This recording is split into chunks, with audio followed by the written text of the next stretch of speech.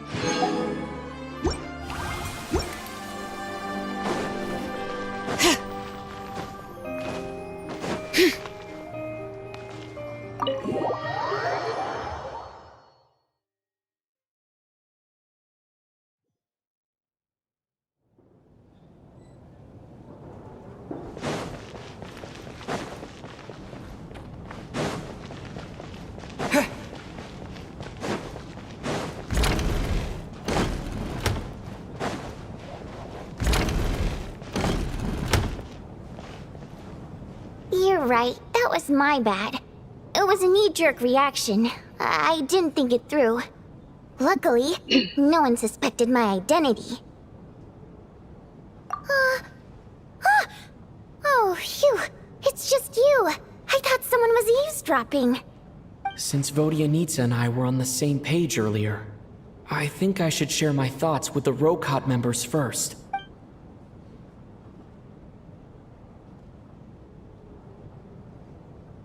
Whoa. Are you serious? I don't know if this counts as gossip, but it's definitely on track to be the juiciest this whole year. Odette? Really? Odette? Oh god, how dumb does this make me look? Lelek. Actually, it's exactly what you'd expect.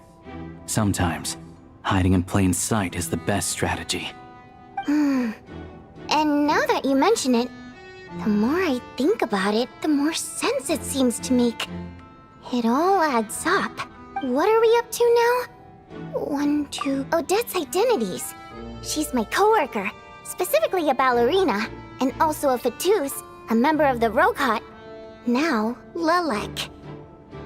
It must be so exhausting. I just want to give her a hug. I guess since I've always known her as a member of the Fatui, it never even crossed my mind that she could be involved with the Rokot, let alone be Lelek. I don't understand. If she's with the Fatui, what reason could she have for being so opposed to Project Stusha? Probably best if you ask her that in person. Well, since you waited until now to bring this up instead of announcing it to everyone earlier, does that mean we're all on the same page here? Yeah.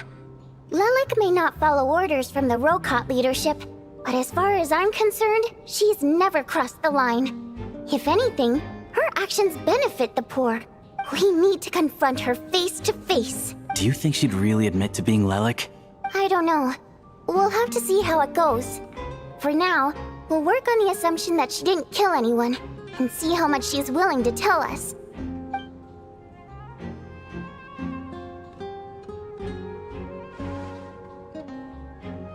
Now's her chance. Odette's alone. Let's go.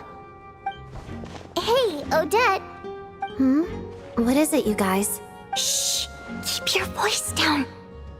We need to talk. So, you're Lelek, aren't you? Alright, fine. You don't have to say anything or explain yourself. Just hear me out first. None of us believes you'd kill innocent people. Whoever murdered those 2 people last night It wasn't you. The Traveler was the first to figure out your identity, but he kept quiet during the discussion just now. Still, it's clear where the group consensus is heading. Everyone believes Lelik is the culprit. If your identity is exposed, you'll be in a really bad spot. We're your colleagues, and we know what kind of person you are. So, can you clue us in? Tell us everything. The more we know, the more easily we'll be able to cover for you. Alright. Yes, I'm Lelik. And no, I'm not the murderer. And thanks, but I don't need you to cover for me. Actually, I'm planning to reveal my identity. Huh? You're gonna reveal that you're Lelik? Here? That's right. I'll admit I was surprised at first when Chuganov guessed that I was here. It was just a lucky guess, but it caught me off guard. But after taking some time to assess the situation and confirm where everyone stands, I don't believe I have anything to worry about. Are you sure you don't need a second opinion? Given the circumstances. Mr. Valeri! What?!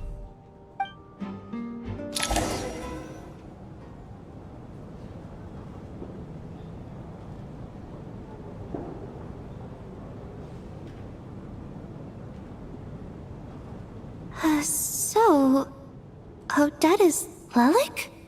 I don't know what game you're playing, but you've got a lot of nerve. It's just one identity. So what if it's exposed? I can disappear and adopt a new identity anytime I please. I made my peace with this when I chose to become Lelik. But more importantly, I promise I am not the murderer, which means that someone else is. So, if anyone still insists that I did this, you'd best produce the evidence now. Otherwise, I suggest that you bite your tongue. Because if you really believe I killed 2 people without making a sound or leaving a trace, pointing fingers at me would surely only make you my next target. Is this really the truth, Miss Odette? That's confidence, all right. I believe you. A real no-nonsense attitude. I can see why Marionette said that she's on track to inherit the title of the Fair Lady. Are you seriously buying this? Hey, officer! She just admitted to being Lelik. Aren't you going to do something about this? I do have one question, Miss Odette. Why have you chosen this moment to come forward and reveal your identity? If I didn't say anything, everyone would be focusing all their efforts on finding Lelik. And that is exactly what the real culprit wants. I don't want to be the scapegoat who lets the murderer get away with this crime. Despite all the accusations, she made the smart choice. A remarkable display of rational thinking under pressure. Clearly, Odette's talent extends far beyond the art of dance. She thought so far ahead. Ugh, why do I always feel like I'm one step behind her in everything? You've convinced me. Dealing with the murder case remains the top priority right now. Let's put the name Lelik and all related incidents aside until further notice. Nevertheless, the group still considers you the prime suspect. I assume you have no quarrel with that, Miss Odette? I understand. You're welcome to keep an eye on me around the clock. I have no objections. Mr. Chuganov? For my wife and daughter's sake, I'll let you off the hook for now. But don't think you're forgiven for breaking into my house and threatening me. Just wait till we get out of here, Lelik. We'll settle the score then.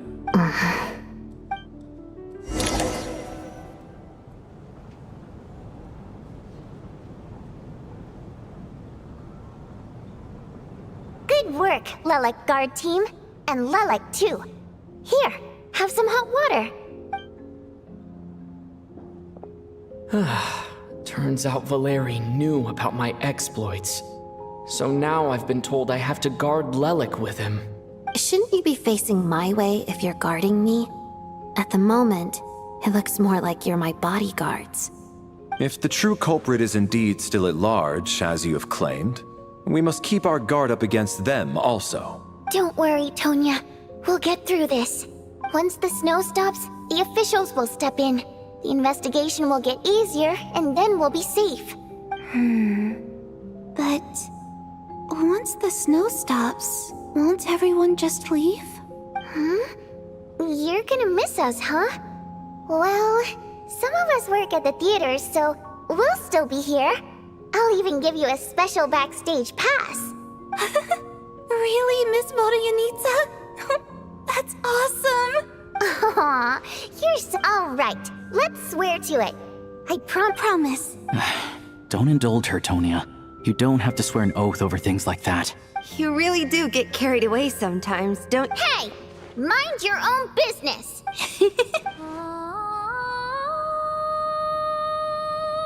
Don't be nervous, Miss Water Imp. Everyone's here. There's nothing to be afraid of. Excuse me? Do I look nervous? Don't be ridiculous. No. You sound nervous, lass. Oh. Wait, but how...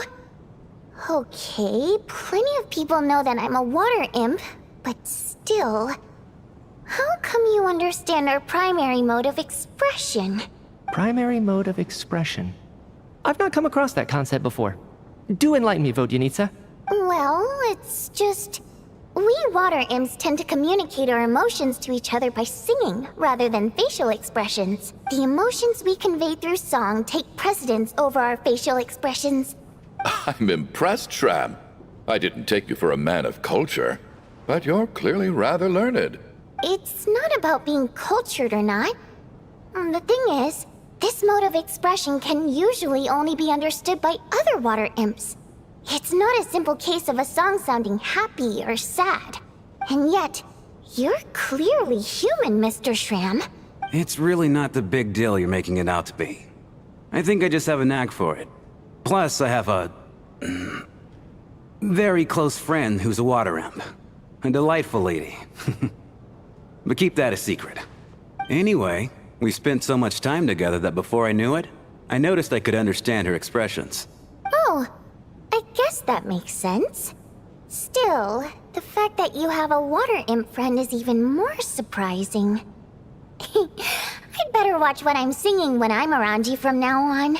Hey, what are you implying? You're not secretly insulting the audience in your songs, are you? Heavens, why would I do a thing like that? It's getting late. We should discuss our sleeping arrangements for tonight. To guard against the killer, someone needs to keep watch. I suggest that we don't sleep in separate quarters tonight. It will be safer if we all stay together. As long as someone keeps an eye on Lelik, I'm quite sure we won't have any trouble. Are you saying that you wish to bet your life on Miss Odette being the killer? Nonsense. Of course not. Then I propose the following arrangement for tonight. The Traveler, Odette, and I will form the Night Watch. We'll sleep in shifts, but two of us must be awake at any given time. An excellent idea. This allows us to handle the night watch while also keeping an eye on Lelik. Meanwhile, the rule of taking shifts in pairs resolves the other issue. Namely that we can't necessarily trust the Traveler or Valeri either. I expect that plan took you quite some time to come up with, didn't it? Actually, our field combat manual outlines a similar approach. Although, that being said, I must clarify that I harbor no disrespect towards you personally, Miss Odette. In fact, Lelik's numerous covert operations make fine textbook examples for military agents. I care less about respect and more about the fact that you just robbed me of 2/3 of my sleep tonight. I'm calling dibs on being the first to rest. Good night.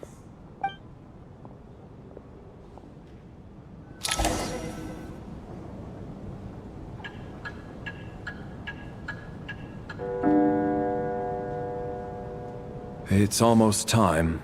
We should wake Odette. How are you faring? Oh, not going to argue with that. I'll take a quick nap. If you start to feel sleepy, wake me up anytime.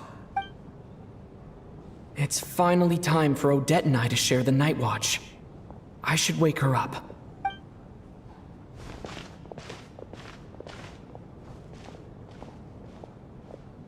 I came here to get information from her in the first place. Maybe I should think about what questions I want to ask before she wakes up. How long are you gonna keep staring at me? Couldn't sleep. My mind's been running haywire. Plus, there's something I've been meaning to talk to you about.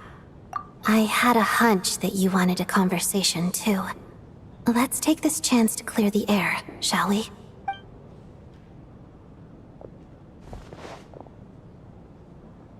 I just had a simple question for you, really. It's, Rosaline. In her final moments, did she have any last words or anything? I see.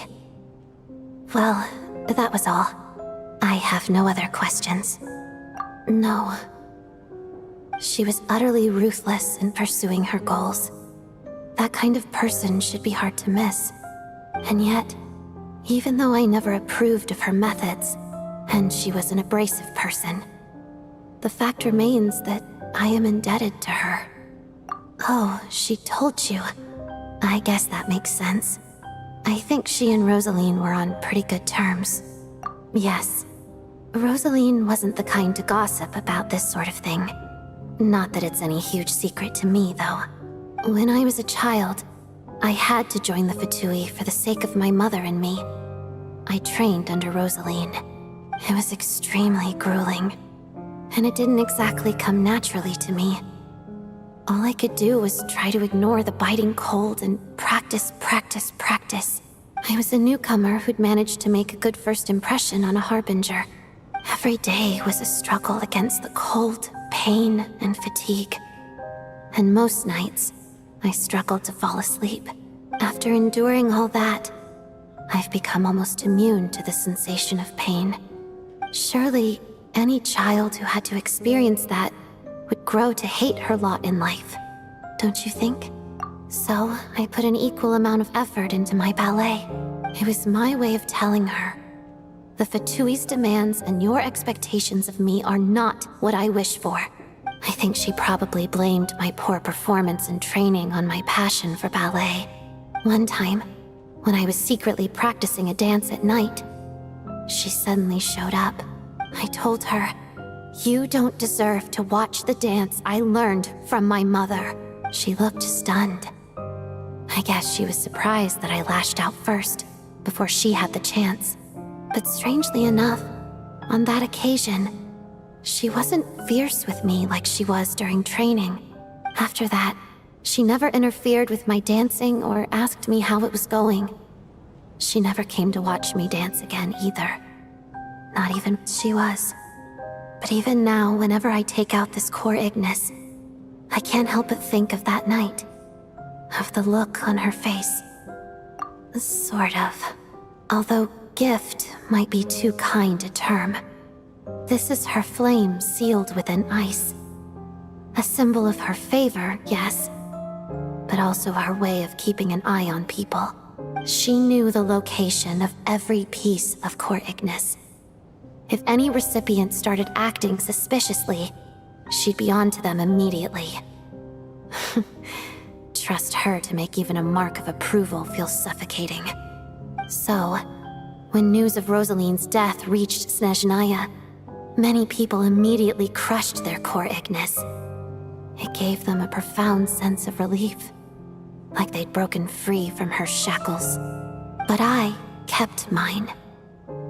With my sensitivity to pain being as dull as it is, the warmth from this core Ignis is one of the few things I can still feel clearly. I still wonder, did she really come to stop me that night? I wasn't sure, but I was scared, so I said some really awful things. I guess she didn't leave anything behind. Not that I expected her to. It's fine. It's just a bit of a shame that we couldn't settle our differences before the end. She did. Are you sure she was talking about this event? No, she didn't. I didn't even find out that she'd gone to Mondstadt until a while after she'd left. Wait, in that case... Okay, I will. Thanks for letting me know. There's something I'm trying to figure out. I'm beginning to suspect that Paimon's mystery illness is being caused by the energy research behind Project Stuja. Paimon's very important to me, so I have to get to the bottom of this. I figured that since you're Lelik, you might know something about all this. The ultimate goal of this energy experiment is to create a weapon for the final battle. The weapon's construction was completed in Nodcry. Now, all that remains is to arm it with a sufficiently powerful energy.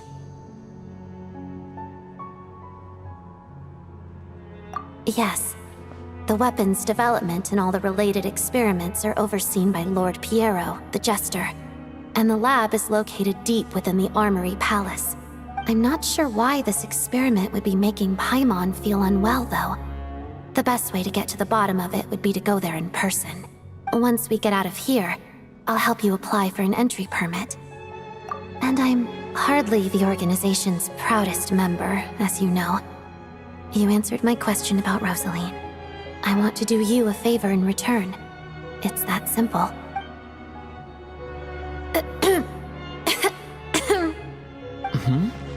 What's wrong? Are you not feeling well? You two seem to be hitting it off. I thought you were sleeping. Of course I was. In the military, one learns to fall asleep quickly, even in the most inhospitable environments. It's vital to staying alert and energized. Why? Is something wrong? Even if he was awake, he can't have overheard us, right? Well, thank you both for keeping watch. Traveler, I'll take over for now. It's your turn to get some sleep. Sure.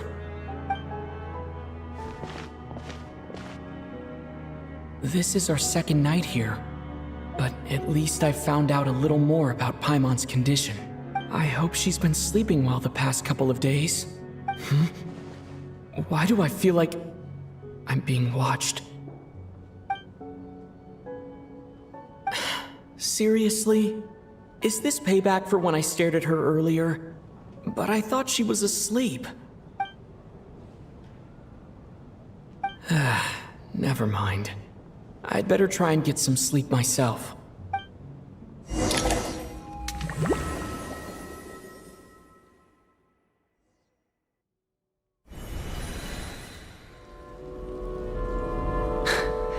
Hey, what are you spacing out for? Are you reaching your limit too? How long have we been walking for? Do you remember? Time's lost all meaning. Ever since we noticed that thing above our heads. A star key? Or key star? Anyway, the person who named it was swallowed by the black mist. Whatever it's called, ever since we noticed it, we've been walking up and up. But it seems like no matter how far we walk, we never get any closer. Well, we've come this far. You never know. Maybe we're almost there?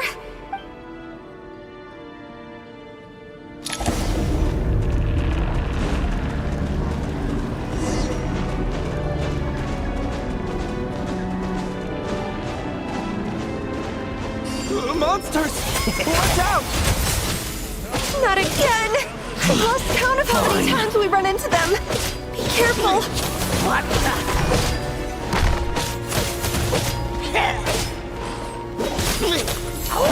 Here, how and King! Hey, tough guy! What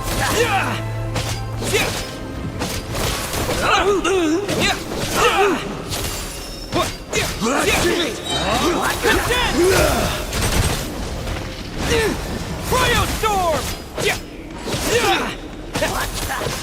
Shut up! Run faster!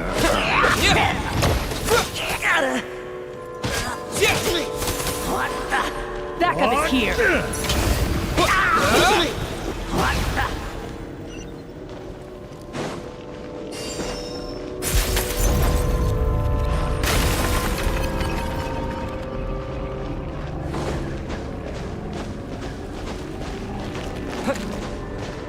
Here they come again! You wanna fight? Let's go!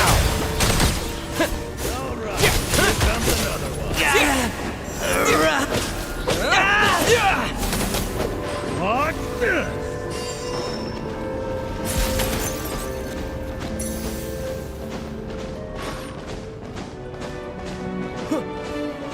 Monsters ahead of us. The black mist behind us. It feels like there's no escape.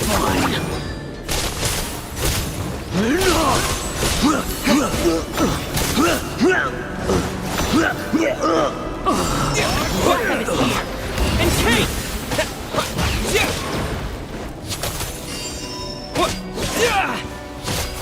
Shut up! Run faster!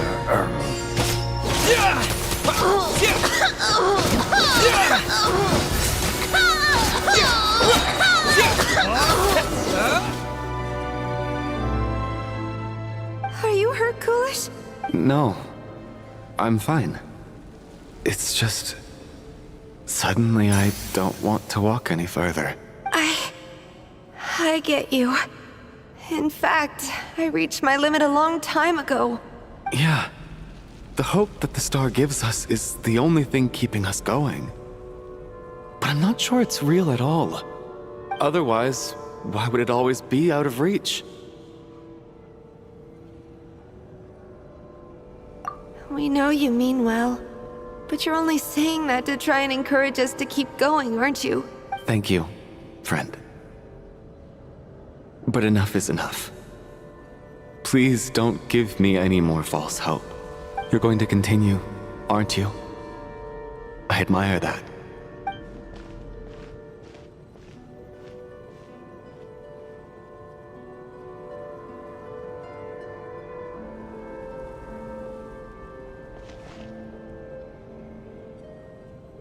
It's not an illusion. We really are getting closer to the star. Congratulations. You're the first person to make it here. I'm the star's envoy. The black mist has stopped rising. Its hunger is satisfied for now, having devoured your two companions. This is a good opportunity. I'll let you get some rest, but... What do you mean, leave? The star represents the starting point. It's the waypoint for the beginning. Congratulations on reaching the starting point. Once you are ready, we will head out and walk upwards. I will be right by your side the whole way.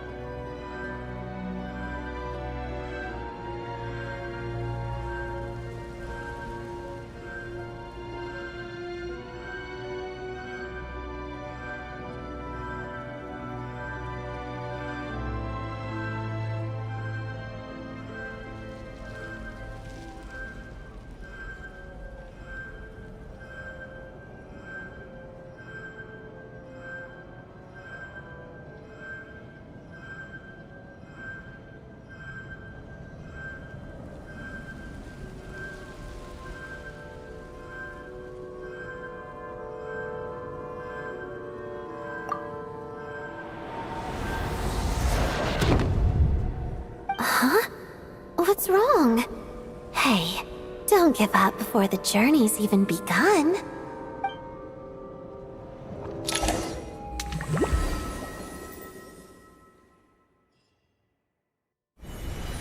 Rampana! Rampana! Is that Vodyanitsa's voice? What happened? Coolish, wake up! Please wake up!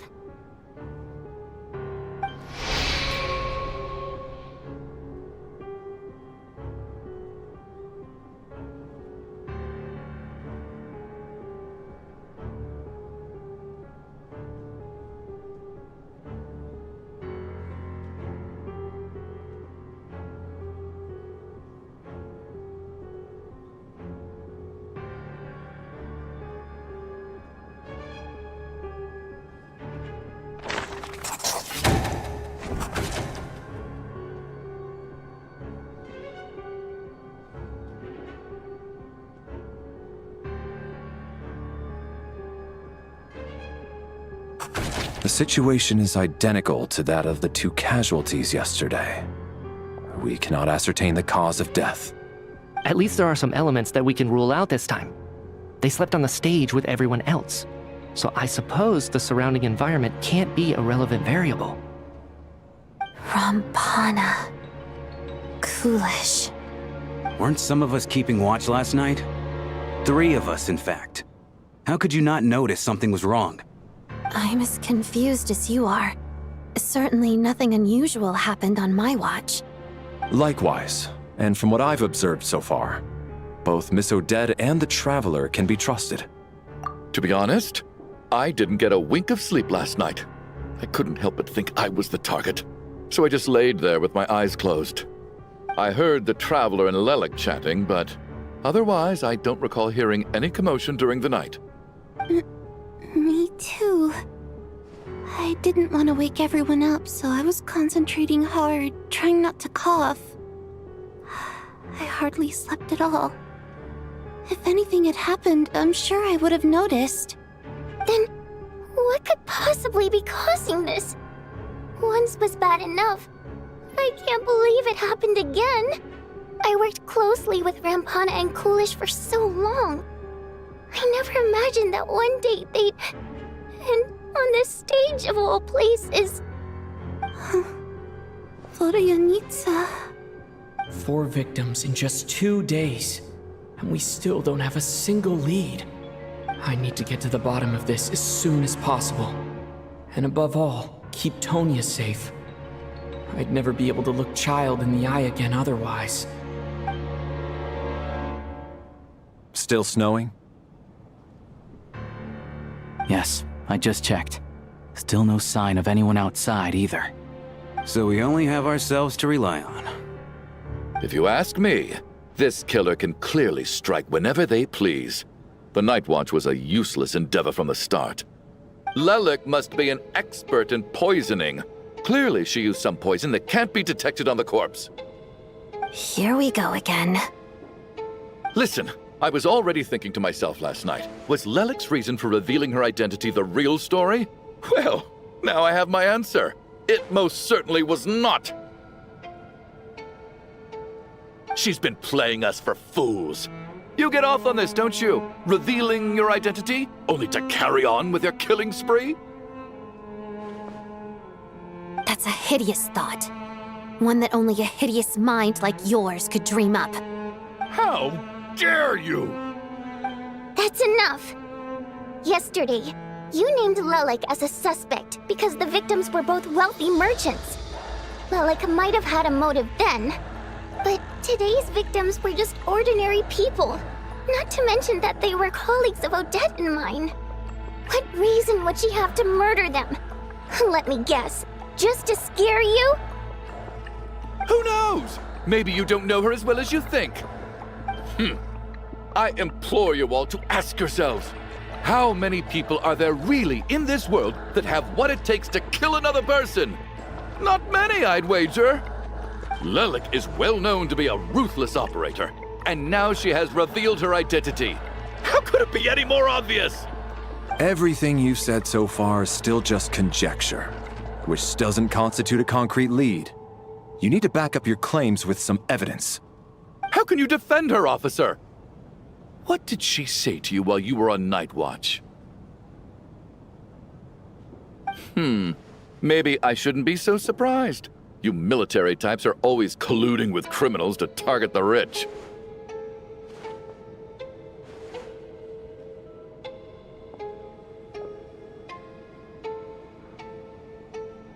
All so you can get your grubby paws on our hard-earned fortunes, then tell us to fall in line. The Fatui, the Druzhna, and the Rokot. Thugs, the lot of you!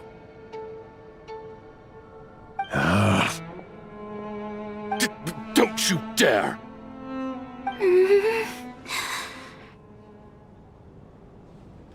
Sir, but you were the one who told us not to stop other people from expressing their opinions yesterday. 4 people have already died. Only yesterday I was chatting with Mr. Coolish. Then we woke up in the morning and he's... Turning against one another is the last thing we should be doing right now. Little girl. Even if Mr. Chuganov is a puffed-up, pig-headed windbag who doesn't have a clue what he's talking about, he's still one of the victims here, isn't he?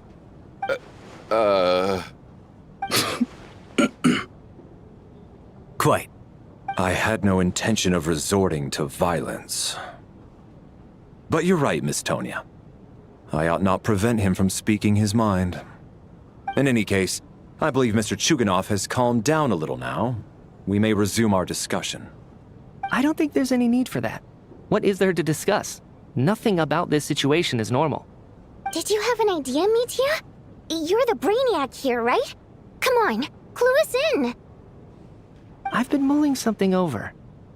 All the leads we have so far concern things from outside the theater. Miss Odette's alter ego, the threats Mr. Chuganov received. But then there's the 2 double murder crime scenes themselves, which have given us absolutely nothing to go on whatsoever. That's highly unusual. Even with the most careful killers, there's always some evidence left behind. So what are you suggesting? I think this could be a supernatural event. It isn't characteristic of human-on-human homicide at all.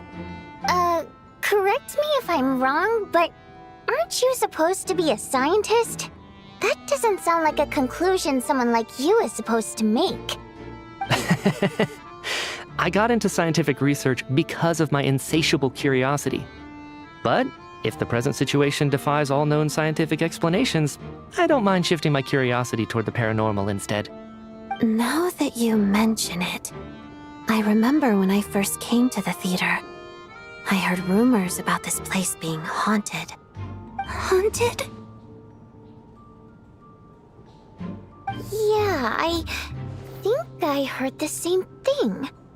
But I mean, they're only rumors, right? We've worked here for years. Surely we would have noticed any spooky goings-on by now. Well, this has taken an unexpected turn. A haunted theater? If Paimon were here, she'd probably be hiding behind me in fear right now. Why don't we take this opportunity to look for clues again with a more open mind? Maybe a different perspective will help us see something different. Very well. Whether it's criminals or ghosts we're looking for, the same rules apply. Everyone needs to tread carefully. I'll move the bodies into the same room for now.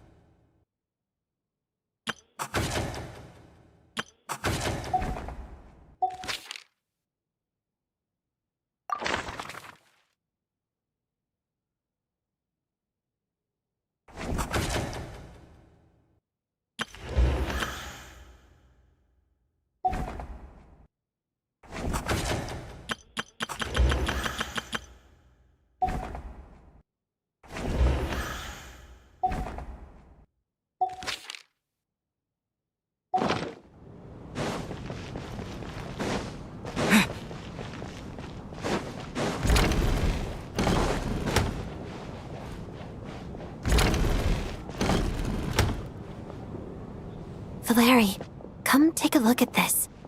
You too, Traveler. Some sort of notebook. What is it for? It's the on-duty logbook for the theater. Kulish was the main person to use it. He mostly used it to record any unusual incidents during a show, audience numbers, exit times, and so on. Yes, he'd always have this logbook with him when he checked tickets at the entrance. This should confirm a lot of key details about the recent show. Yes.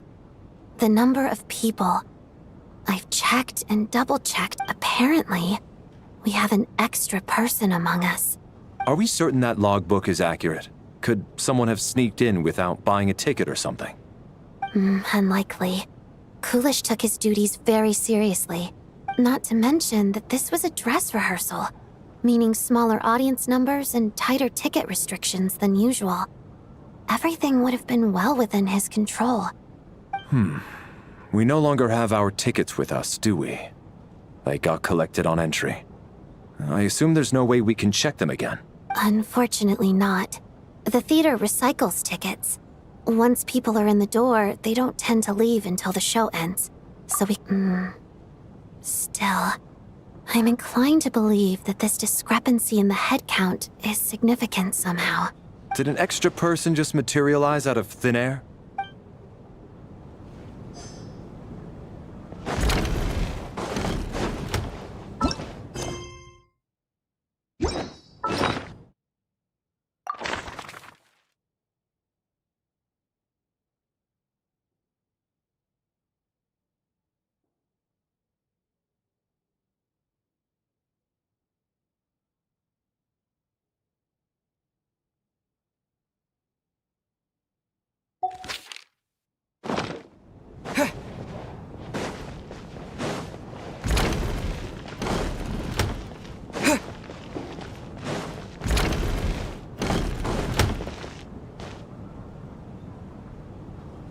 Ah, Traveler.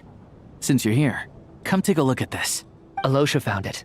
We're both curious to hear your perspective. It appears to be an investigation report.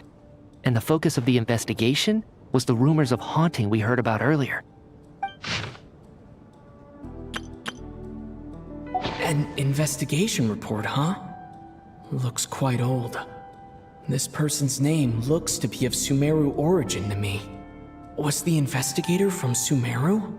The theater manager must have hired an investigator once specifically to look into this issue. But it doesn't look like anyone ever looked at the report. Presumably, the manager wanted to know if the supposed haunting was dangerous while also being fearful of word getting out in case it affected the theater's business. Anyway, the bottom line is, the haunting is actually real after all. It's caused by an obstruction in the ley lines. Is there any chance this is the key to finally making some progress with the murder cases? Ley line problems are pretty unexceptional to me by this point. And while it certainly offers an explanation for the ghosts, it's hard to imagine what connection it could have to these two murder cases. Some of the language that appears at the very end of the report caught my eye. Angel civilization, ley line renovation? My area of research doesn't touch on any of that, so it's completely outside of my wheelhouse. Huh? A piece of paper just fell out from the report. It landed right by your feet.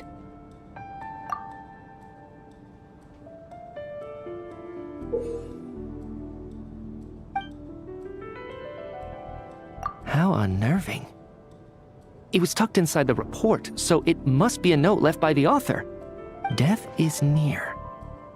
Is that supposed to be what's going on here? With us, in the theater? But if so, how did the author foresee it? Could he predict the future somehow?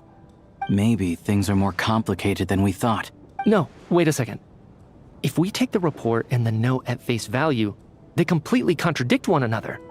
The report definitively concludes that the hauntings in the theater are harmless and cannot affect the real world. But the note seems to be warning of potential danger. The question is, what exactly does the note mean by death?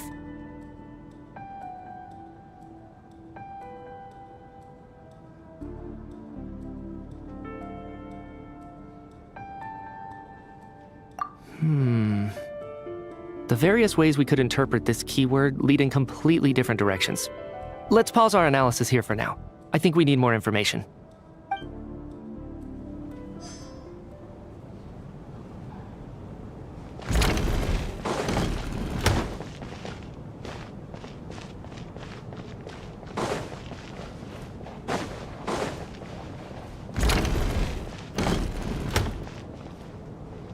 Tonya, did you find anything? Not yet. Still looking. This looks like somebody...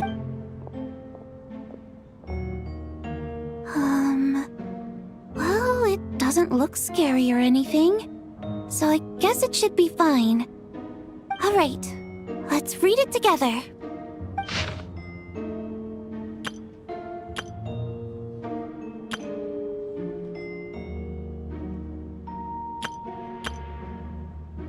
Huh.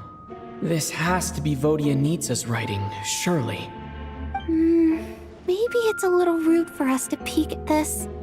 I feel like I just read someone's secret diary by accident. It sounds like she's writing this for her parents, right? I don't understand. Why put this stuff in a notebook instead of mailing it in a letter? Because her water imp parents belong to the aristocracy, who were driven out of Snezhnaya by the Tsaritsa long ago. And now they live somewhere new, where the postman can't get to. We're sorry! It's fine. My fault for not storing it properly. I can't leave things lying around and expect them to get ignored when everyone's scouring the place for clues. Alright, give me my notebook back. I'll take over the investigation in this room.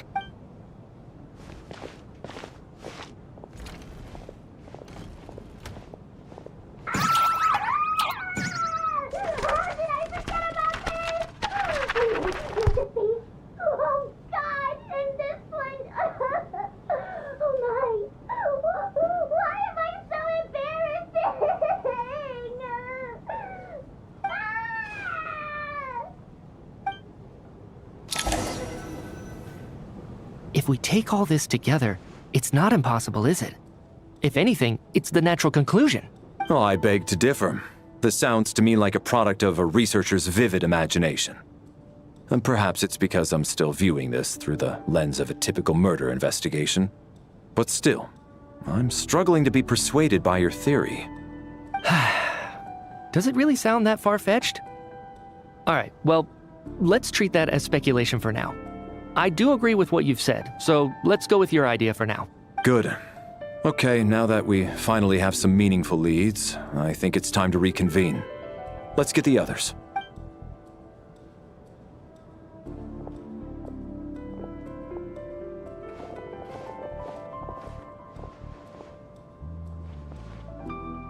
So, that's about everything we've discovered so far. I'll share my theory first. Based on what we've learned from the logbook, I believe the extra person among us is most likely the killer. If the killer had simply bought a ticket, it would have greatly increased the risk of their identity being exposed. I expect he or she either hid in the theater ahead of time, or found a way to slip past the ticket inspection. They then blended in with the group and waited for an opportunity to strike.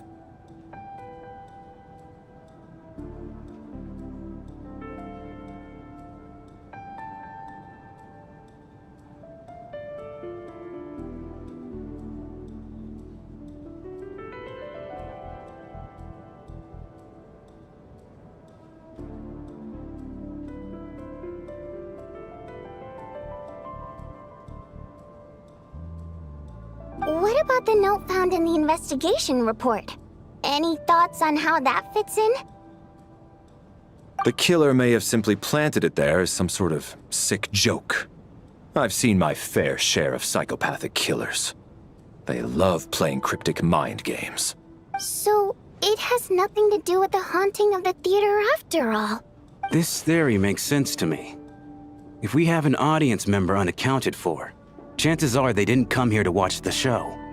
Could it really be that simple? So, in other words, all we have to do is find out who got in here without a ticket, and all our problems will be solved? Then let me make one thing clear. All the theater staff should be well aware that I came here for the rehearsal legitimately, yes? There's no way I'm the one who didn't have a ticket. It's true. I hear you used every trick in the book to get a hold of that ticket, too.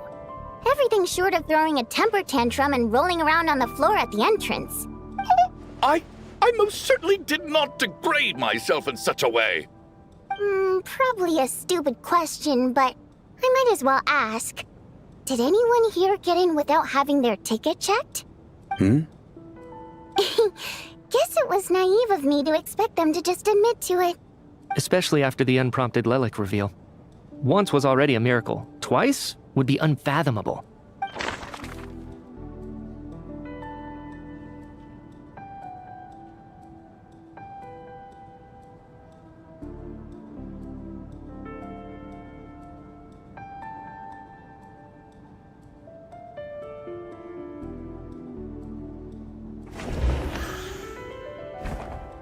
I don't believe any of us here knew Shram before all this.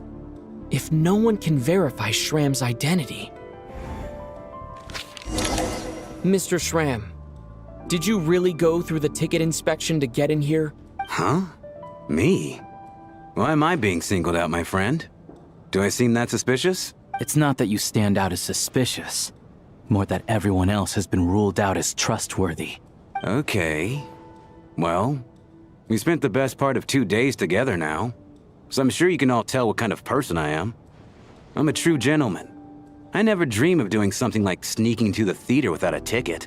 Yeah, I have no doubt that you're a good person. But the problem is, none of us here actually know you, so no one can say for sure that you are who you claim to be. Although, actually, what was it you said last night? Yeah, you're friends with that water imp, which is why you understand our primary mode of expression. Last time I checked, there were barely any of us remaining in Snezhnaya, since most of the water imps left. Could you tell me a little bit more about your friend? There's a good chance I actually know her. And I suppose it's also kind of a way for everyone else to get to know you a little better. Good grief. Are you blushing? Pull yourself together, man. Stop giggling like a teenage boy. It's revolting. Hey, revolting is a little strong. All right, fine. I'll admit it. That water imp friend of mine, the truth is, we're dating. I was just a bodyguard hired by our family. But the stars must have aligned, because sparks began to fly between me and their daughter. We don't need details. Just get to the point. Okay. I'm just a little hesitant to reveal her name, that's all. Even with me to protect her. If word gets out that she's dating a human, both the Fae and human factions will give her a hard time. Really? Wait, no. That can't be. Huh? Shram, what the devil are you talking about? Why is everyone looking at me like that? Delicate times. Factions? Yes. You know, the Civil War. Last time I checked, the Fae and the humans were still at each other's throats. If I'm not mistaken, the last significant civil war in Snezhnaya history was over 400 years ago, when Her Majesty the Tsaritsa had just taken the throne and was consolidating her reign. What do you mean, 400 years ago? What's going on here? Is Shram from the past? All right, Mr. Mitya, you win this round. As far-fetched as it is, it appears that your theory may be correct. I'm just as amazed as you are. I didn't even believe it myself, to be honest. Is someone going to explain what's going on here? From the look on your face, you figured it out too, haven't you, Traveler?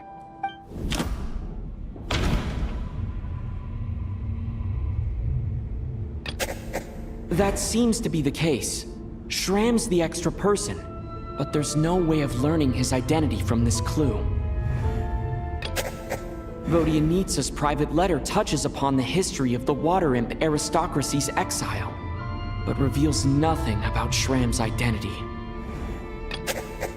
No, the truth lies within the clues we've already discovered. The theater's ley lines have been modified to block souls within its grounds from returning to them. Some souls can even wander this place forever. Mr. Shram's statement proves he is from hundreds of years ago.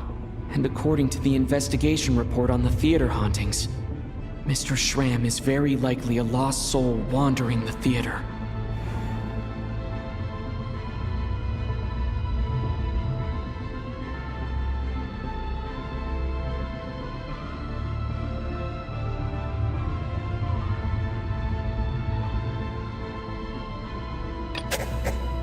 I don't think I... This is Mr.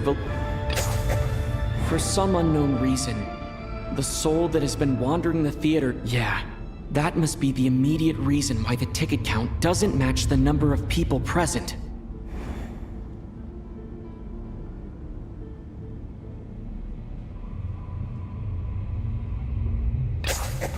The contents of the investigation report have been verified. There are indeed leyline issues and wandering souls in the theater. Death likely symbolizes the deceased. Mr. Schramm, for instance, death is near.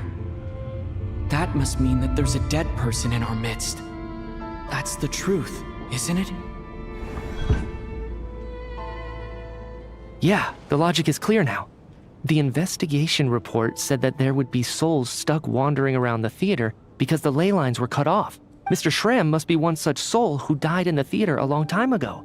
In which case, that also makes him our extra person. So when the note said death is near, it must have been referring to death as in the deceased, people who died a long time ago. Someone who died a long time ago. In short, there's a dead person among us. You mean I'm a ghost?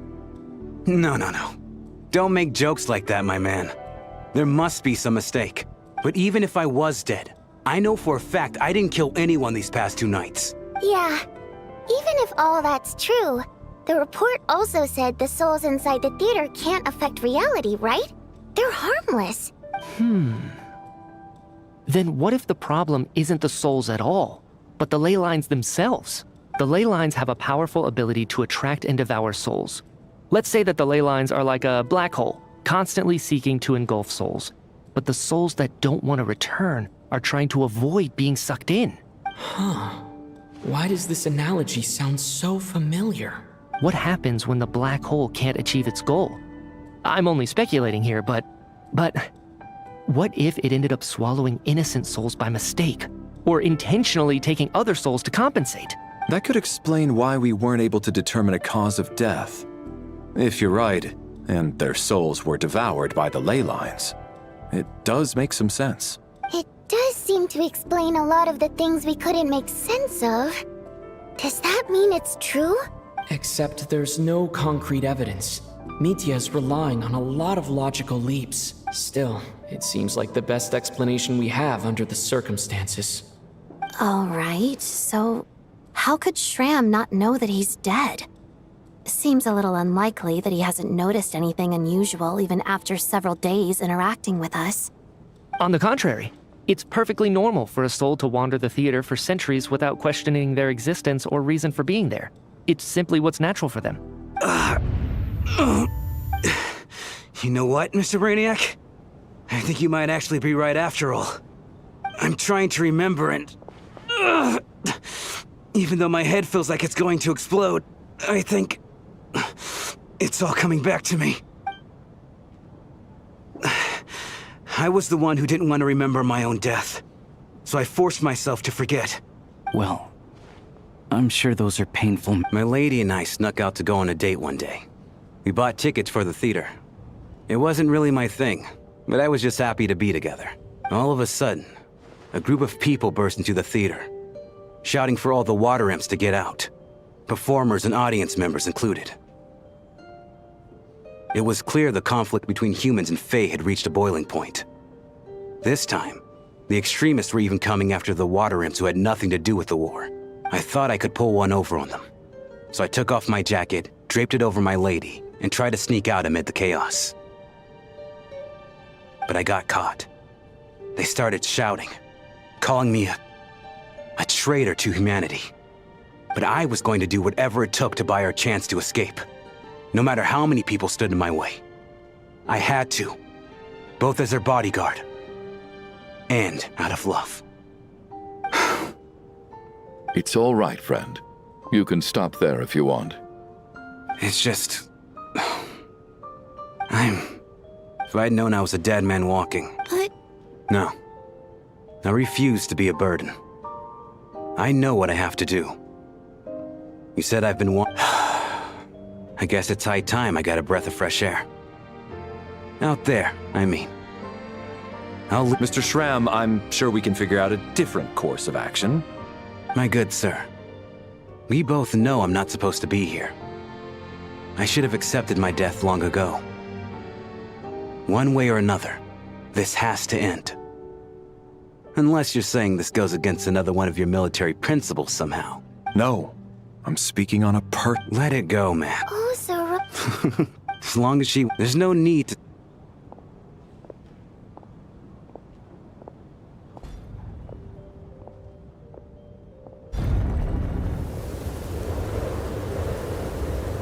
Take care, my man. I knew Mr. Schramm was already dead, but... Death is cruel, no matter how we might try to make sense of it. So, was the conflict between Fae and humans really that bad back then? I was only little, so I don't remember much. It's terrible to think that so many innocent people had their lives turned. Even the historical records about that time period don't say much about it.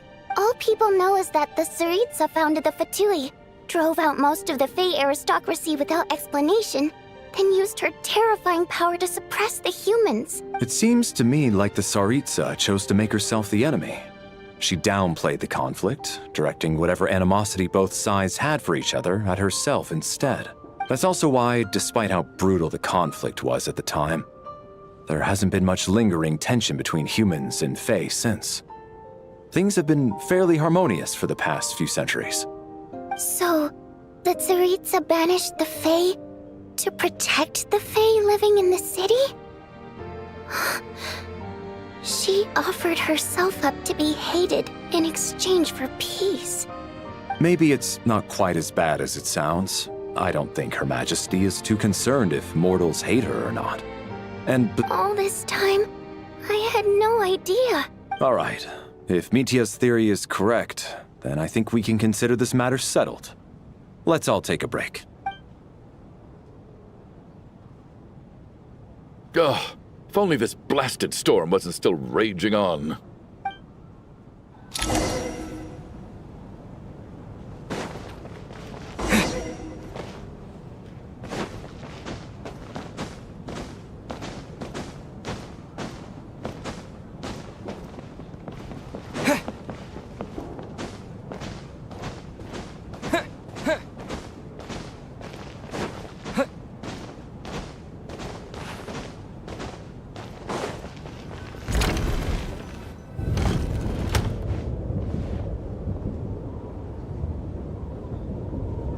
Looks like now we can just rest until the snowstorm stops. I still can't believe Schramm turned out to be a ghost who'd been in the theater for hundreds of years.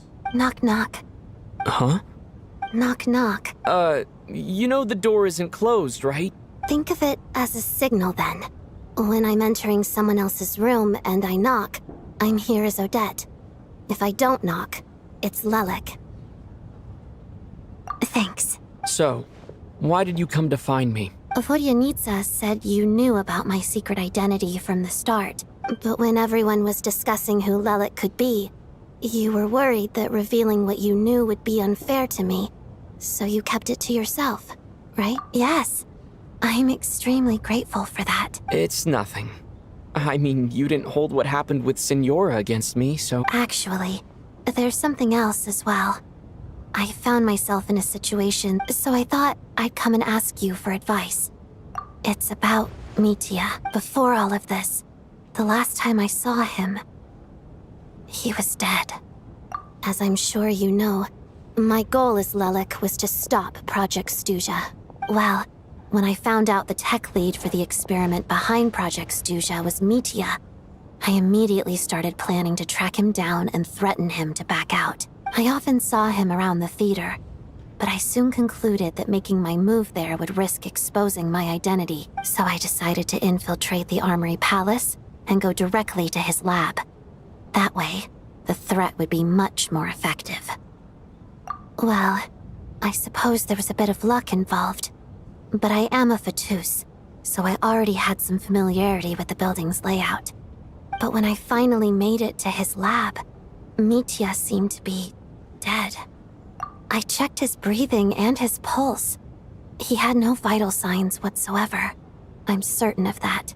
I thought maybe another anti-Project Stuzha activist had beaten me to it, and chosen a much more brutal method. That's why you were so on guard around Mitya that first night here. Yes.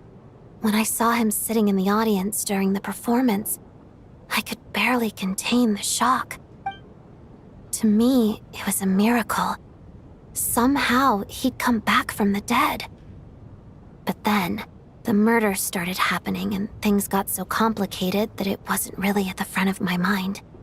That is, until Mitya himself said there must be a dead person among us. Then, I couldn't ignore it any longer. And yet, you thought that bringing it up right away would single Mitya out. Exactly. I thought there could be something I was missing. Besides, we soon figured out that Mr. Shram was a ghost. And we knew there was only one extra person. So we thought he had to be the one. But now, it seems like there's another candidate.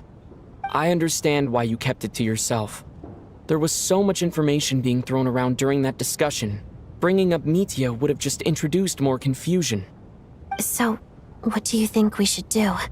Let me confirm one thing first. When was it that you found Mitya dead? Around a week ago. Sometime in the afternoon. A week ago? That's earlier than I thought. I saw him just a few days ago at a restaurant. He seemed completely normal to me. So he was definitely alive on that day. Huh. Well, all I can say is I know what I saw. Here's a thought. The reason we even suspected a dead person could be among us was because of the problem with the theater's ley lines. But Mitya's death happened inside the Armory Palace. You're right. I guess he doesn't fit the profile of the person we were searching for. I think the chances of it being him are very low. Surely he can't have died for real in the Armory Palace. Unless what? Unless he really did come back from the dead. You're right. Do you think we need to disclose this to the others? Huh, what's this? A private meet and greet? Where do I line up? That's not what's going on here. Well, I was just making the rounds. Thought I'd try to lighten the mood a bit.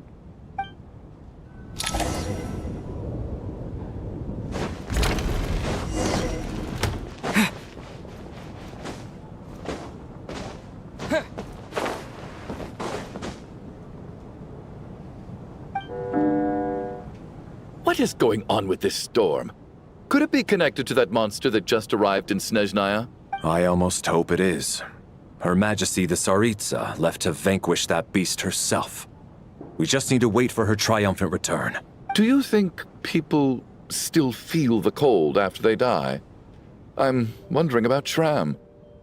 Oh, maybe we should have given him a coat before he went out there. Death itself is cold, isn't it? I'm sure the storm will embrace him.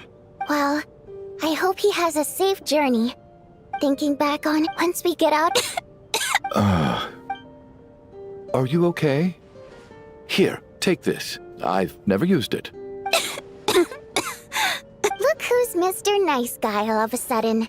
Is it because Tonya stood up for you this morning? Yeah, without Tonya, who knows how badly he would have been hurt. I told you already, I never intended to resort to violence. Duh, bunch of rascals. Little girl? I was rather surprised when you spoke up for me this morning. I've been so kind to her, especially when she... All right. Are you taking any... Yeah. I'll be fine once I see my brother. He's gonna pick some frost fairy flower leaves and brew a tonic for me. I see. That's good to hear then. We should probably discuss arrangements for tonight. Now that the deceased has left our midst, there shouldn't be any more incidents. However, out of an abundance of caution, I'll keep watch. Shouldn't we take shifts? No need. I managed to get a nap in earlier, so I have plenty of energy right now. After all the tension of the past few days, everyone else should just focus on getting a good night's sleep.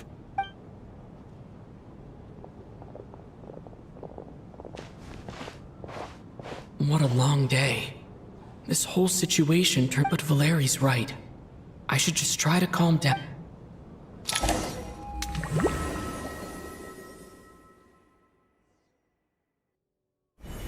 He's awake! He's awake! Get over here, you big lug, and take a look! If you must call me something, call me Mr. Door. The Black Mist is coming. You need to go. Are you all right? Can you walk? We just got attacked by monsters on our way up. That Mr. Door fellow protected us. He just seemed to come out of nowhere. Not much of a talker, but when it comes to taking down monsters, that man doesn't hold back. Curses! The Black Mist is catching up to us. We need to keep going. Mr. Door, I don't believe I've ever seen you around here before. Why is that? There's no need to try to get to know me. I'm just Mr. Door. I have to focus. Mr. Door! Looking for trouble! Get rid of them! I can just push these ones off. Well, anyway, we're lucky to have you here. Thanks for saving us earlier. No need to thank me. This is where my duty lies.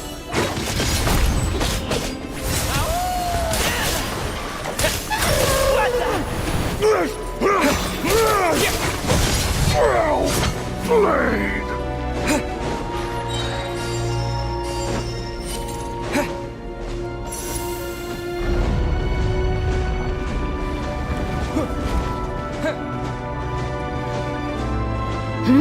Halt! So we're doing this the hard Ready way! to taste my fists? Encase!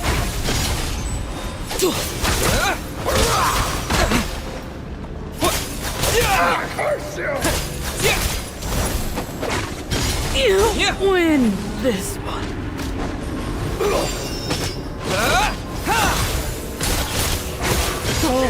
Remarkable work, Mr. Door.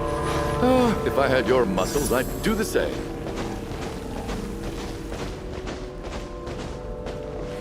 Are none of these doors the one you're looking for? No.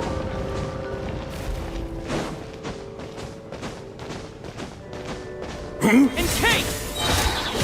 Fighting frog!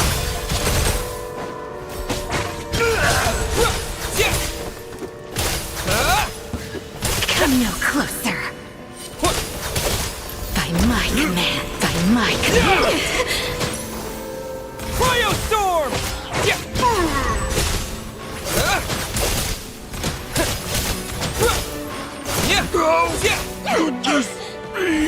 By my command.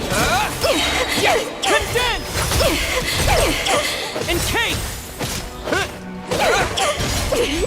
Impossible. Impossible. I'm so exhausted. Wait, look! There's more monsters down there. Are they coming from within the Black Mist? No, no! They're gaining on us! Quick! Mr. Door, what are you doing? We need to get out of here. They're coming! Found it. This is my door. What? You mean you're going to stay here? I am a door. This is where my duty lies. No! You saved us! We can't... You must keep going. A door can only keep things out for so long. You must make haste. But... Oh, you're right. Let's go! We can't let... The Black Mist isn't moving anymore. Looks like both... I didn't just imagine all that, did I? Surely I wasn't so scared out of my mind that I... Oh, okay, good. There's no way we both hallucinated the same thing. Getting sleepy? Well, looks like we're safe for now. Go ahead. Let's get some rest.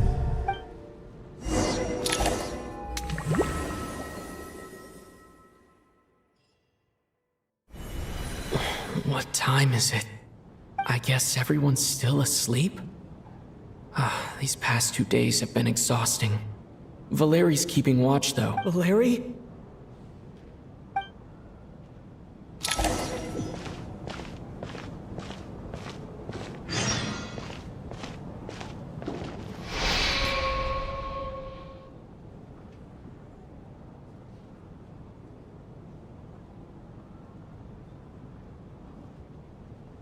wake up!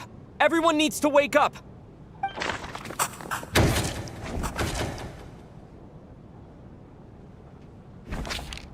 Just like the last 2 nights. No clear cause of death. I've been a real thorn in your side, haven't I, Mr. Valeri? Now you can rest in peace. But for me, life will be all the duller for not having to run away from you, my friend. How's Tonya? Is she okay? I just checked on her, and it doesn't seem like anything serious. She's just exhausted from the past couple of days, and she's still recovering from her illness. That means Valeri was the only one who died last night. If Valeri was awake and keeping watch, it would have been impossible to kill him without waking everyone else up. That much is certain. This is so frustrating. Why had— Actually, one thing has changed. There's only 1 victim this time, not 2.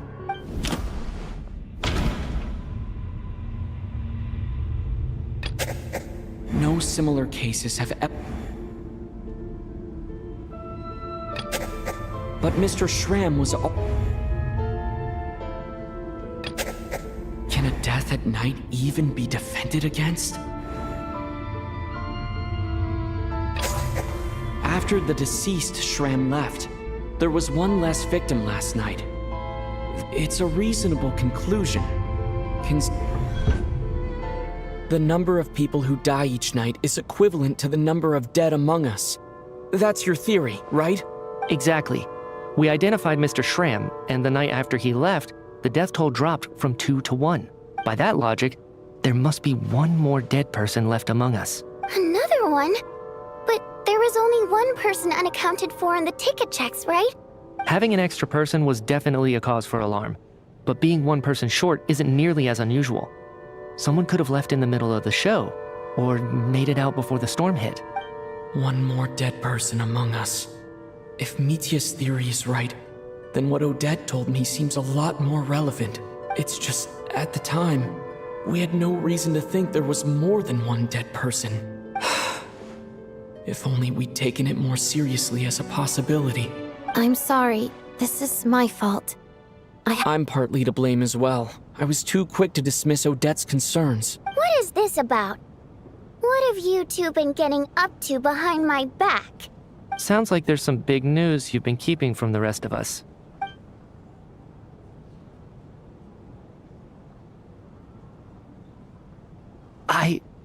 I'm the dead person? Wow, that's certainly news to me. Odette and I talked about it yesterday, but we thought it just wasn't possible, so we left it at that. Yeah, I don't blame you.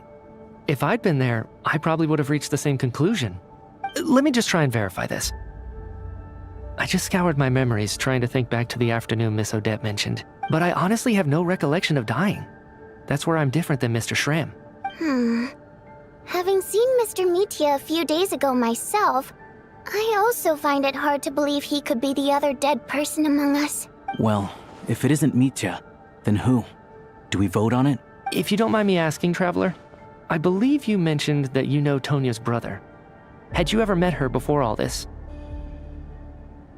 No, never.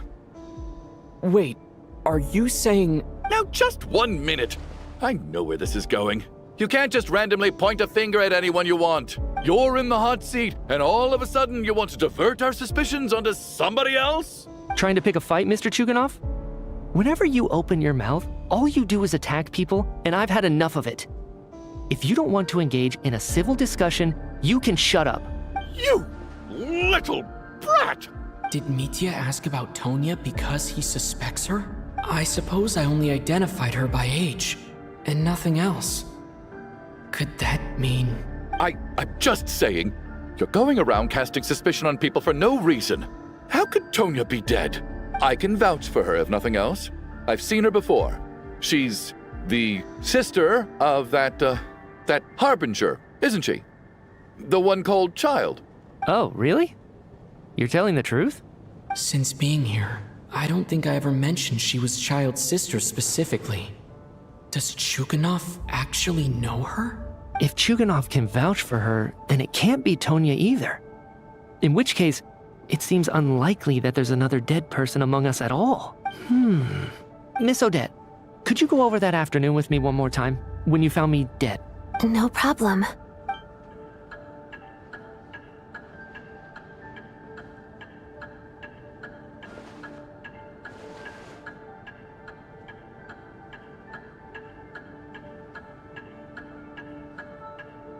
Huh.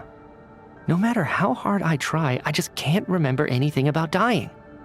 But I do remember something else. Miss Vojanitsa, during our last meal together, I told you how some of the researchers were suffering from temporary memory loss. Do you remember that? Oh, yeah.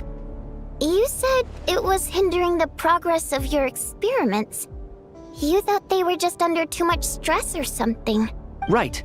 And even though I don't remember dying that day, I'm pretty sure I experienced something like amnesia. Some of my memories from that afternoon are missing. Are you suggesting you're missing the memory of your... Of course. How am I only just realizing this? Humans aren't necessarily aware of their own death. You mean being silently assassinated, or dying in your sleep? Situations like that? The researcher's amnesia. Suddenly it all makes sense. I must thank you, Odette. I think your perspective just helped me reach a breakthrough on a series of issues that have been troubling me for quite some time. All right. It's decided then. I'll be the one to leave today. Oh, leave? Hey, wait a minute. Aren't you rushing into this? What if you're wrong? You'll pay with your life. Come on, kid. Aren't you gonna fight for your life? I have other reasons beyond what's been discussed. In fact, thinking back, I remember during Miss Odette's performance, while I was sitting in the audience stalls, a brilliant new idea for my research popped into my mind. But then, my train of thought suddenly cut off. I can't remember it now at all, and I didn't take any notes. I guess that must be another instance of temporary amnesia. No. Hold on. I see where you're going with this. You're suggesting that each instance of temporary amnesia is a death, right? There's a glaringly obvious flaw in that idea, no? How can one person die so many times? I believe Miss Odette's account. During the period where my memory is blank, I must have been either dead or in a similar state. All it would take is for the same thing to happen in the theater, and I would come under the effect of the ley lines in this vicinity. This increases the likelihood of me being the deceased, does it not? But... There's no evidence to suggest that anyone other than me is a candidate for the deceased. Please relax, everyone. If on the... Mitya's right. What is a science with this snowstorm? But if I do get resurrected, you can be sure that I'll come back with the truth of all this. Just you wait.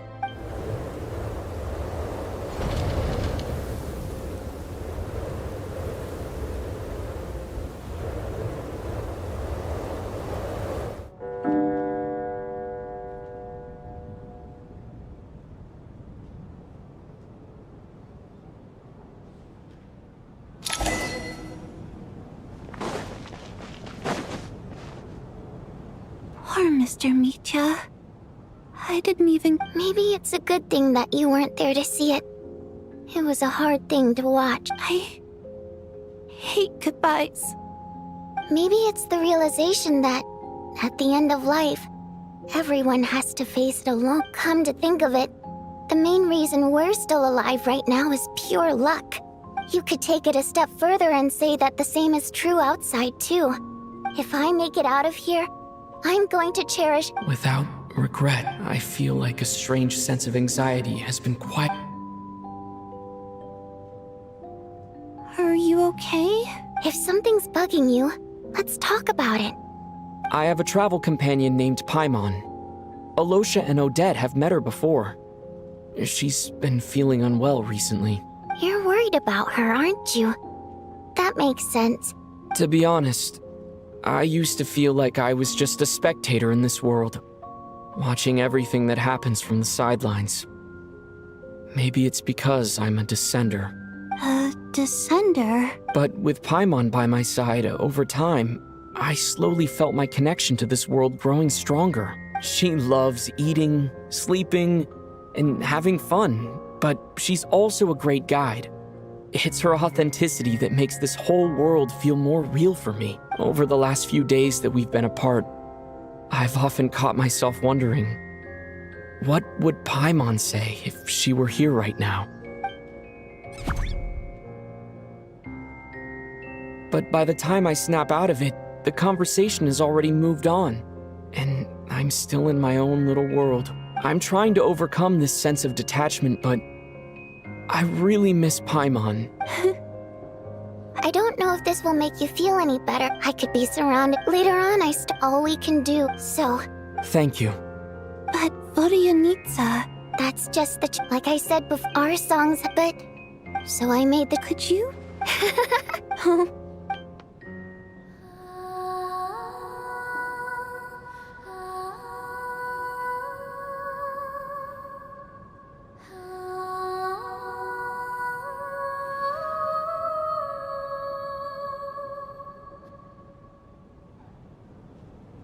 I've never heard that one before. I feel like I can hear a sense of... Color me impressed, Tonya. You're a keen listener. Most people can only tell if a song is happy or sad. I've actually never... It means something like... May those we have lost watch over us, and follow this song back home in the night, so that we might be reunited once more. No wonder I could hear that sense of longing. You sing it for loved ones who have passed away. It's getting late, Tonya, and you're not well. We should all turn in early. Okay, but, Of course. Any...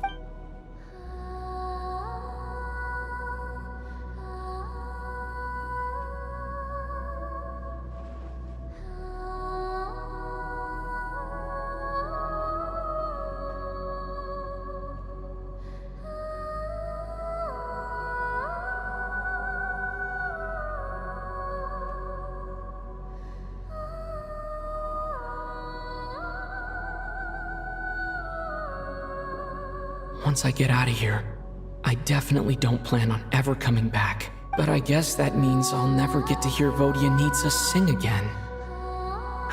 That's a sad thought. Before I fall asleep, I should cherish this moment of companionship while it lasts.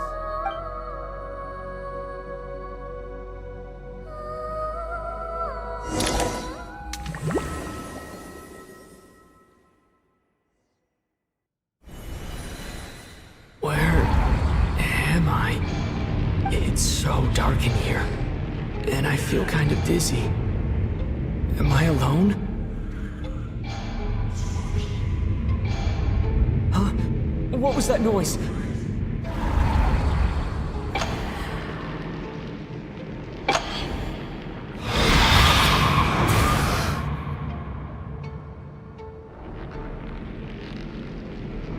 Return, O spirits. Fulfill your oath of protection.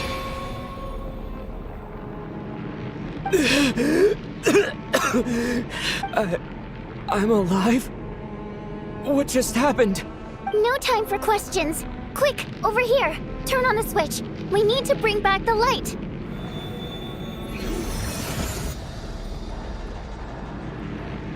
All right, we're safe. The spirit just now is called Night Prayer. The light subdues her, but she'll attack without a second thought in the dark. Sort of. I know it's hard, but you can't let this place go dark, or she'll kill you again. Yep. Luckily, I was here to resurrect you. Otherwise, that'd have been a real bummer. A bit more than a bummer, I'd say. Wait, so you have the ability to resurrect people? Sure I do. I'm your guardian spirit after all. I specialize in soul recall. Oh, it's nice to meet you, by the way. Thanks. It's nice to meet you, too. All right, there's no time to waste. We need to reach the next switch before the place gets too dark. If we bring the light back, Night Prayer won't be able to get to us.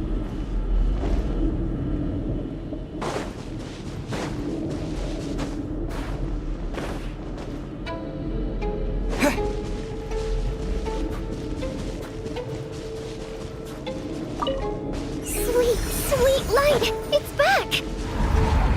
Shh! It's Night Prayer. We need to move quick, but don't let her notice you. Look out!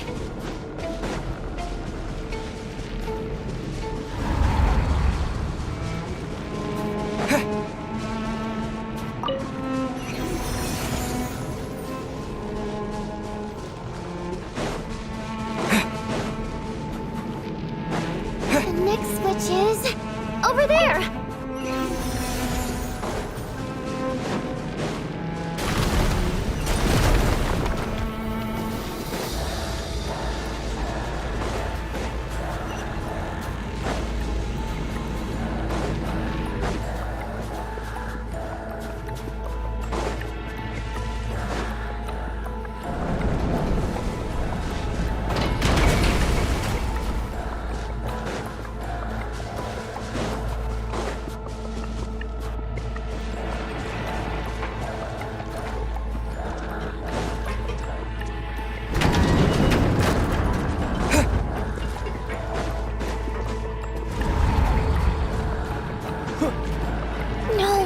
Night Prayer is here too. This can't be the only path. I won't let you die like this. Not on my watch.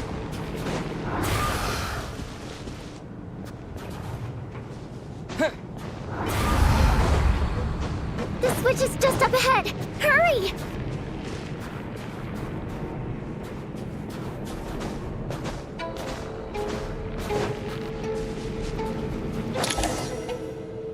It's too dark. We're not gonna make it.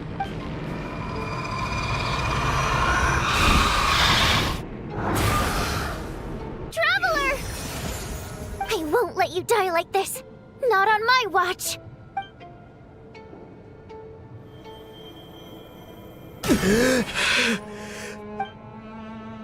Even though it's not permanent, dying is definitely not a pleasant experience. Great. You're back. Yeah, thanks. Time for you to get out of here. What about you? You're not coming with me? I can't. I've already been used up.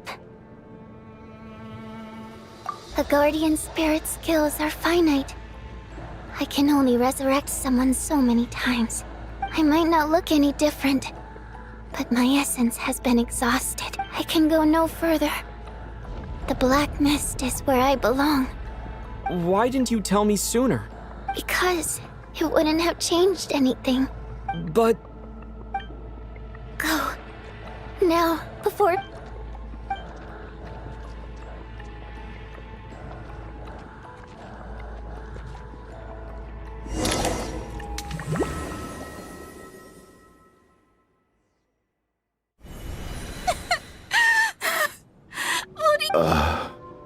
Well, I guess there's no need to inspect the body.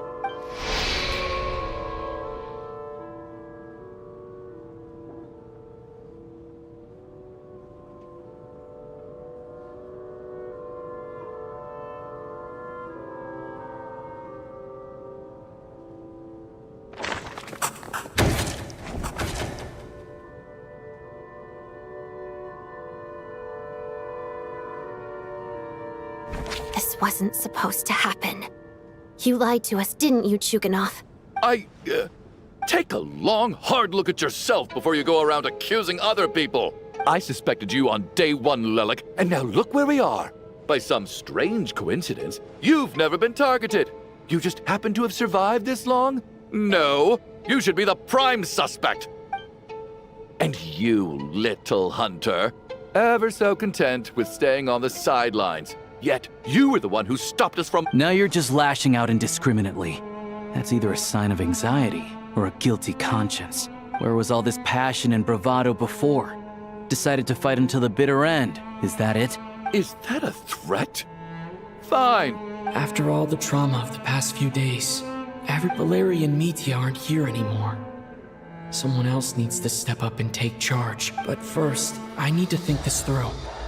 Considering everyone left, who's the most likely candidate for the deceased?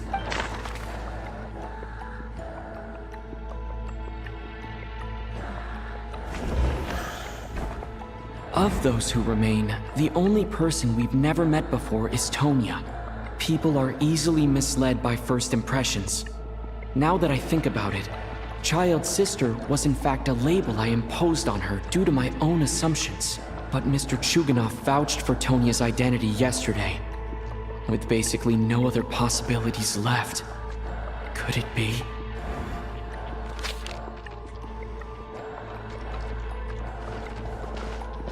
Tonya, how's Tusser been lately? Who, sir? Your brother Ajax must have mentioned me in his letters home, right? Did he say anything about a blonde traveler? No. And my brother's name is Razik, not Ajax. Oh, Chuganov, looks like it's your turn to do some explaining. Yesterday, you said you could vouch for Tonya. Why did you give us a false testimony? I knew you were behind this, Chuganov. You've been lying through your teeth from the start. Everything about you is fake. Down to the wife and daughter you're always talking about. Your entire family man persona is a charade, isn't it? That night, when I infiltrated your place as Lelik, I noticed you were home alone. Didn't think much of it at the time. Just thought everyone else was out. But thinking back on it now, that doesn't seem very likely. My guess is, you live alone, don't you? Even that was a lie? But why would he lie about having a family? Curses! Oh, why is there no end to this blasted snowstorm? If it would... I think I remember now. I know how I ended up here. The reason I'm always coughing is because I got sick with frostbite. The locals usually call it the snow cough. It's not a very common illness. It's partly genetic and partly caused by the cold climate, but it can be fatal. They sent me to the hospital as soon as they found out I had it. After a while, I felt myself growing weaker and weaker. Nothing seemed to be working anymore. Neither the treatment that the doctor... So one day, I told my brother that I wanted him to take me outside for once, so things could be like they used to, just for one day. He agreed. He snuck me out of the hospital. We got to the theater, bought tickets, and went inside. Oh, it was all so exciting. I remember the show very clearly. Oh, don't... When I woke up, I couldn't find my brother anywhere, but there's no way he'd leave me behind. So I decided to stay here and wait for him. At the time, I figured he'd probably gone to brew some more medicine for me. Tonya, it sounds... Yeah, I know. I understand now. After all of that, it turns out I can't blame my brother after all. I'm sorry, everyone. Your name probably isn't even Tonya, is it? Didn't that ever strike you as odd over the last few days? Well, when I was little, my brother and I read a storybook, and Tonya is the name of one of the characters. When we escaped from the hospital, our family and the hospital security were looking everywhere for us. So when you first approached me and said my brother had sent you, and called me Tonya, I thought he must have chosen a fake name that only the two of us would know. Because he was afraid of getting caught. At least your memory of death isn't painful. Now it's your turn, Chuganov. Talk to us. I believe... You're right. I was lying. I happen to know that the Harbinger child and his sister Tonya managed to... And... yes. I was lying about my family, too. The truth of the matter is, I lost them a long time ago. I just refused to accept reality. And now I've spent the second half of my life living a lie. I'm a joke. My daughter's name was Iskra. And before you ask, yes, Iskra, as in... She also died from the snow cough. She was just 6 years after Iskra passed.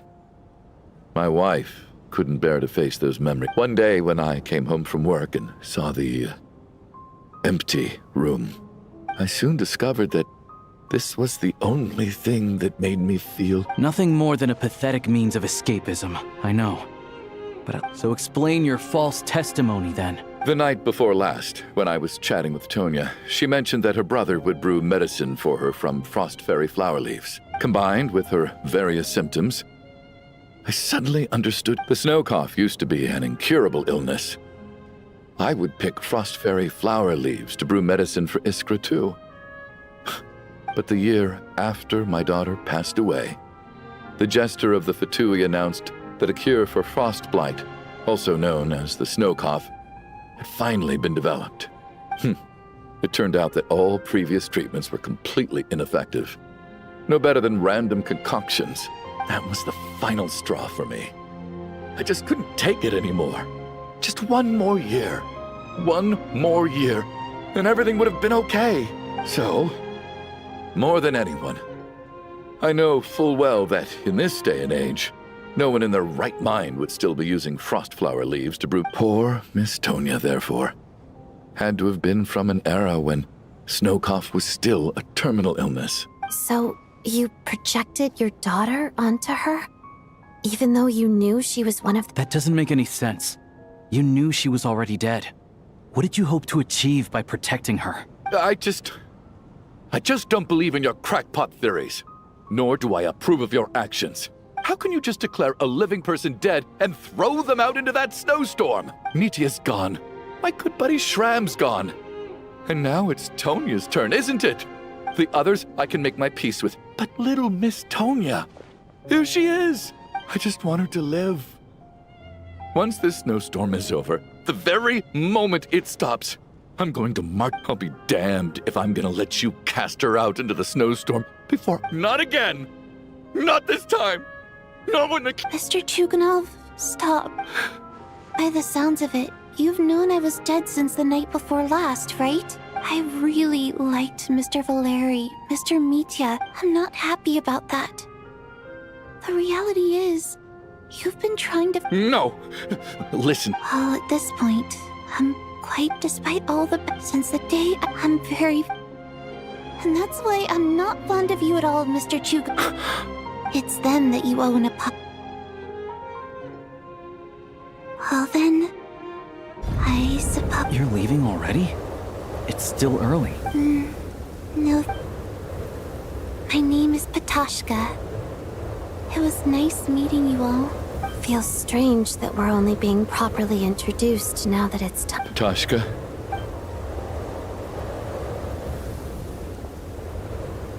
What are you doing, Chuganov? Are you crazy? Let me leave. In your dreams. Don't think you're getting off that easy when you had a hand in the deaths of so many people. The Fatui have honed quite an array of enhanced interrogation techniques since they were founded. Once we're out of here, Lelik will personally give—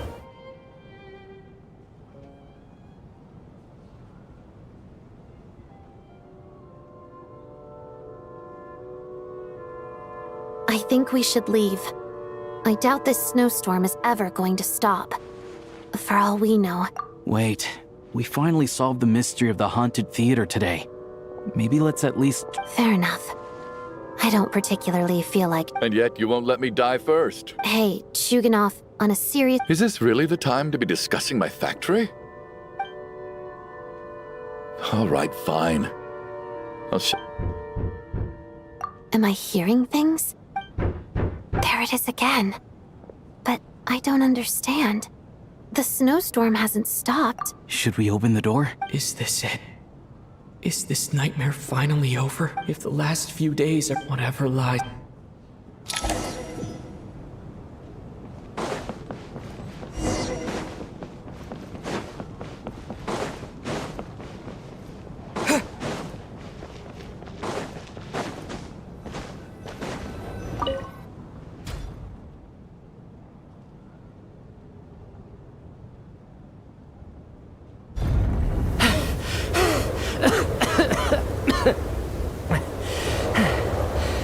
Hey, everyone. How are you doing? Feeling any better? Much better, thanks. Whew, it is so good to have you guys. Let me see. Tonya and Vodyanitsa are missing, which means Vodyanitsa died last night. And then you discovered that Tonya was the other dead person. Am I right? Not Tonya. Patashka. First, tell us how you made it back here. Given the conditions outside, no one should be able to return alive. You're right. The thing that got me back safely was a song. I heard someone singing. After walking into the snowstorm, my mind grew hazy. I don't know how long I walked through the storm before my mind completely slipped away. Then, suddenly, I heard the sound of singing.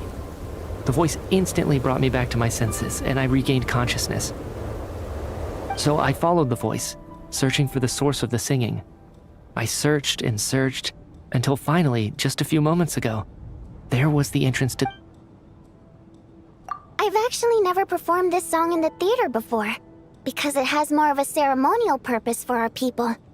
It's not meant for the stage. It means something like, "May those we have lost watch..." That must have been Vodyanitsa's Requiem. Who knew it actually worked? That song is meant to guide the souls of the dead. Mitya, that must mean that you... Huh. No kidding. Seemed like, I guess, when I first stepped out of the theater, I was still quite lucid. My memory of it is still pretty intact. I remember the outside world being completely different than what I'd expected. It was like this was a world where only the snowstorm existed. There wasn't a trace of any humans or buildings ever having been there. I don't know how else to describe it, except to say that it just didn't seem like the real world. And as for the Requiem, if I was guided here by Vodyanitsa's song, it can only mean that I must already be dead. But I didn't experience a clear moment of death while I was out there. Nor do I feel any different now than before I walked into the snowstorm. You don't seem any different to me either. In fact, this is something I've been wondering about for a while now. If souls aren't physical, shouldn't both Shram and Petashka were clearly deceased, and yet their souls didn't look or feel like ghosts at all? They were... This raises a truly terrible thought. Is that really...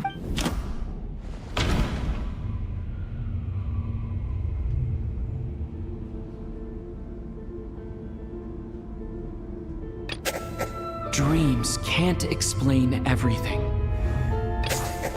Mitya's soul was summoned back by the Requiem, confirming that he is indeed already dead. And yet, of course, if even the long-deceased like Mr. Shram can blend in with us undetected, then maybe we've all been dead from the very start. And all of us are now souls wandering the theater.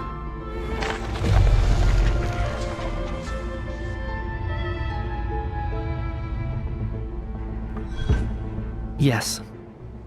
I think that this is probably the afterlife. What did you say?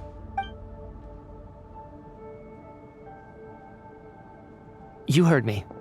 We died in the theater. All of us did. But due to an obstruction in the theater's ley lines, our souls are trapped here, while an endless, infinite snowstorm rages outside. It's ironic, really. All that time, we were working so hard to figure out who the deceased among us were, when the truth was, we were all deceased. The only difference being some of us died more recently than others. Do you remember that note, "Death is near"? Seems like we misunderstood what it meant after all. Death was nearer than we wanted to think all along. The note simply meant that all... So all our attempts to survive are... Hard to say. At the very least, we hope the presence of those two is probably what caused our souls to be drawn in by the ley lines. In which case, the deaths we've awoken to over the past few days were just souls returning to the ley lines for good. If what you're saying is true, doesn't that make us the lost souls now? Huh, no wonder. This afternoon, when I was moving Vodyanitsa's body, I noticed that the other bodies in the room hadn't decayed one bit after all these days. That's further proof that those aren't physical bodies at all, but merely our shells here in the afterlife. Am I really dead? This doesn't feel real to me at all. No, that's impossible. This cannot be how it all ends. I still find it hard to believe that all of us are dead. How exactly did we die in the real world? None of us have any memories of dying, right? Not even knowing how we died is preposterous. Good grief! Surely there has to be some reason. Exactly. It's hard to rest in peace when you don't even know how you died. It gave me lots to think about as I strode out into the snowstorm. I racked my brains trying to remember the cause of my death, the exact moment I died, the root of all of this. Wait. Hold on. right before I lost consciousness, I think I saw... I can't remember. Mitya, your hand. Is that blood on your fingers? Huh? You're right. There's blood on the fingertips of my right hand. Looks like it's already dried. When did that happen? What the... I guess this was what I saw. I must have desperately drawn it in my own blood right before losing consciousness. What's wrong? Do you recognize the symbol? It's... Renova. The ruler of death. Alosha, do you still remember that Snezhnayan folktale you told me about? It was about the Grim Reaper. When someone's about to die, he appears as an incarnation of someone familiar to guide their soul into the afterlife. And as soon as you recognize his face, your life is over. I heard a similar tale when I was little. You think the Grim Reaper in this story refers to the ruler of death you mentioned? That's right. In which case, death is near could also mean that the Grim Reaper is here disguised in a familiar form. Death, the deceased, and the Grim... When I first saw this note, I thought it contradicted the investigation report. But now it seems like that was the whole intention. So the Grim Reaper deliberately misled us. Then, we started suspecting each... By that logic, the one person most likely to be the Grim Reaper incarnate is...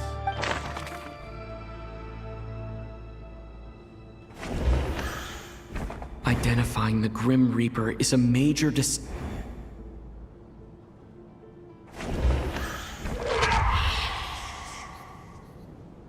No doubt about it. It's Alosha.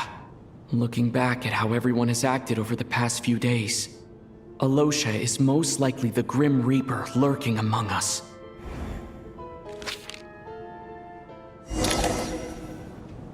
Is it you, Alosha? You were the first to discover the investigation report, and you had plenty of time to slip the note inside to mislead us. So? Surely you can't suspect me based on that alone. What if someone else found the investigation report first, slipped the note inside, and then put it back without telling anyone? There's no denying it. The note could easily have been slipped in much earlier than it was discovered. That's not all. I've also noticed that although on the surface, Valeri, Mitya, and sometimes I were the ones taking charge of the situation, looking back now, even though you didn't say much, you were always subtly guiding everyone from the sidelines. What do you mean? You were the one who emphasized how dangerous it was outside and insisted we all stay here. It was also you who suggested that we all sleep in the same place. And earlier today, you tried to convince Patashka to stay. I don't understand why, but it was out of character. So, you didn't understand my intentions, and now you're assuming the worst. Seems pretty unreasonable if you ask me. He still won't admit it. Fine. Let's see how he responds to the most damning evidence of all. The biggest question I have right now is, if the Grim Reaper is impersonating Alosha, then where's the real Alosha? When did they switch?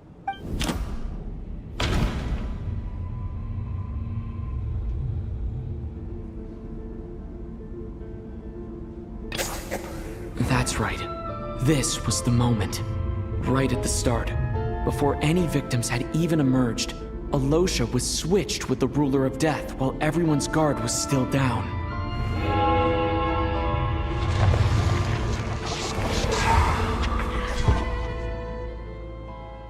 When all this began, right after the performance ended and the snowstorm began to pick up, no one suspected anything unusual. We just assumed we were snowed in. It wasn't until we discovered the bodies the morning after that we realized something out of the ordinary was going on. But it's clear now that the oddities actually started earlier than that, when Dimov walked into the snowstorm and never came back. Right. So Mr. Dimov was the first victim, not Sobolova and Torgov. And if we pinpoint that moment as the beginning of this incident, then one thing becomes clear. Alosha, you are the only person who walked into the snowstorm and came back without the help of Vodyanitsa's Requiem. More precisely, Alosha never came back at all. The one who came back was the Grim Reaper. Not bad. Well, since you've backed me into a corner, I suppose there's no point in keeping up the act anymore. Alosha? You're the Grim Reaper? I am no such tired cliché. Mortals should address me as the ruler of death. Before being wiped out for good, you identified the two deceased, and even sensed my presence. A commendable achievement. Far beyond what I expected. I heard you can ferry souls. Those deaths each night. Were they your doing? Your initial conclusion was correct. Due to the existence of the two deceased, the ley lines yearned to reclaim those long-lost souls. Every night they devoured an equal number of souls to fill the void. This required no intervention from me. Though, of course, ferrying souls is indeed my authority. Here, take a look.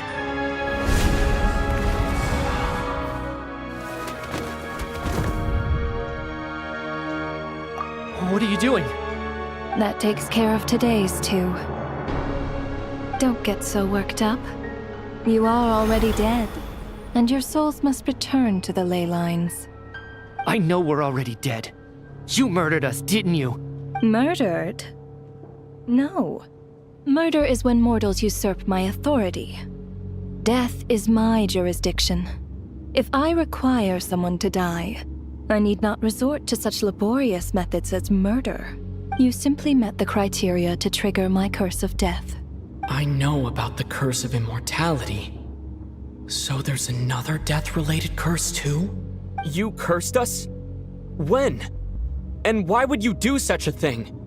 So often, humans pray to me, begging to know when their death will come, and what form it will take. But few people ask why. If you must have an answer, know that death comes simply because one's time has come. So you're not gonna tell us the truth? Hold your tongue. By all rights, you shouldn't even be allowed to speak with me. Those angels from the past are to blame for the reckless renovation of the ley lines here. It's made my work on this occasion infuriatingly complicated. Work? So trapping us here, making us watch our friends die, that's just another day at work for you? You clearly have a lot of questions. Fine. As a reward for your remarkable accomplishments over the past few days, I shall answer a few of your inquiries, provided they aren't too unreasonable. After the physical body dies, the soul must return to the ley lines for that person's death to be considered complete. My work encompasses the entire process of death, including, naturally, the guiding of souls into the ley lines, with which you are now so familiar. You must also be rather familiar with Natlan's Night Kingdom, I presume? It was I who supported the creation of the Night Kingdom. It provided a convenient means of guiding the souls of Natlan. Here, too, the ley lines connected to the theater underwent some modifications. The angels hoped to make them capable of accommodating the souls of some special creations. But this actually hindered their ability to accept ordinary souls to some degree. This effect manifested itself after you died from the curse in the theater, leaving you stranded in the afterlife, unable to achieve a complete death. But if souls who die from the curse of death fail to return to the ley lines within a short window of time, they will miss their chance for good. Then, they will remain forever suspended between life and death, no longer subject to the authorities of either. So if you don't resolve this matter soon, and see all our souls return to the ley lines before long, we'll escape your control. Mitya is sharp. This must be what Renova was worried might happen, and the reason she got involved to begin with. But if you have the authority to guide souls, why didn't you just show yourself and get it over with? Why hide among us in the form of Alosha? You seek to understand the mind of a god. Very well. I'll tell you. This is a theater, and I decided I wanted to watch a show about death. That's why I encouraged you to take the events to the stage. I found myself getting quite immersed. I suppose the entertainment you provided makes up for all the trouble you've caused me by being so defiant in the face of death. There. Are you happy with my answer? Can't say I am. Really? But it fits the stereotypes you humans have about gods. Just moments ago, you were complaining about how infuriatingly complicated your work here has been. Work is work, I get it. There are times when it's a huge pain, but you just have to get it done, right? That's a rather unique perspective for a human. You are in fact correct. There is a pain point in this case. Due to the obstruction in the theater's ley lines, there is a hard limit on the number of souls they can receive each day, making it impossible for me to ferry all your souls at once. Revealing my identity too soon would inevitably have led to futile resistance, and there was a risk that any souls who chose to run would disappear. Then there was the issue of the 2 lost souls you called the deceased. The way you resolved that quandary was all part of my design. That's what I don't understand. If all of us were souls of the dead, what made their presence among us special? For centuries, they have refused to return to the ley lines, exploiting the issues created by the angel civilization to resist being drawn in. Centuries of obsession accumulated during this process. You may think of this obsession as the resentment of the dead, and in this quantity, it was a bomb that could have detonated at any moment. It reached the point where I could not afford to leave it unchecked. But the only way to fix it was to help them acknowledge their own deaths, make peace with their regrets, and willingly walk into the snowstorm. Only then, with my guidance, could they finally return to the ley lines. Otherwise, you would not like to know what the consequences would have been. I vaguely remember seeing Batashka, but in the most terrifying form. Was that in a dream? Is that what would have become of her if she hadn't returned to the ley lines? I see your dreams brought you many revelations. So you see, death in fact grants wisdom to mortals. Souls connect to all things in the world and see the chain of cause and effect between them.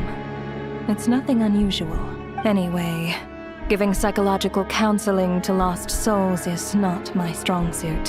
That is more of an angel's role. It was something I could not resolve directly using my authority, so I decided it was easier to leave the bomb defusal to you.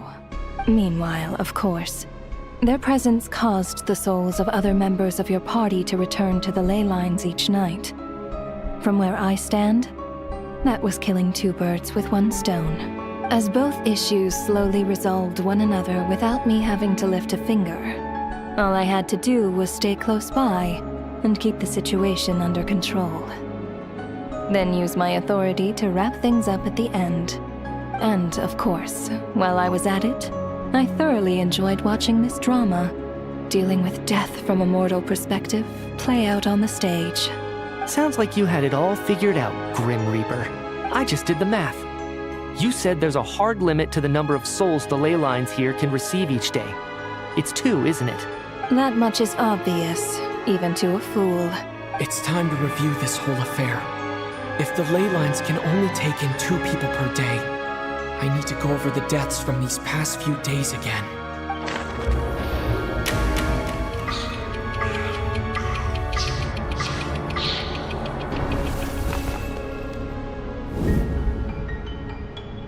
Looking back now, none of us had the faintest idea at the time.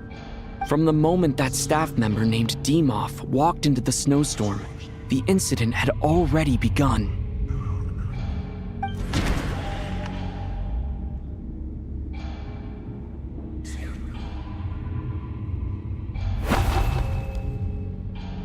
No.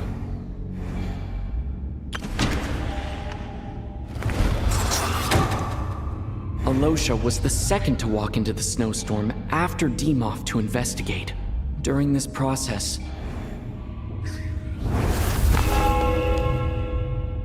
During our first night in the theater, everyone was caught up in the novelty of it all. No one could have expected there would be victims the very next morning. Despite all the confusion, and with the help of hindsight, we finally began to realize that something was amiss with the snowstorm.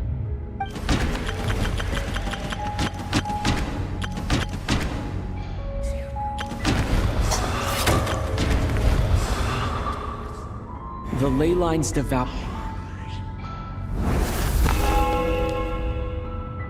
Odette and I spoke a lot that night.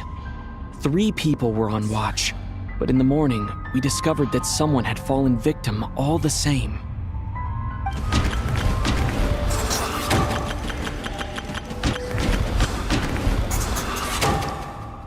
The deaths of coolish, unexplainable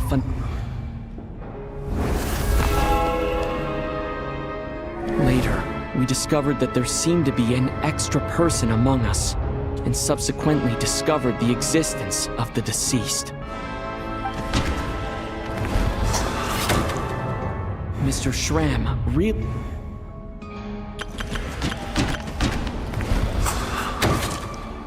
He thought it was all over, but Mr. Valeri's death was a rude awakening for everyone.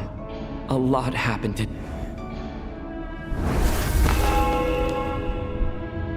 The fact that there was more than one deceased seemed to bring us back to square one.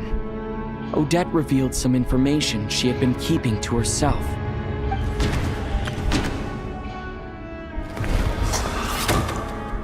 As it happened, the girl I thought was child sister Tonya turned out to be another of the theater's deceased.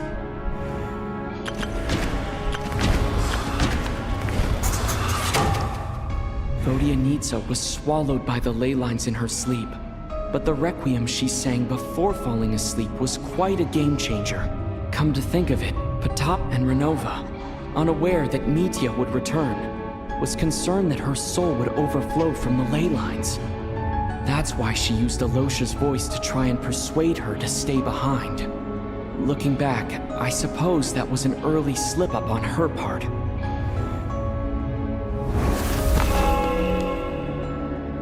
No one could have expected anyone who walked into the snowstorm to return. But just after nightfall, Mitya returned, bringing crucial information with him. Various truths began to surface, including that all of us were already dead and that the ruler of death was here among us. Then, after revealing her true form, Renova callously claimed 2 souls.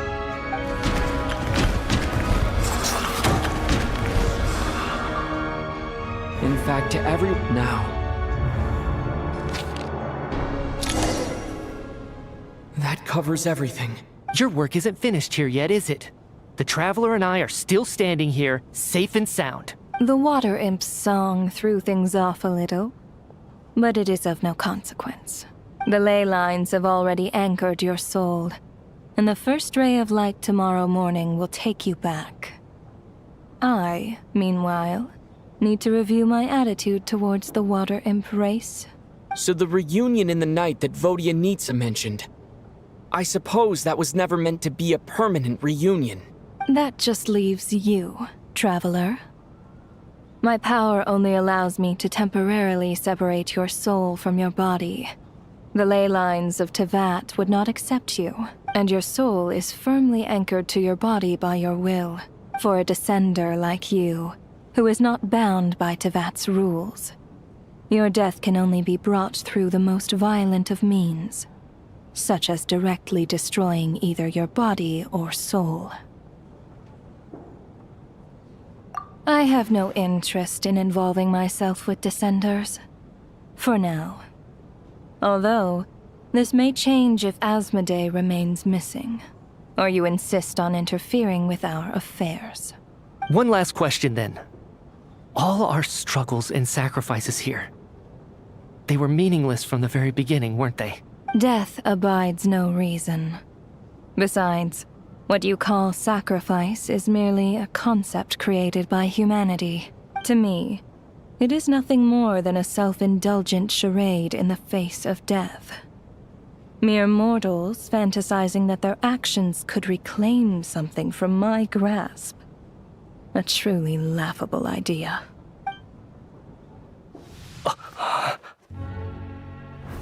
Grim Reaper, you really know how to get on my nerves.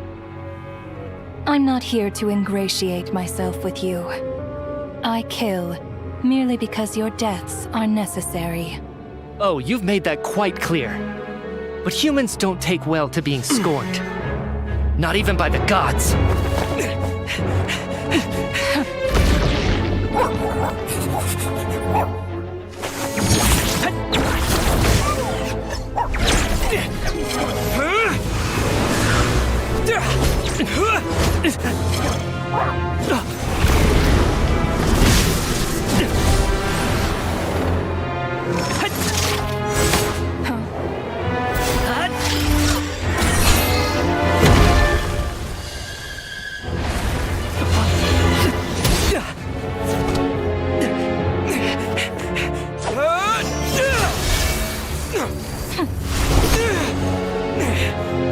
This is futile. You must know that you are powerless against me in my own domain. I suggest that you save your strength. For what? Maybe we can't change it. But if nothing else, we can at least teach you to have some respect for the dead. Audacious.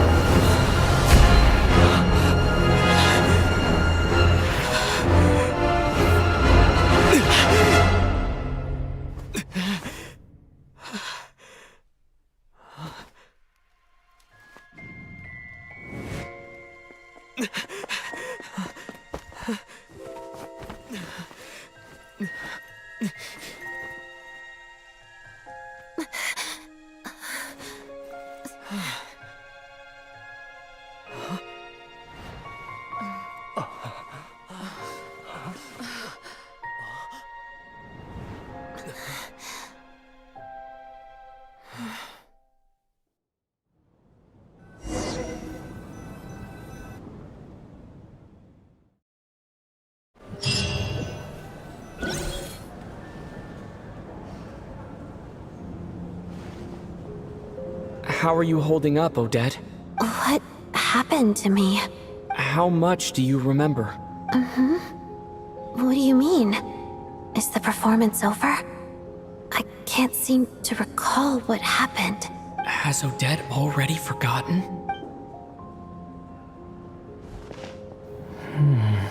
Mitya?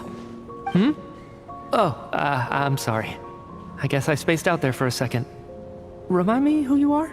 Don't you remember anything? Yeah, I remember now, comrade. Looks like we guessed right. Just like me when Odette found me at the Armory Palace.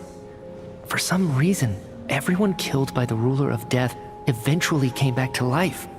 Just with one catch. They forgot what happened while they were dead. Odette and the others have already forgotten everything. Why were you able to remember this time? Could this be the reason? You said this is the Ruler of Death's symbol, right? I don't see anything there. You don't? Huh. Okay, I guess that makes sense. I carved this into my hand in the afterlife, so it's not visible in the physical world. Does that mean I carved this symbol into my soul? What an unsettling thought. Still, at least I get to remember what happened. I suppose it's a blessing in disguise.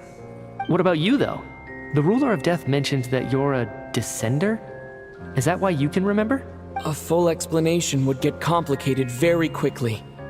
But that's essentially it. Well then, now that it's all over, let's figure out what we've learned. The first thing I notice is that everything here is precisely as we left it, right before our deaths. This confirms that time passes differently in the afterlife than in the real world. They say that right before death, time slows down, and your whole life flashes before your eyes. That must be how you know you have one foot in the afterlife by that point. Anyway, clearly the few days we spend in the afterlife probably only amounted to a few short minutes in the real world. This also aligns with previous reports of widespread temporary memory loss among the Armory Palace personnel. Now it seems likely that those were all brief deaths caused by the Grim Reaper's so-called curse of death. To those unaware of the truth, dying and coming back to life must feel similar to a short bout of catatonia. This leaves me with a couple big questions. What are the conditions that trigger this so-called curse of death? And why are we resurrected after we die? If nothing else, I think it shows that killing us wasn't her ultimate goal. We still don't know her true reasons for subjecting us to death. Right. This time only got complicated because of the situation with the theater's ley lines. That's why she had to approach it differently. If the previous incidents of amnesia among the researchers are anything to go by, killing us is usually a pretty routine matter. Come to think of it, wasn't I about to note something down before I died? I can't remember what it was, but I think it was something related to my research project? Sorry, Traveler. I'll catch up with you again later. Right now, I have to make a trip back to the Armory Palace. Sir, if I may, no one of your description has ever shown up in my investigations into Mr. Mitia's friends. Yet, you two seem very familiar with each other. Could you perhaps tell me where he was in such a rush to get to? And, by the way, have we ever crossed paths? Forgive the presumptuousness, but I feel a vague and indescribable sense of familiarity about you. I can explain everything. Could you help me gather everyone in the theater in one place?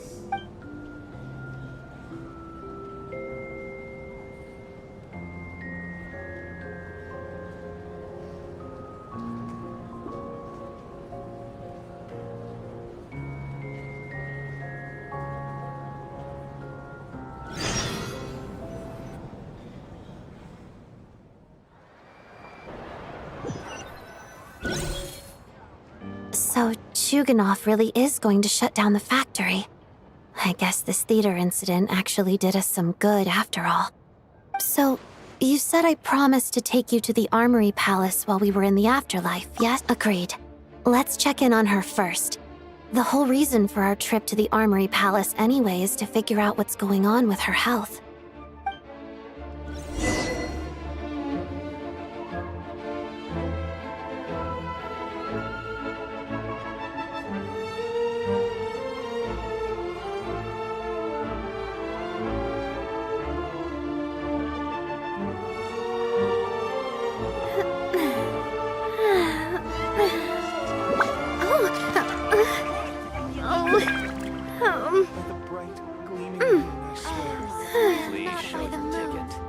For it is yet but a sliver.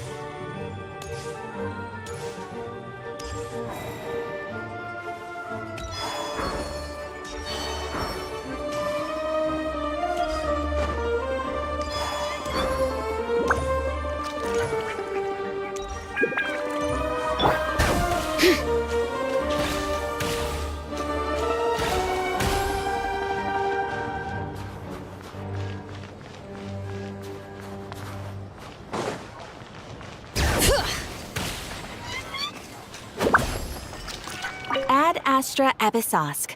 Welcome to the Adventurers Guild headquarters. Thank you for completing...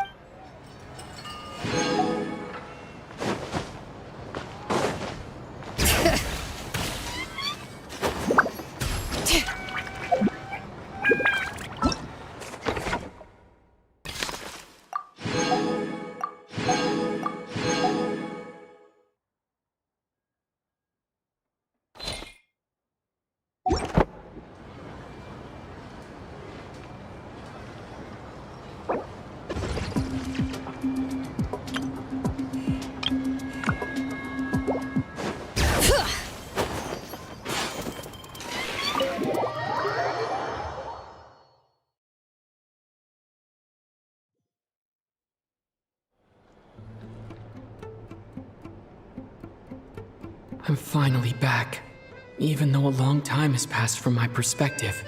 As far as Paimon's concerned, I probably just went out to watch a very short show. I should keep my emotions in check when I see Paimon again, or it'll seem weird. Wait. The atmosphere here feels off.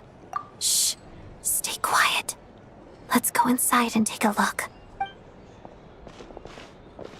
Have we still not been able to notify Child yet? We need new orders. What if that person comes back again?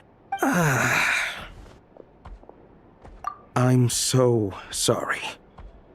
Under the circumstances, there was really nothing we could do. Tell me, what happened to Paimon? It was the Jester. He came here in person and escorted Miss Paimon away. He's the director of the Fatui.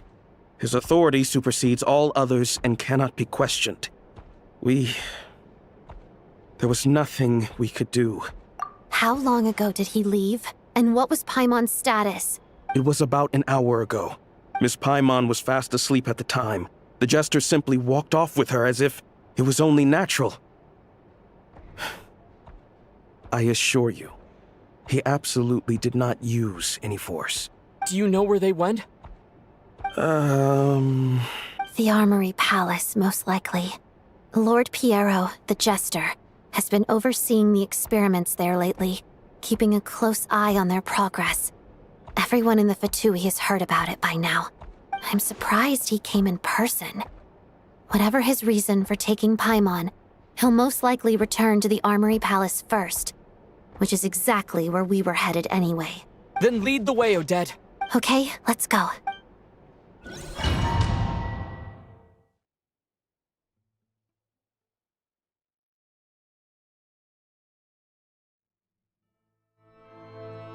It's just up ahead. Quick, let's get inside. No. I was hardly planning on taking you through the official channels anyway. I may be a Fatus, but I'm also Lelik. Paimon's safety is paramount right now. With me around, you'll have an extra pair of hands. If you say so. Let's go. There's no...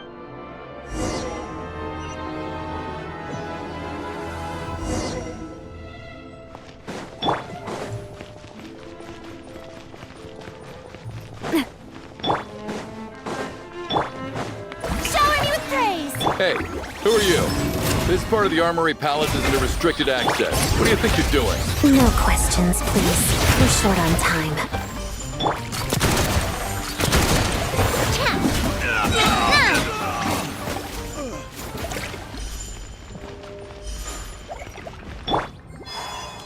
Surge. I'll make short work of it. Letting praise names echo! A moonlit night for all. Time to shine! Yoo-hoo!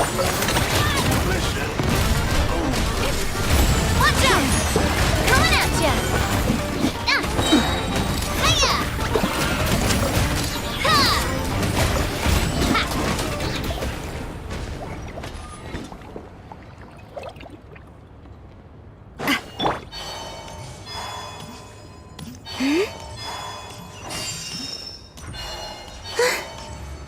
Fear the coming storm.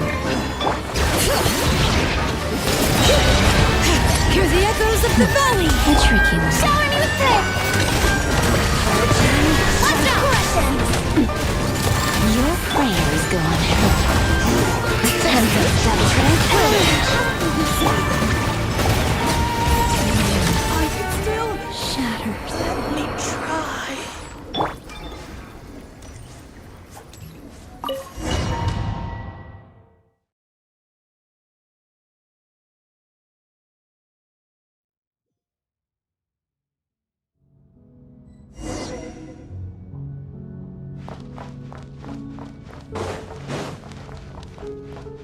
Now it's your turn. You have a pass? Where are you coming from? So, you're intruders, huh? Don't blame me for what happens next!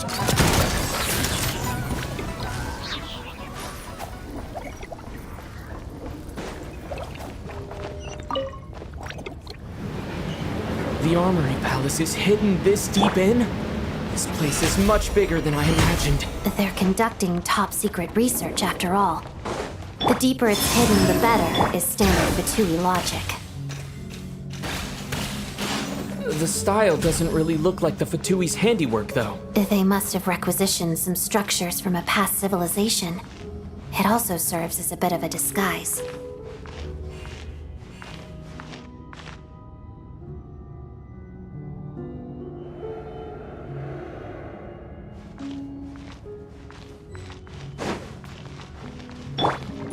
Intruders! Stay alert! Let my name echo in song! Feeling lucky? Watch out!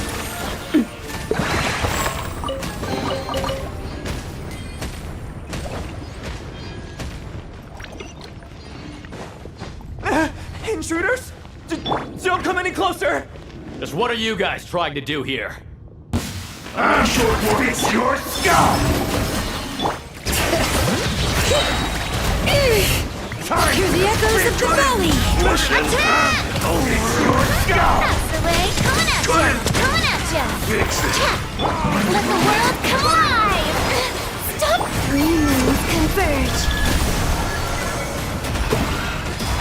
Surge. Let the mountain's veins boil! No one interferes with the Jester's work! Hey there! Pretty sharp.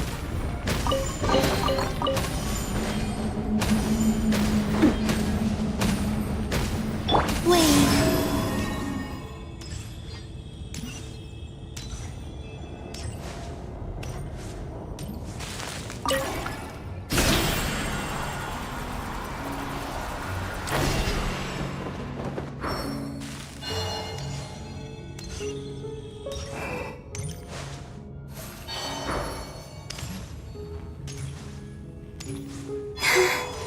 Looks like no one's guarding this place. There's something off about that decoration over there. Look out! Let's deal with these before we move on.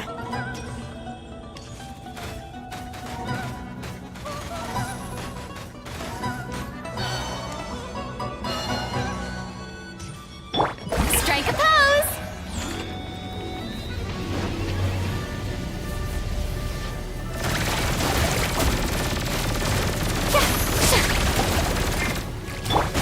Coming at ya!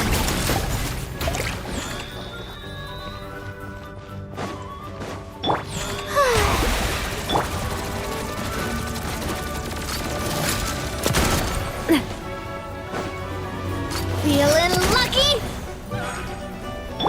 The show begins! Watch out!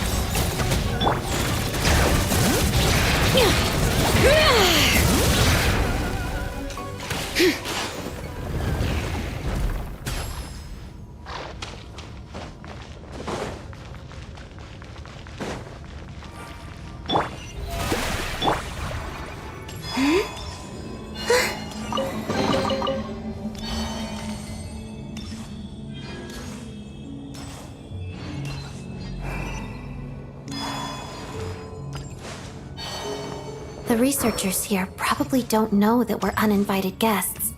Let's try not to hurt them. What's the big star from the theater doing here? That's Miss Odette. She's a member of the Fatui. Don't tell me you didn't know that.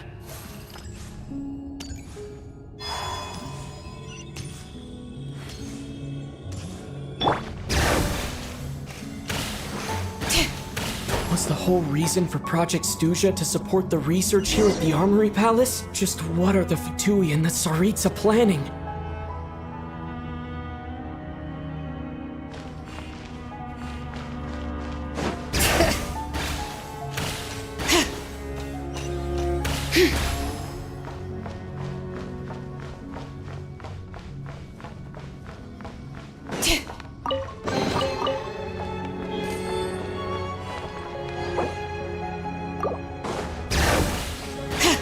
Whoa! Who are you? Never seen... Looks like there's no way through here. Maybe using the power of this prism could help?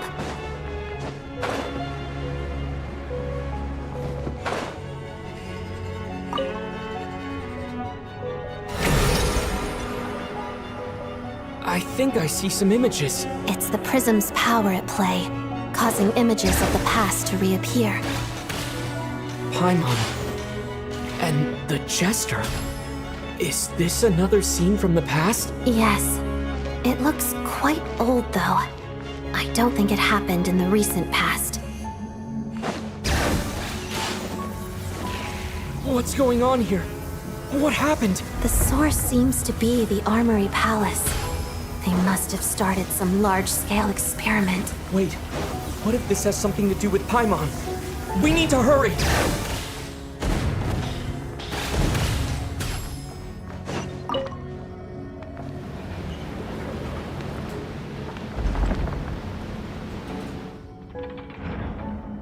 Bring it! We're almost there. The Armory Palace is just up ahead. Paimon, please be okay.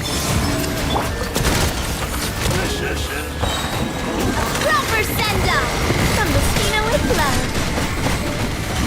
Waltz of the snowflakes.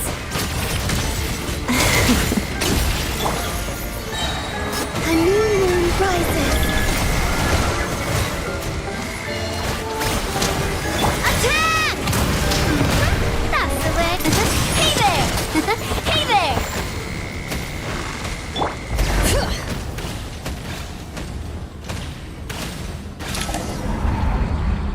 What's going on?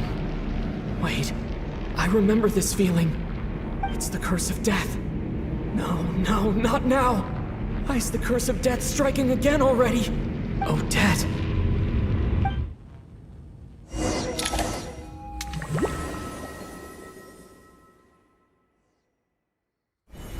Is this the afterlife again?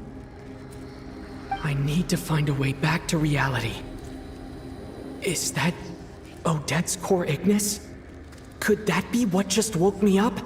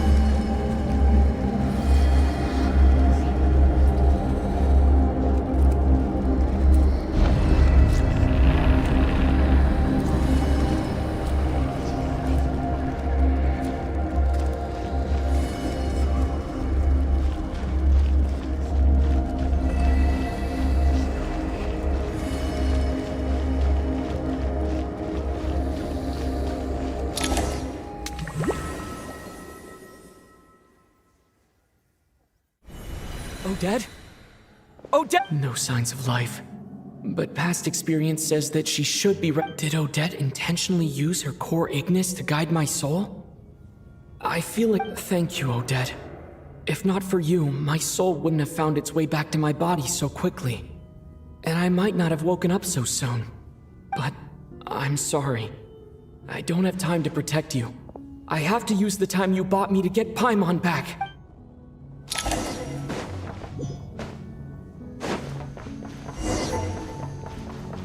Sure enough, everyone here has been affected by the curse. Paimon! Paimon! No, wait. Paimon probably didn't escape Renova's curse either. She won't be able to respond to me right now. I'll have to find her myself.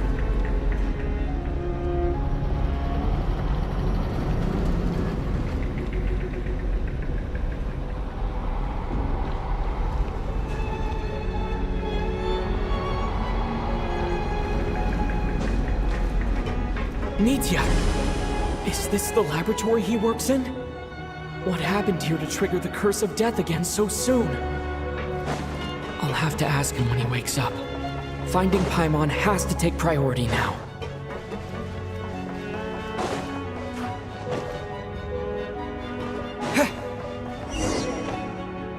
Found her! Paimon really is here!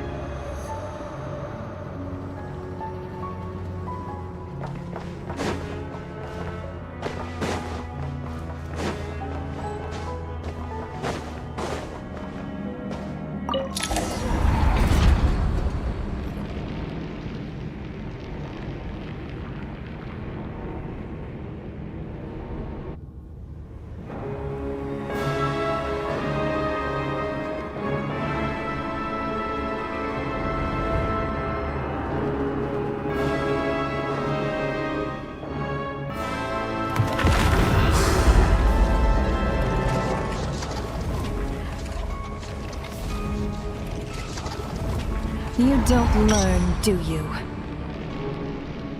You've already been involved in one mass death, and now you show up at the scene of another. This might have passed for a coincidence the first time, but a second time? Am I to assume you are intentionally interfering in Snezhnaya's affairs? Judging by your expression, it seems that you understand little of what is going on here. In that case, a word to the wise. Do not interfere in Snezhnaya's affairs. A civilization that fails to learn its lesson constantly depletes its own worth. It will one day lose any reason for its existence. And as a descender, you are perfectly suited to be the lifeline to which a dying civilization might desperately cling. Consider your position carefully. No advice needed. I'll make my own judgments. Suit yourself. When the day of reckoning arrives, not even a descender can hope to escape unscathed. The time for resurrection fast approaches. The mortals here are not yet worthy to behold my form. So that will be all for today.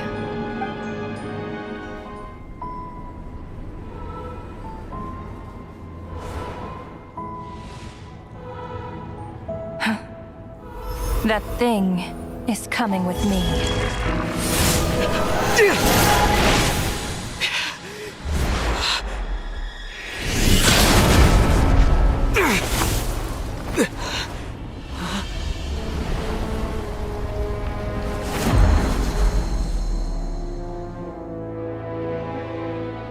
You awoke sooner than I thought.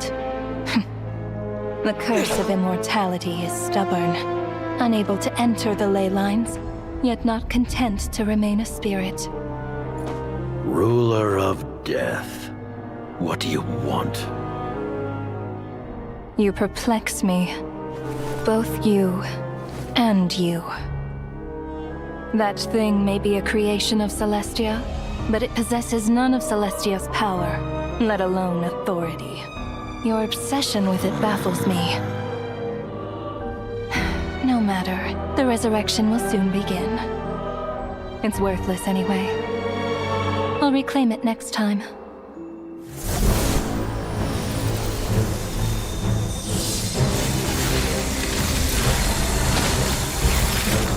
Hey, who says there'll be a next time?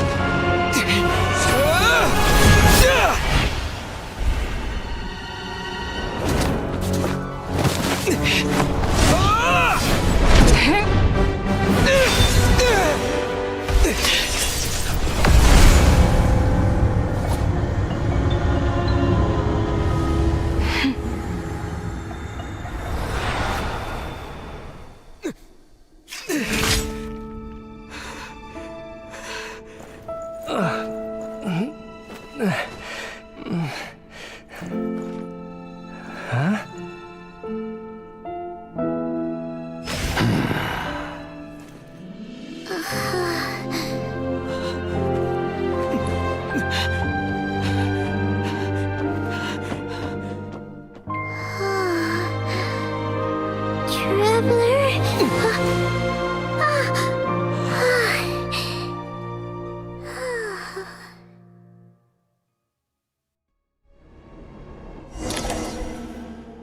I missed you, Paimon. What are you talking about? We haven't even been apart for that long, have we?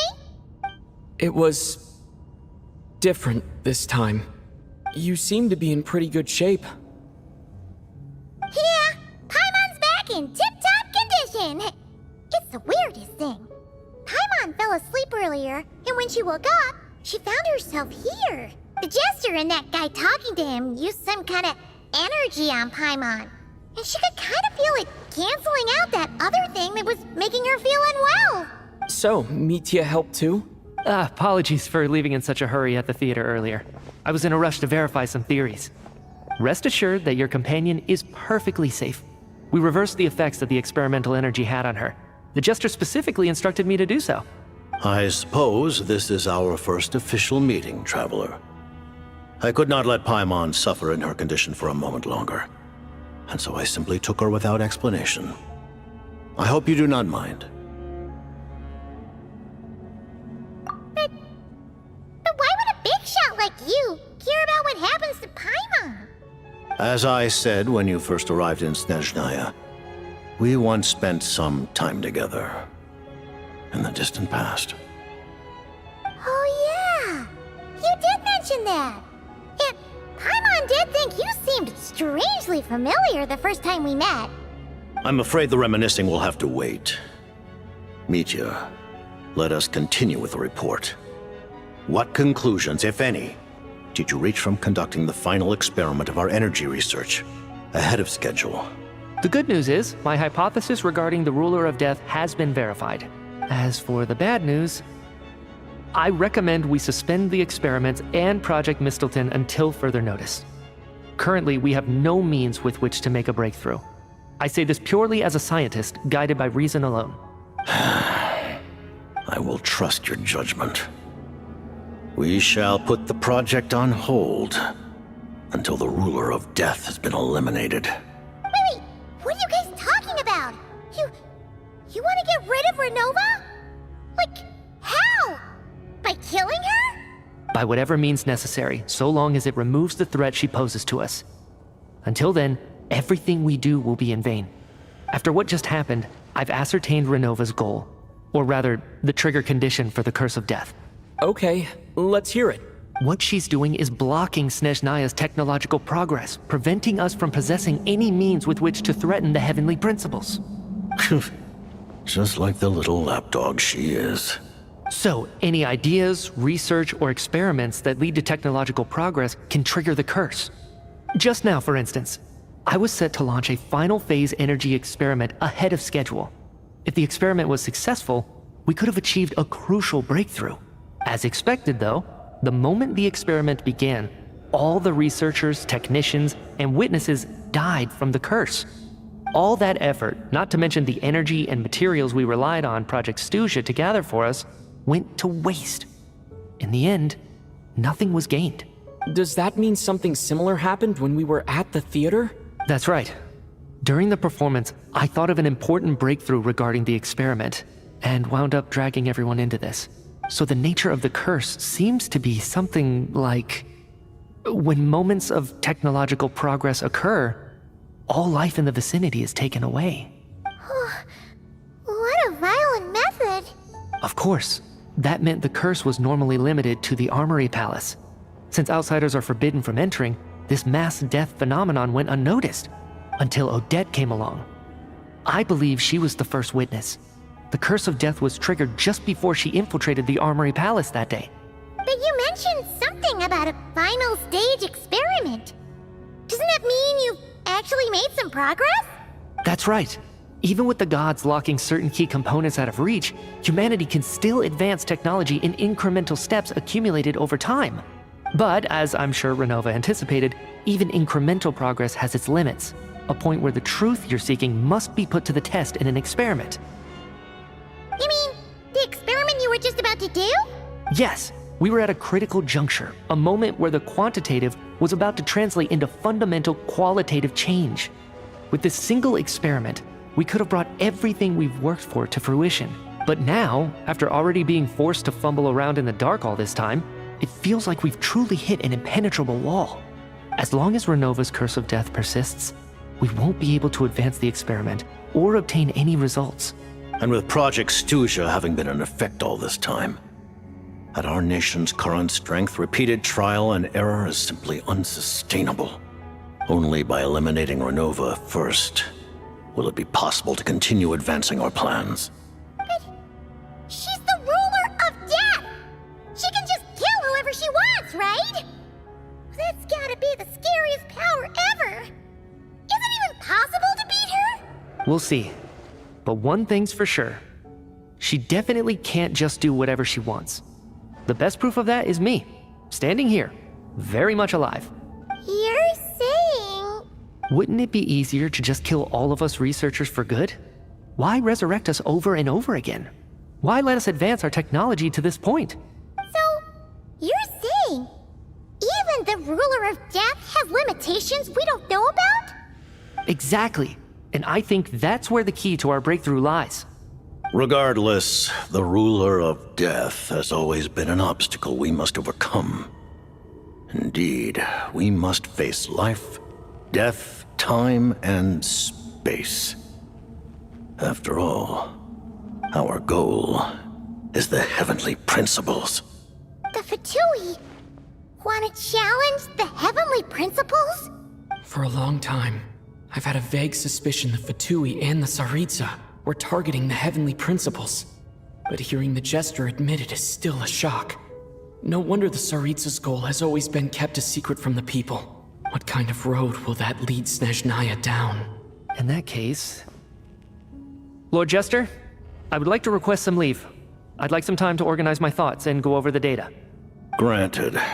Get some rest, put the experiment out of your mind, and take care that the curse of death doesn't affect any civilians.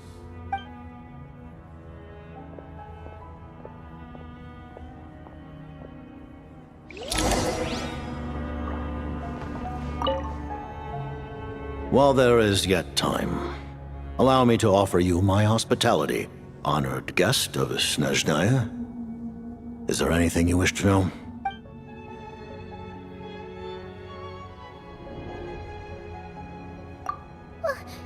Paimon really doesn't remember! He's basically a stranger! You've gotta believe Paimon! Allow me to explain. The reason Paimon reacted to the anti-Celestia energy developed by the Armory Palace is because she comes from Celestia herself. More specifically, she is one of its creations. Paimon?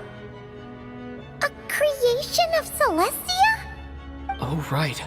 I was blinded by anger earlier, but thinking back on it, Renova also said that Paimon is a creation of Celestia. But she lacks Celestia's power or authority. As you know, the lunar fragments in Nodcry were pulled down from the sky using Fatui technology. But the first application of this technology was in Conria over 500 years ago. I used this technology upon the heavens, and the response I received was none other than Paimon, descending from Celestia. I presented her to the Vinster King, but he took no interest in this gift, nor did it satisfy him. Paimon then took up temporary residence in my palace until, of course, the arrival of the Cataclysm. Wait, Paimon's a little confused. You're talking about things that happened in Conria 500 years ago. You're saying Paimon was there for that? But Paimon doesn't remember any of that. Falling from the sky? Being given away as a gift? None of it! Having lived through the Cataclysm, perhaps you too were burdened with some manner of curse. Although, losing your memories would indeed be the smallest price I've ever seen paid. But it's not just her memories from Conria.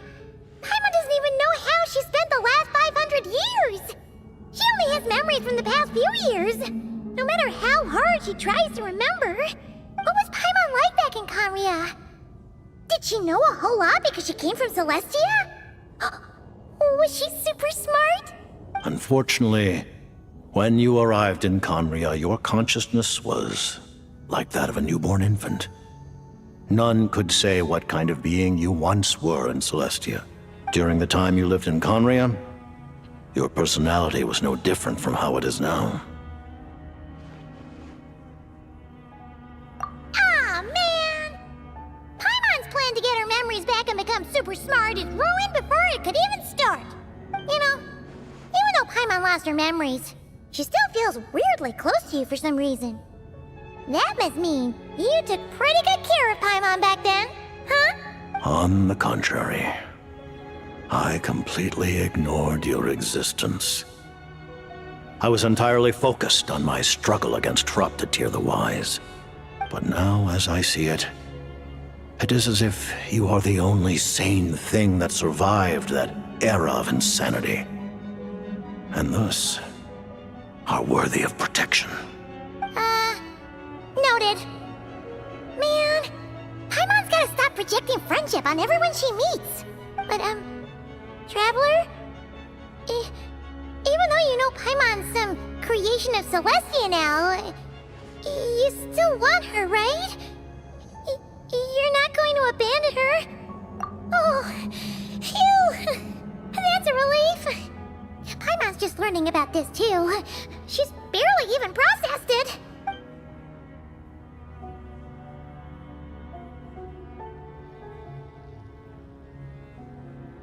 Thank you for telling me so much. I'm a bit surprised, honestly. I didn't expect you to be quite so transparent with me. Given the circumstances, the Fatui need not hide anything from our allies. Allies? To advance Project Mistleton, we must first resolve our issue with the Ruler of Death. And, if I presume correctly, you have no intention of letting her actions go unpunished either, do you? That's right. Ever since she said she intends to reclaim Paimon when we next meet, I figured reconciliation was out of the question. Against an opponent of this caliber, deliberating over our allegiances would waste time we do not have. We must join forces unreservedly with whomever we can, if we are to stand anything like a fighting chance. You're going to challenge the Ruler of Death? Just for Paimon? But Paimon's only... Thank you! Thank you! Oh, gee! Now... The Tsaritsa will return in triumph in short order, and the Fatui shall hold internal discussions regarding the enemy. The time for us to meet again will come very soon. Got it. Thanks for your help with Paimon. I'll be sure to look after her for you. There was just one other thing. Well, it's just a request, really. Paimon really wants to see what this Mistleton thingy you're gonna use against the Heavenly Principles looks like. Of course, Paimon knows it's top secret and stuff, but she just had to ask. It's okay if the answer's no. Certainly you may. Whoa! For real? Actually, maybe it's best not to. What if her Nova suddenly pops up again? She might take this chance to... While the technology is not yet fully developed, it has nevertheless reached the stage where Celestia's creations are unable to damage it. In that regard, you may rest assured. Oh. Wow. No wonder Paimon felt so out of sorts recently, even though it was super far away. Alright then! Paimon's ready to take a sneaky peek at this top secret super weapon!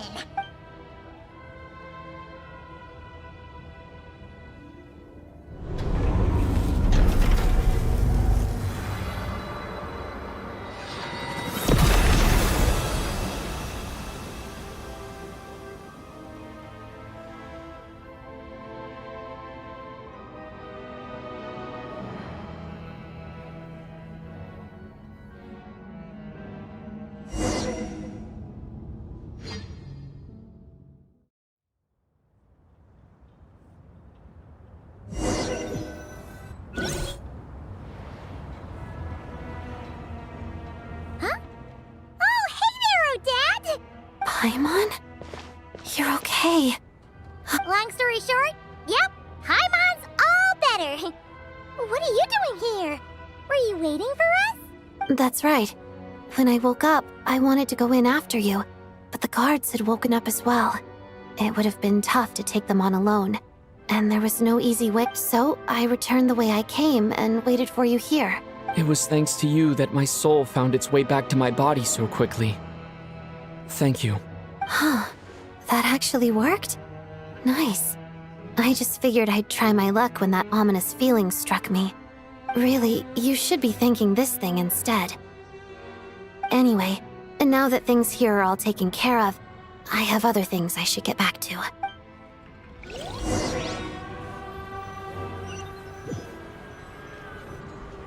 Ah, Director Chuganov, you're back. We just received notice that Project Stuzha has been suspended, so we've convened an emergency meeting. This is the preliminary plan. In addition to expanding production capacity, we've also discussed feasible layoff plans to optimize revenue and expenditure structure. Our calculations indicate that the factory's profits will increase by at least 30%. Just give the word, Director. That won't be necessary. Leave the energy for those who need it. Whether they use it just to get by or to run a business, that's up to them. Start preparing to halt production and lay off the staff. Make sure the workers are able to land on their feet and that they are duly compensated. Thank you all for your hard work during this time. Am I hearing you right? Why? After all the tough times we made it through, now is exactly when we should start to turn a profit. I just suddenly don't want to do this anymore. Huh. Does there have to be a reason? Iskra, it's time to rest. Dear esteemed members of the Rokat, given the effects of Lelik's radical actions upon our organization's reputation and social stability, a decision has been made to permanently withdraw this codename from use. Considering that Lelik did what they did for the benefit of the people, the Rokat has nevertheless negotiated with the authorities, ultimately securing a waiver for all penalties due to them. Lelik will be suspended for a period of time. Depending on their future performance, they may be allowed to adopt a new codename and continue acting as part of the Rokat.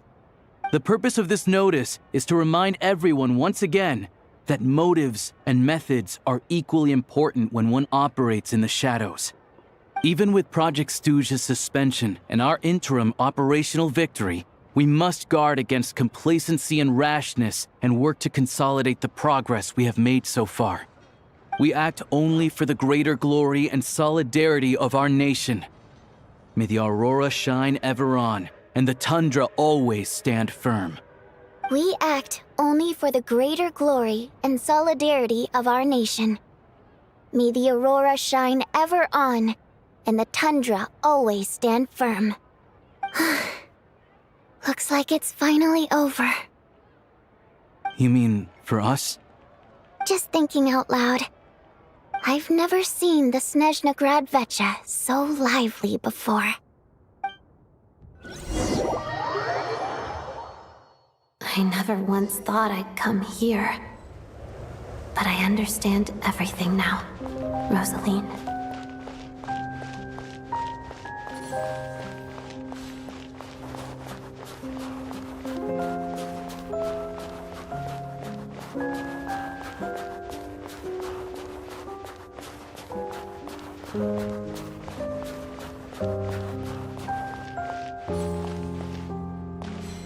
I've seen Spirit Seeker performed many times, including by your mother. Why do you bring that up all of a sudden? Even though the choreography is always identical, every dancer finds a way to make it her own.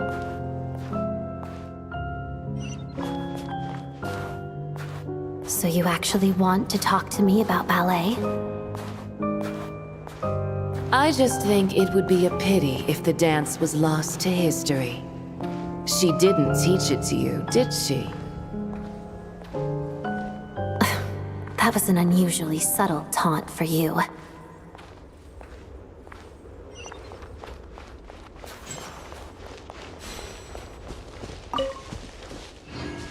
We embraced one another on the snow-swept plains, melting the ruthlessness of time.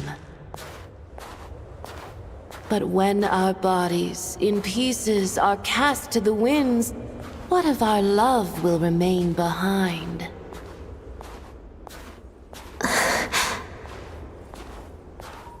Don't tell me you can't sing.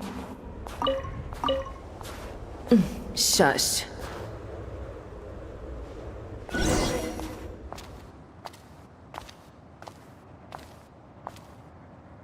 I understand her hatred. The Fatui robbed her of the life she should have had. I never opposed her dancing. Yet still I became an enemy of her ballet. I'll just keep my distance. Many despise me. I'm used to it. You're certainly not one to shy away from confrontation. But children, they need a different approach. I'm hardly the most maternal figure. Yet, she is a child. In my experience, while a father commands authority, he must still yield to love. You should tell her what you think about her dancing.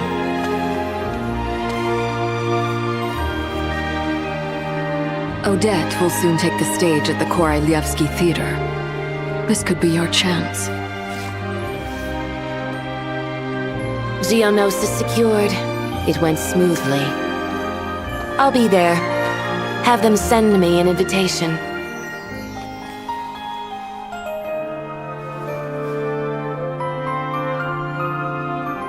Sadly, things didn't work out. Her final words are inside that block of ice. This? Aren't these for monitoring her subordinates? Not yours. This one isn't her witch's flame, but my two worlds' flames. The two worlds' flames can burn away memories. It was my parting gift to Rosaline.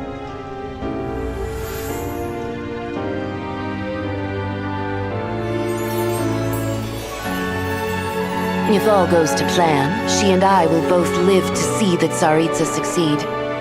I believe she'll find peace. But if anything happens to me, she needn't follow in my footsteps. The cryo-energy will fade away in time. Then the two worlds' flames will burn away all memories of the Fatui. She'll be free to dance. She deserves this. I will handle the aftermath. The choice is yours, child.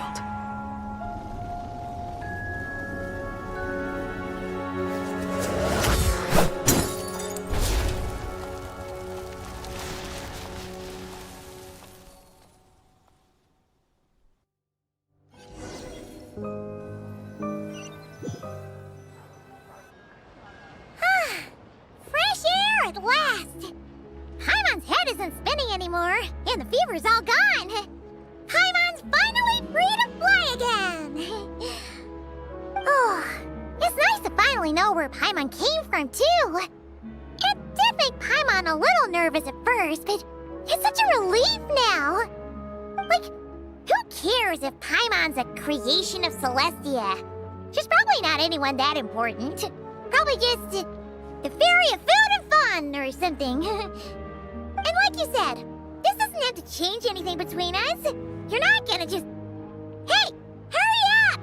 Why are you walking so slowly? You've spent the last few days lying in bed and stuffing your face.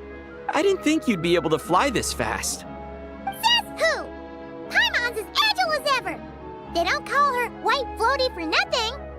Paimon originally wanted to check out the bookstores in Snezhnograd, but she's more in the mood for flying around right now, so let's save that for later.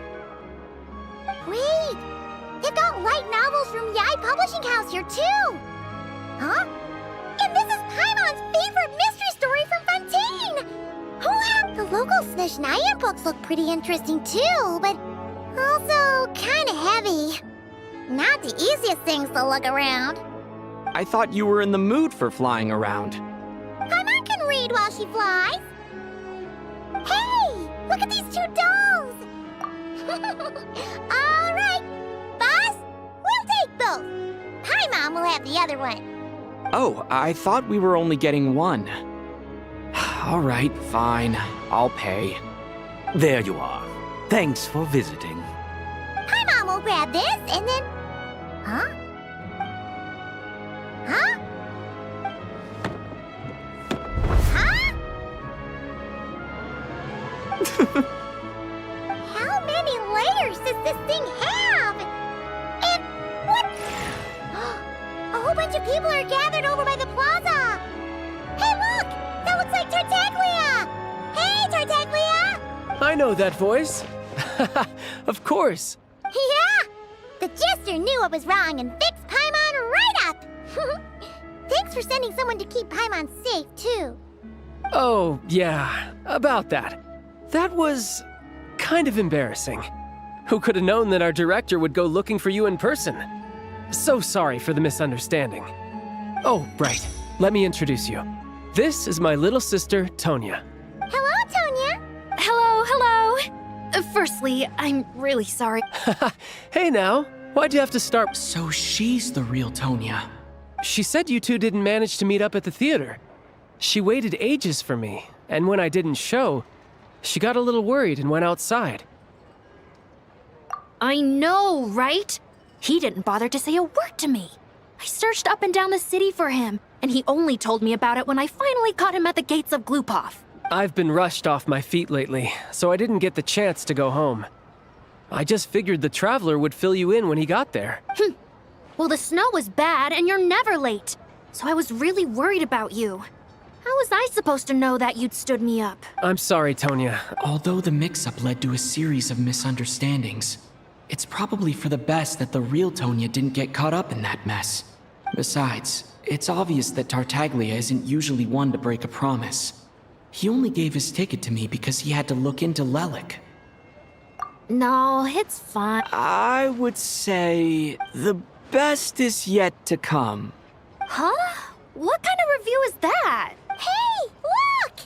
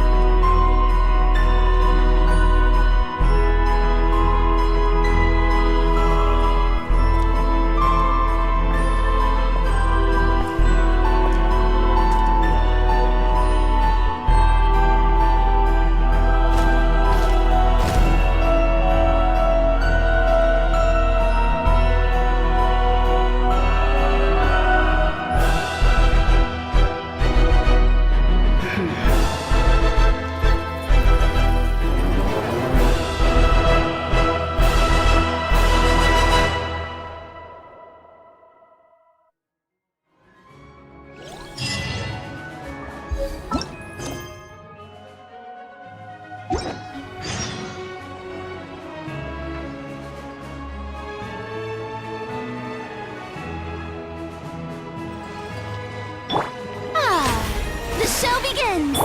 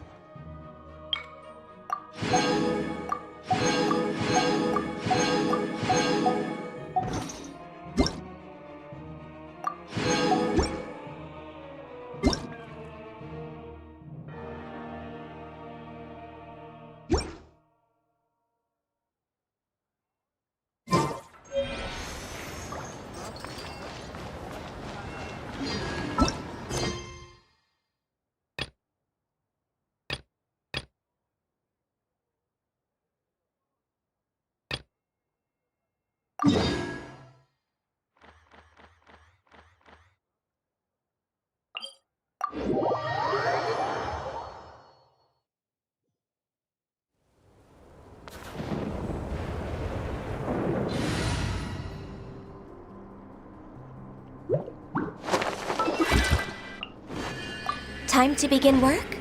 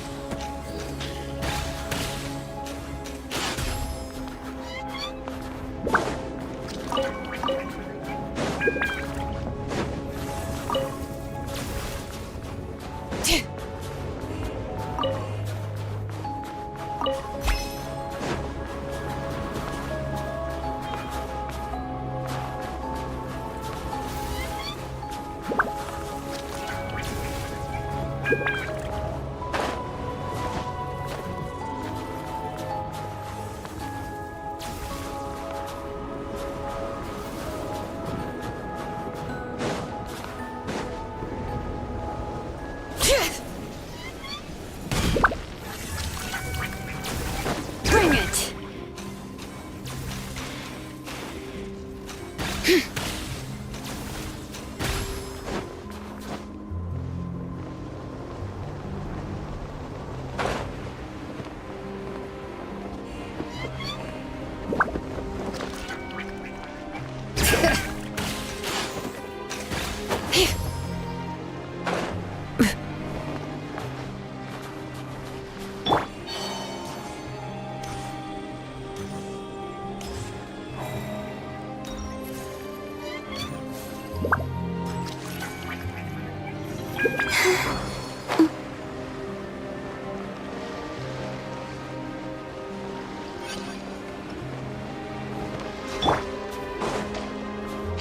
Bring it!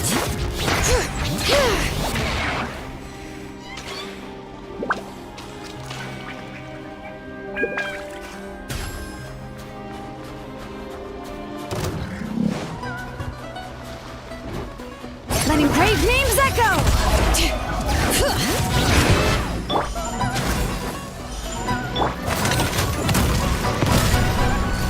Hey there! This one's got your name on it!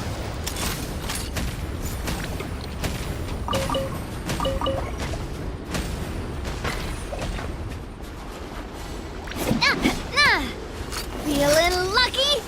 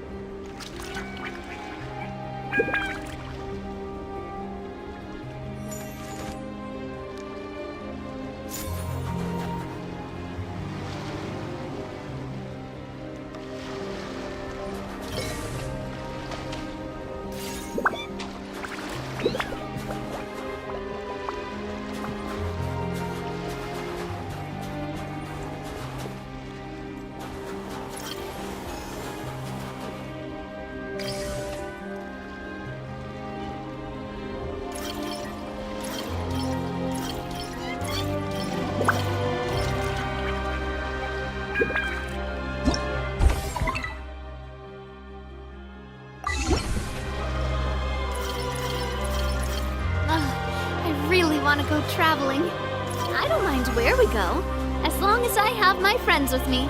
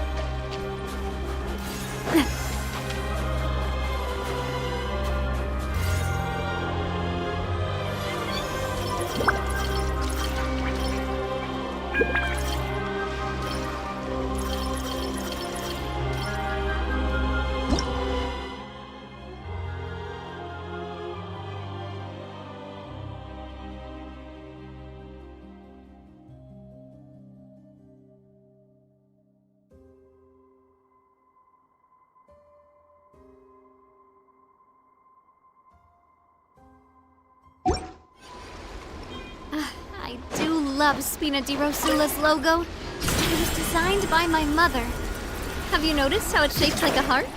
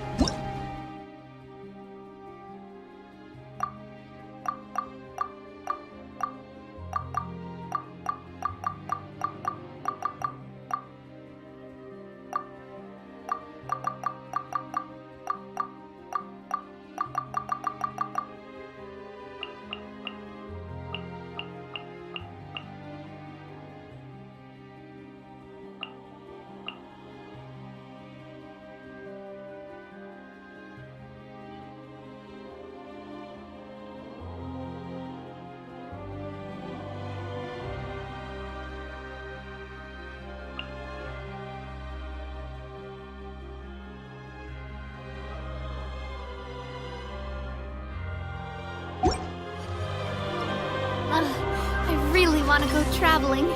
I don't mind where we go, as long as I have my friends with me.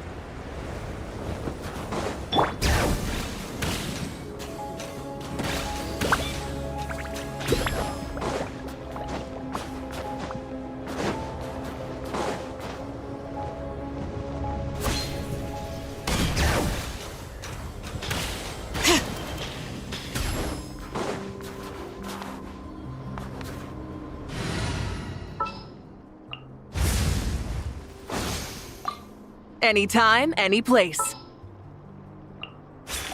It's time to pull the trigger.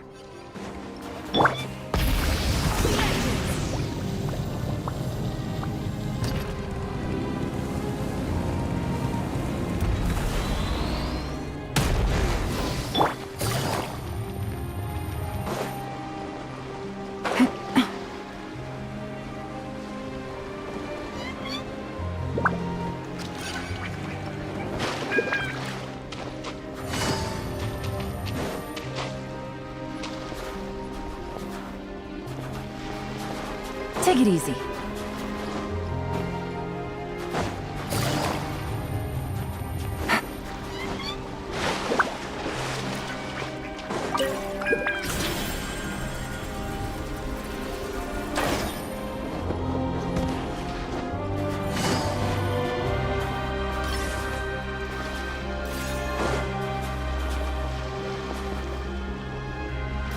Take it easy.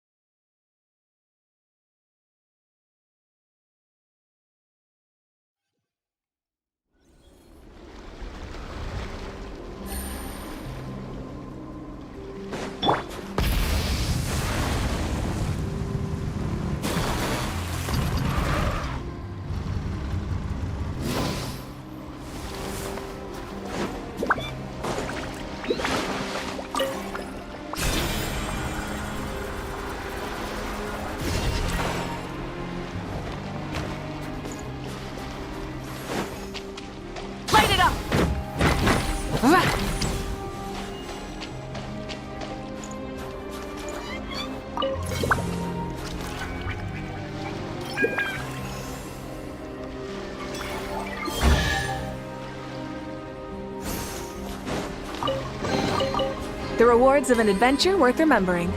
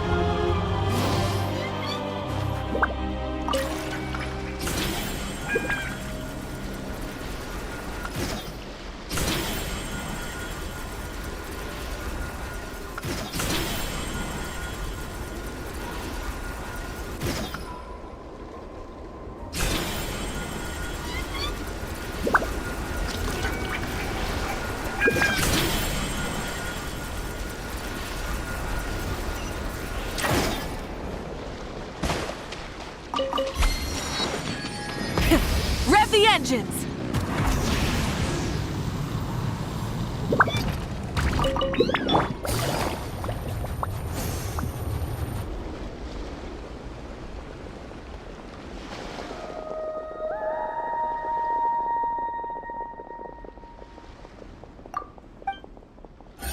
Whoa, that made me jump. Why did so many little animals suddenly scurry over? Strange. They seem... The voice seems to be coming from this hole.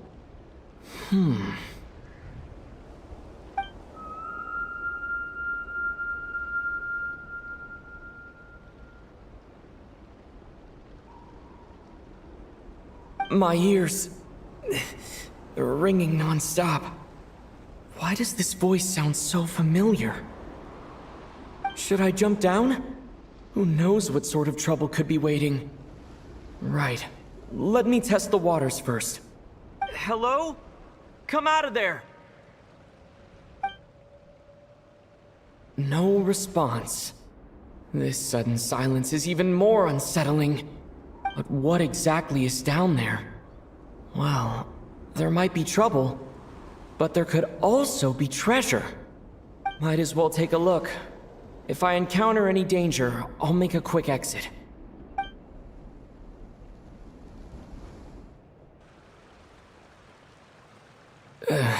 Just my luck. But looks like there's still a path ahead. Where am I?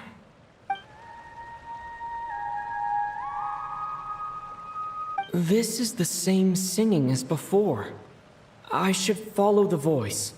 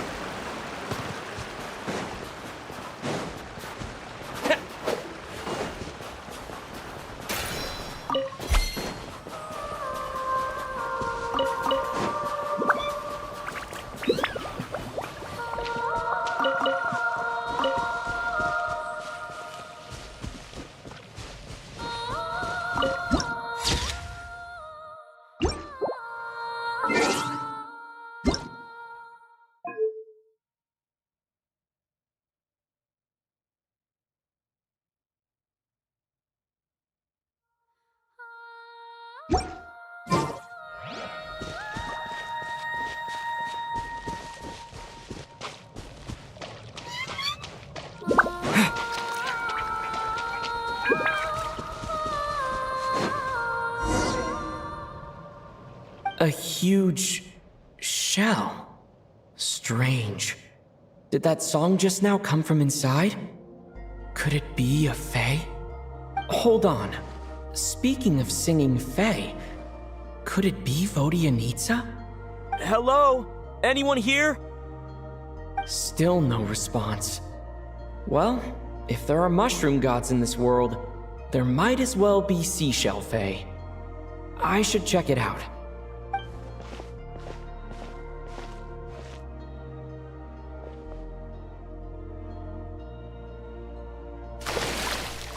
Hello there, traveler.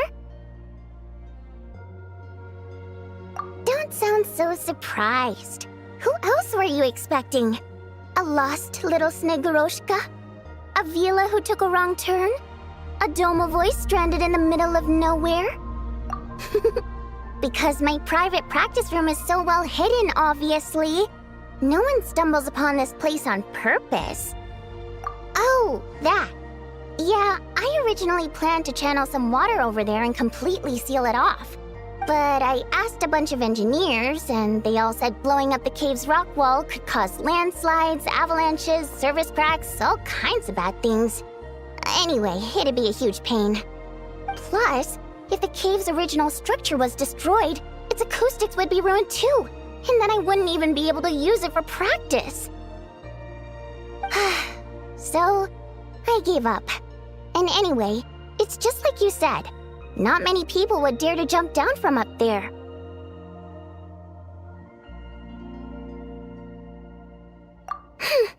I'm not answering that question, because you haven't answered mine. Who else were you expecting to see here? One person asks, the other person answers. Then comes the next question. That's how polite conversation should go. Oh, I see. In that case, why did you hesitate at the entrance for so long? I heard your footsteps through the ice the minute you got to the entrance of the cave. You traversed the ice wall only to fall into the water at the last moment. I heard you sputtering from here. Now, I was considering letting you have a few sips of strong liquor to warm you back up. But on second thought, spirits that have been frozen lead to intoxication too quickly. So I thought this pill would be better. It's something hunters use to warm themselves up out in the frigid wilderness. Yep, I wasn't about to watch you freeze to death after a fall like that. Go on, down it goes. Good. Now we can get back to your question. You wanted to know why I practice in a place like this, right? Well, the answer's simple. Practicing in the city would disturb people.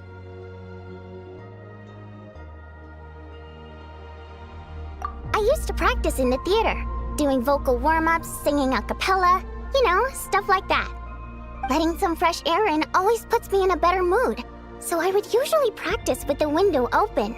And, well, do I even need to say how captivating my singing voice is?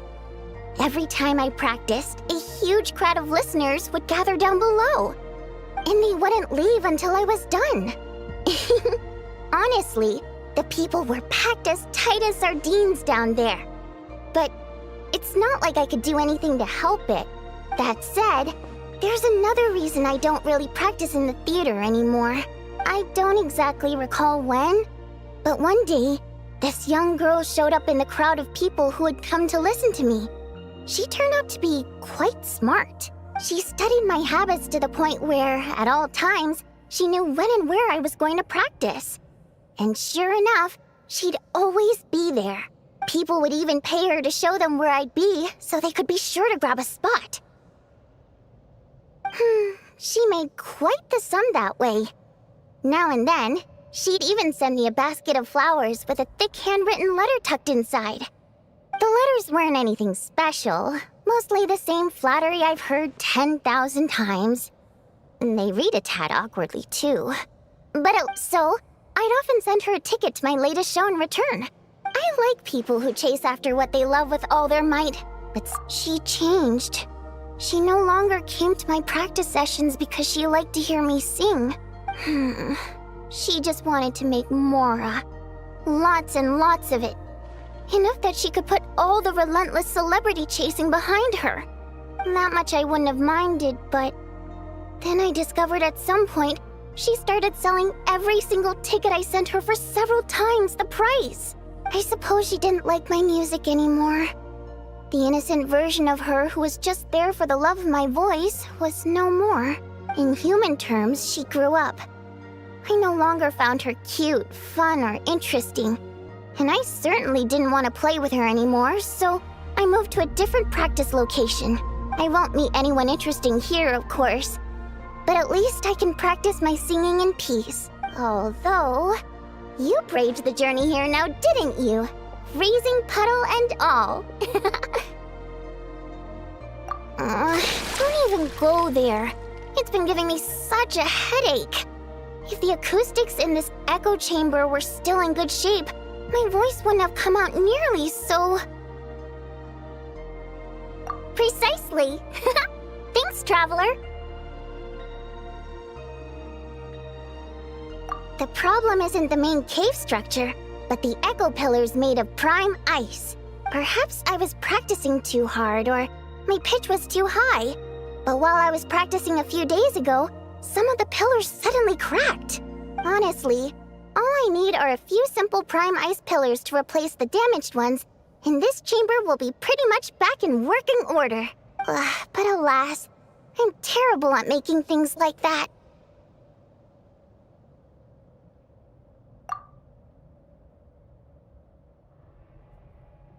No, it's like I said. All I heard were footsteps at the entrance. It's not like I lured you here or something. I swear. Anyway, since I have you here, there's no time to waste. Let me tell you which pillars to swap. Actually, just telling won't do. Shh.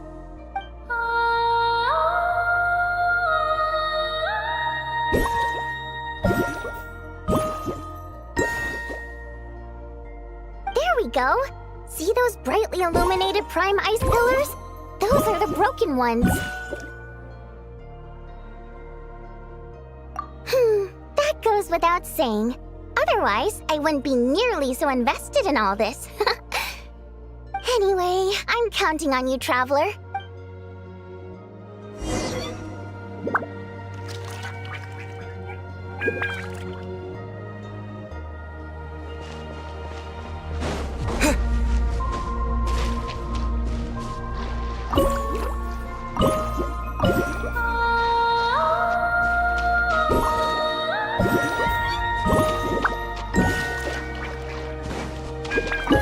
Perfect! This prime ice pillar is good to go!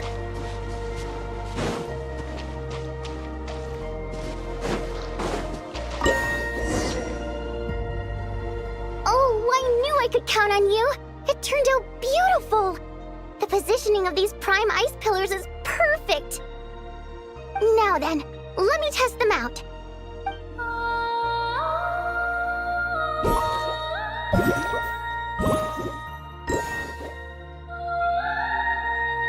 That's right. Looks like I can practice in peace for now. Since you helped me fix these prime ice pillars, allow me to sing you a little practice piece. Unnecessary. My voice is all... I'm practicing here today, and in a few days I'll head over to Ronkova Zoria to do the same. I wonder if Odette and Alosha will be there. Anyway, sit back and relax. Oh, but don't close your eyes, or you might zone out and fall face first into the water.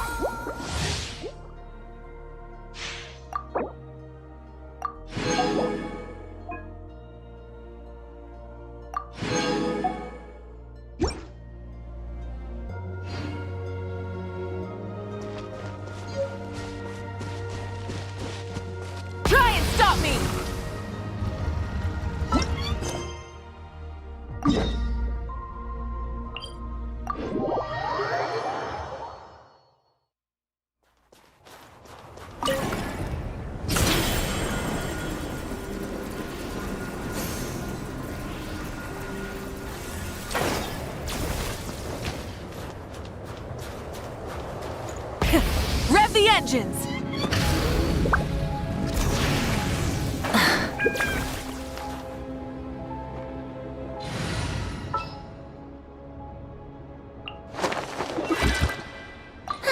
I knew you'd miss me.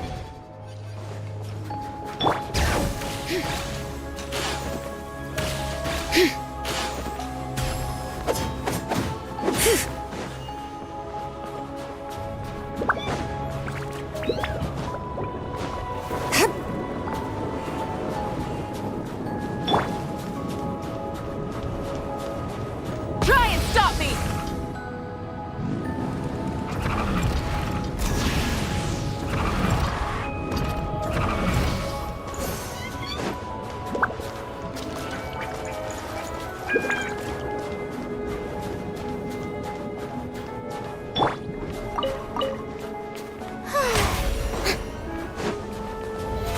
How brilliant!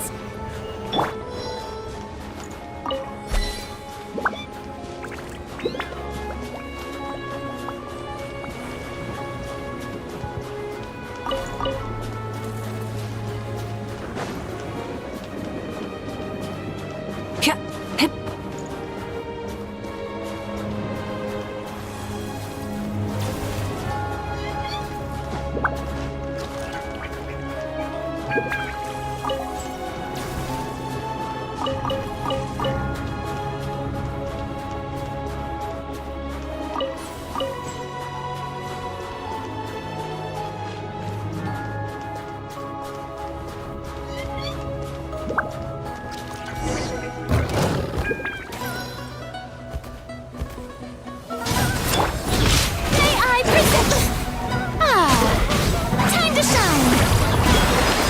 No touching! Bring it! Light of the blazing sun!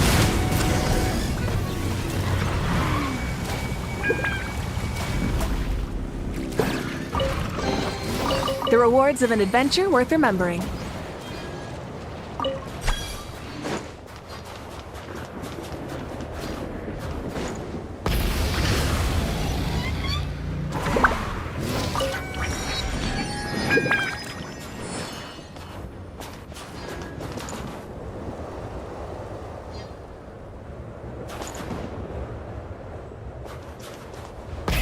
Rev the engines!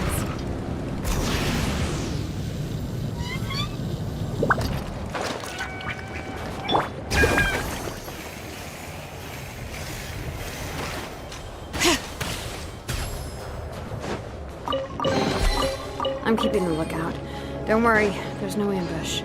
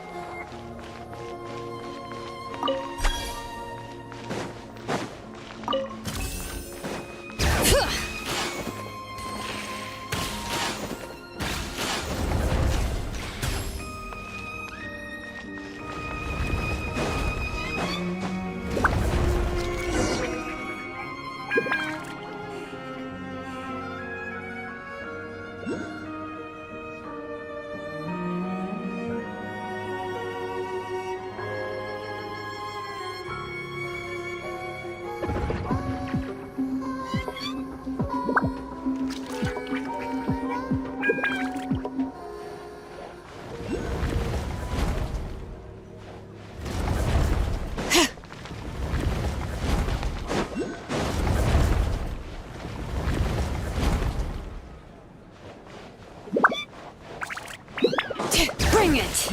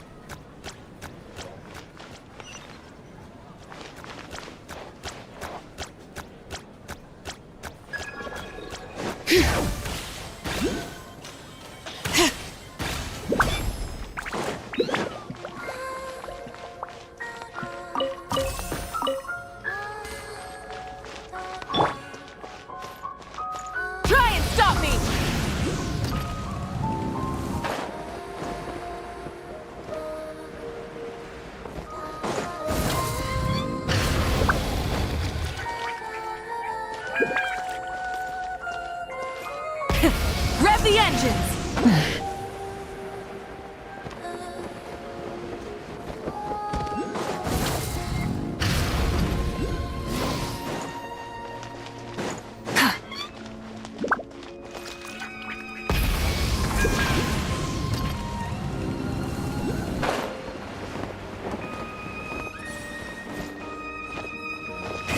Rev the engines! Bring it!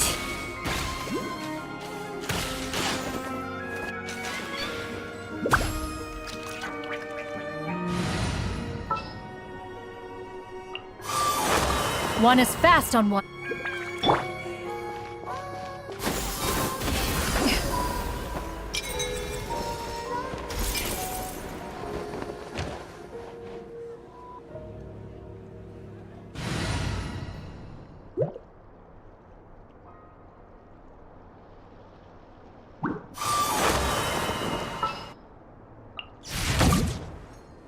Will there be enough food?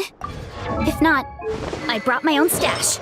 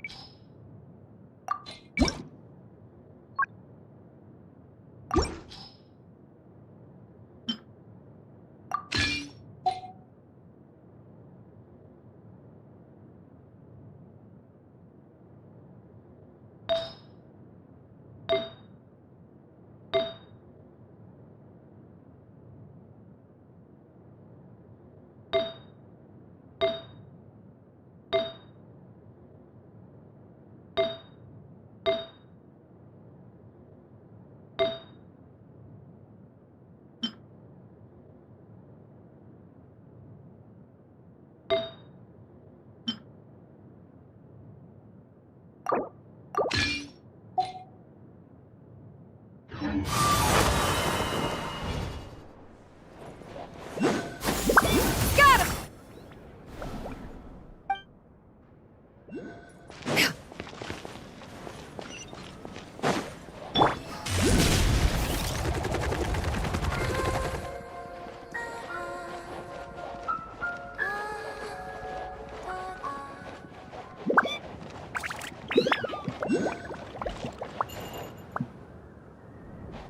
Running late again.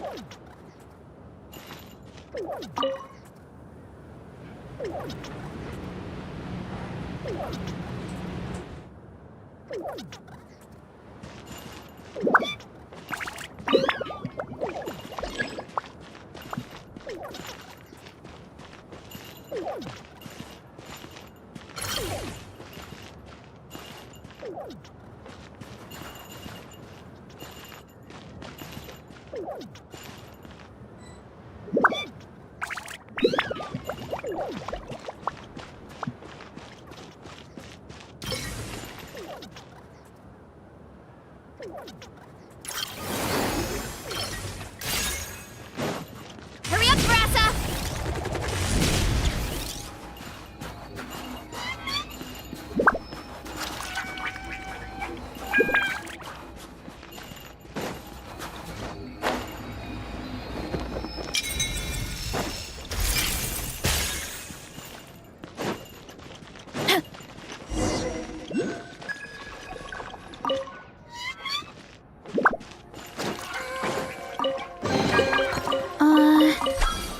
Did that grow out of the ground?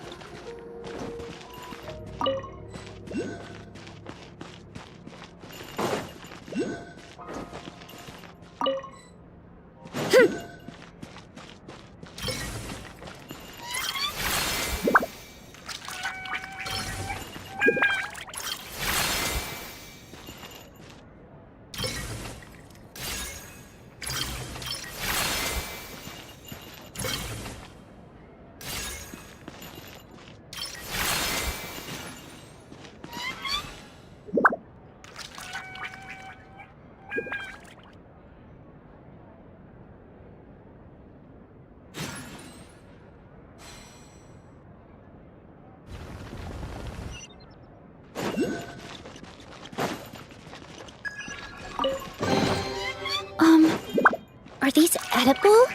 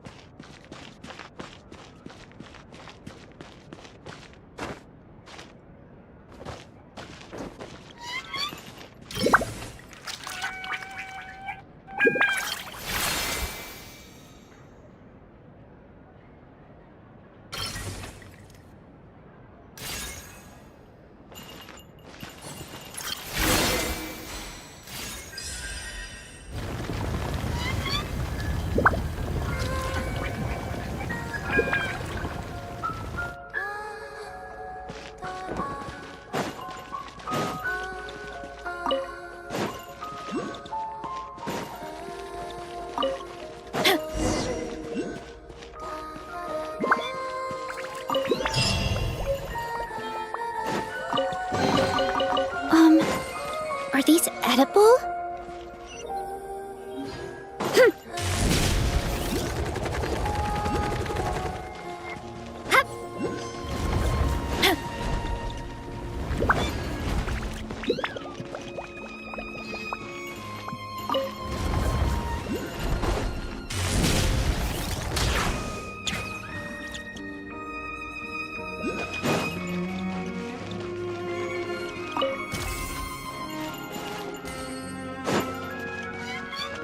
Running late again.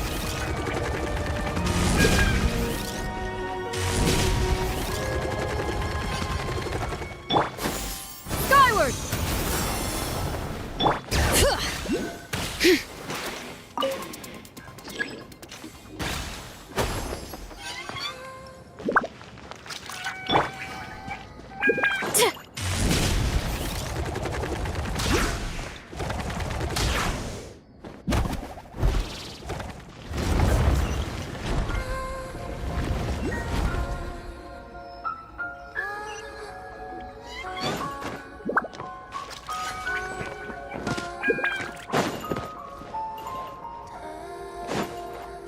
late again.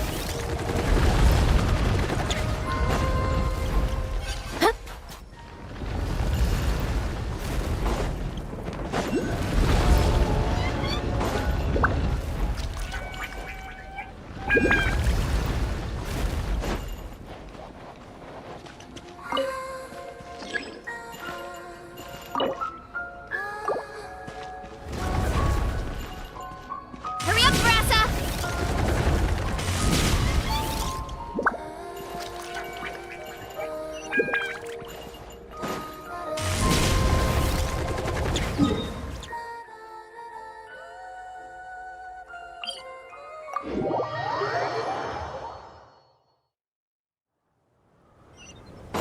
Time to roll!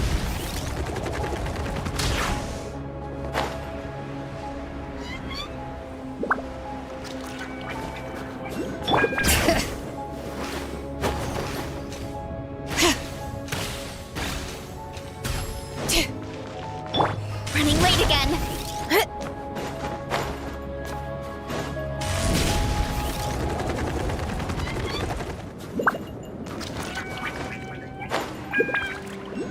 Kapow!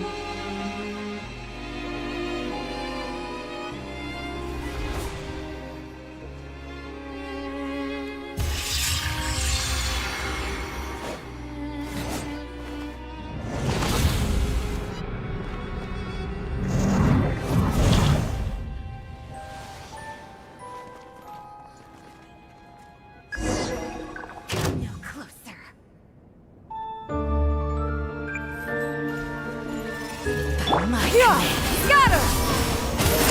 To the echoes of the valley! Access denied. Seize the skies! Charge! Impossible. The antenna! Grant me strength! Impossible. It's justice o'clock! Hero incoming! Look out below! Hero incoming! Blaze over!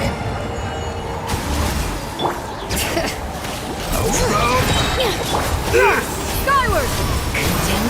Crystalline! Brave names echo! Headbutt! Kapow! Hero incoming! Impossible! Yeah! How about surge? Kapow! Hi! Skyward! No touching! Let the mountain's veins boil! All hail! Skyward! Scatter! Yeah! Kapow! Smash down! Make way for the adept! Kapow! It's justice o'clock! Headbutt! Charge! Yeah! Skyward! Access denied! This! How could this be?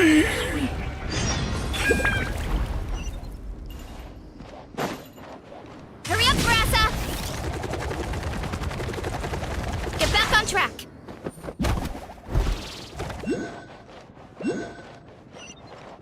Running late again! Come no closer! Skyward! Scatter!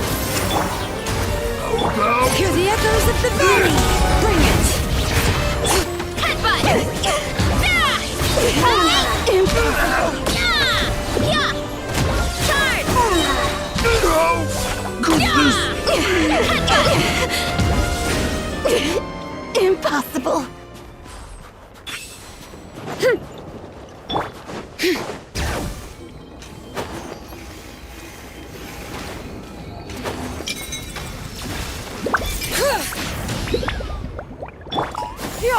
Scatter!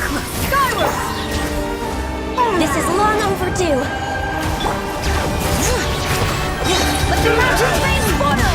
My Charge! Headbutt! Heads up! Hero incoming! Impossible! Yeah! Kapow!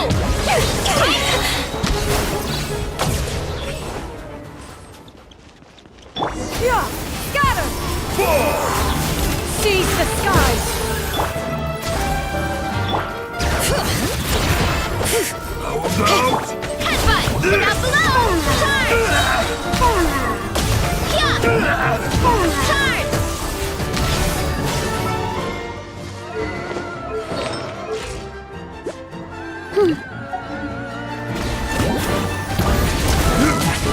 Letting great names echo!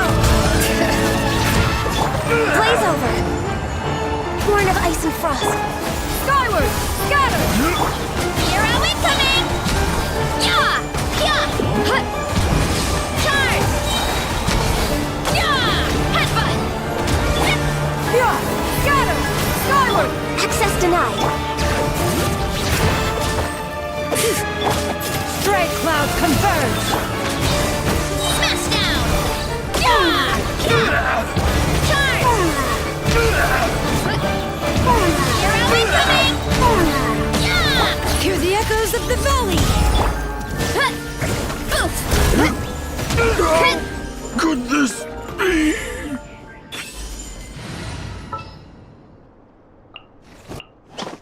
I won't hold you back! Much.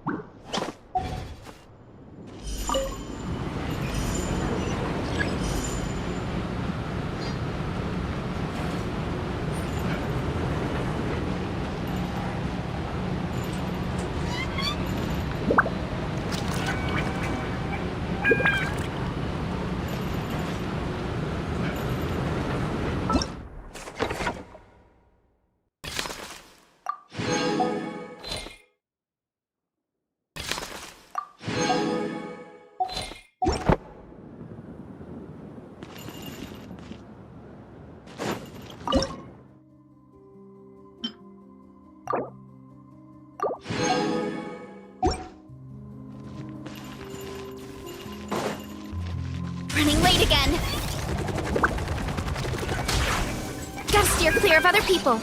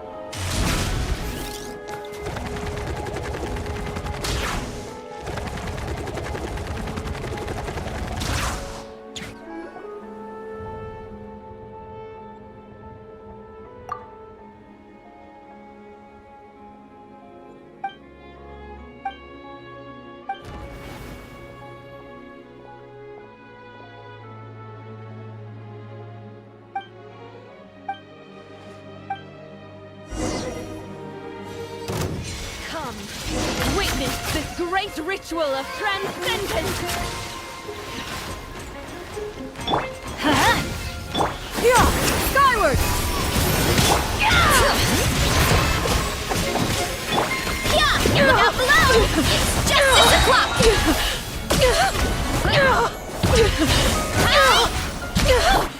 Skyward! Let's light it up! Bring it! Let the mountain's veins boil! Adventure time! I'm going in! Kapow! Charge! Yeah! Kapow! Charge! Headbutt!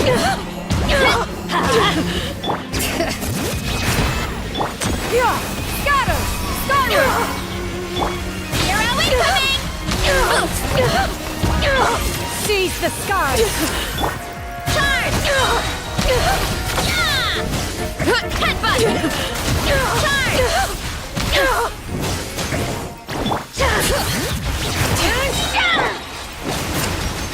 Letting Crave's names echo! Here.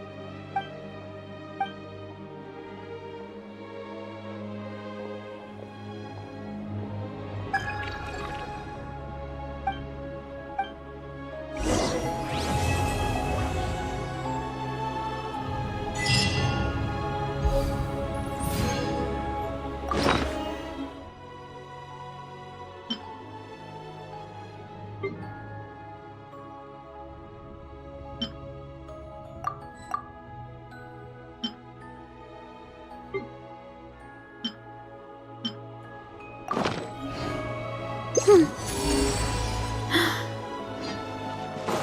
to roll! Oh, so shiny!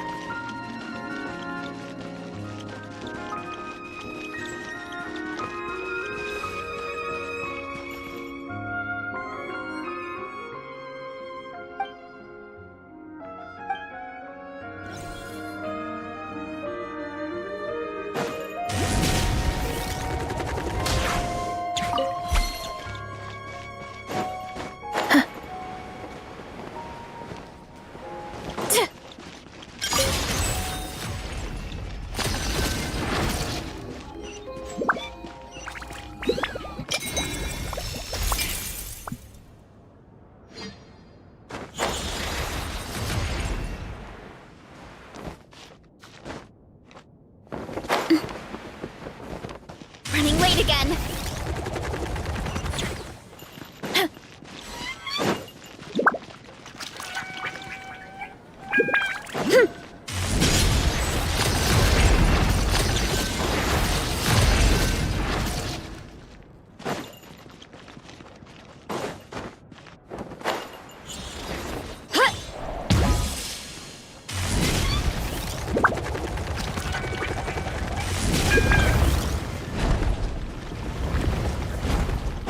Hurry up, Brassa!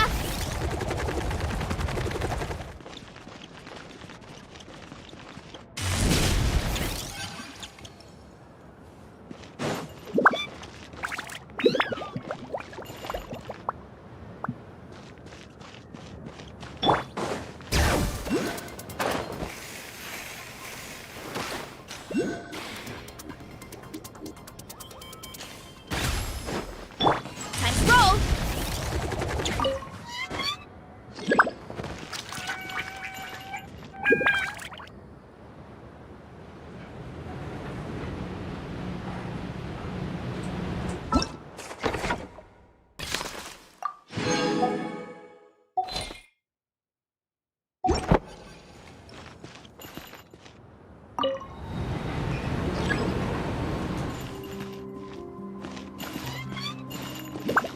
Bring it!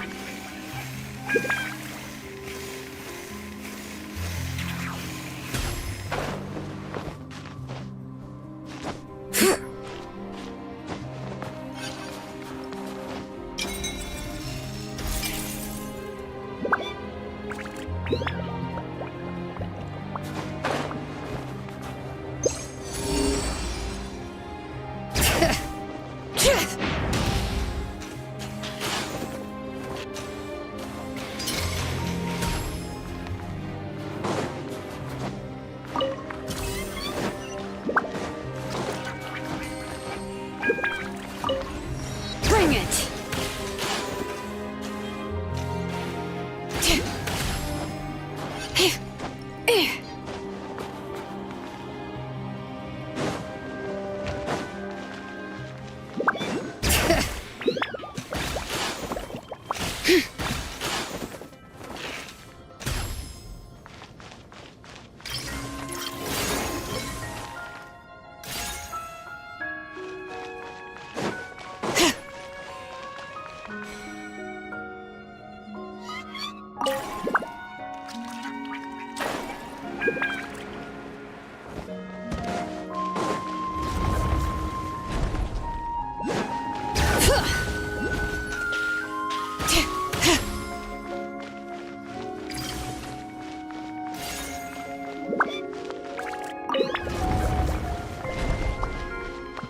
Bring it!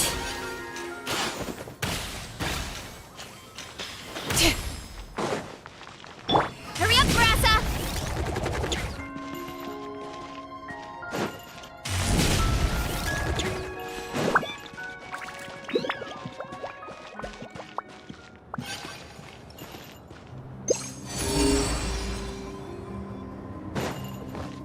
Running late again.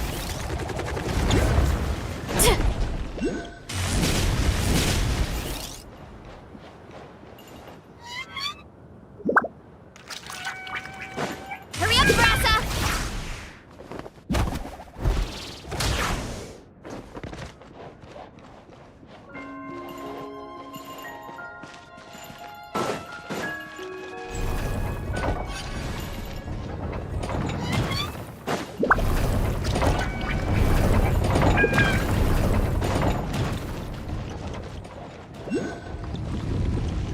What?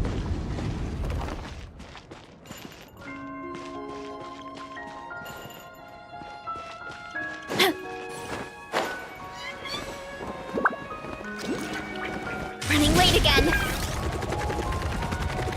Hup. Here I go!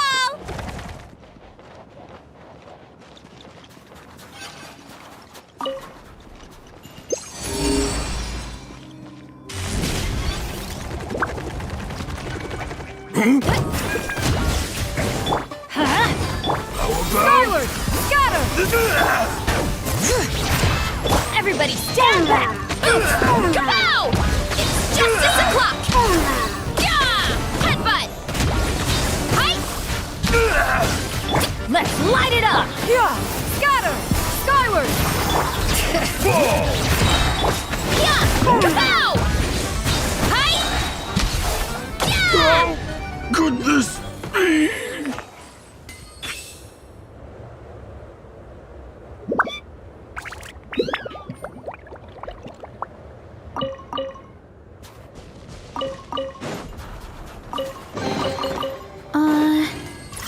Did that grow out of the ground?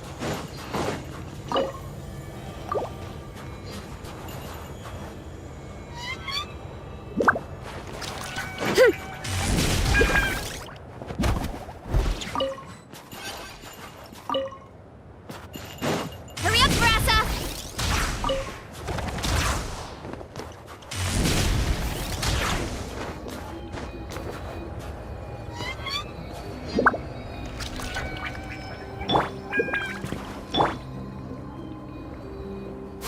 Skyward! Scatter!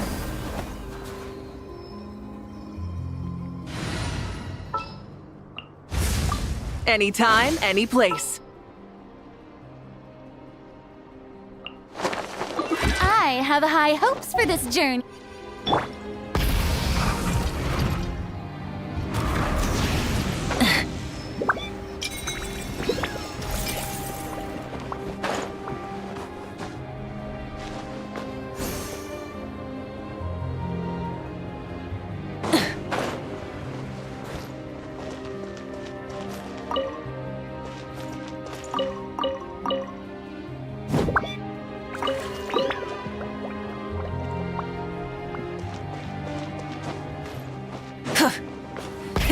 Rev the engines!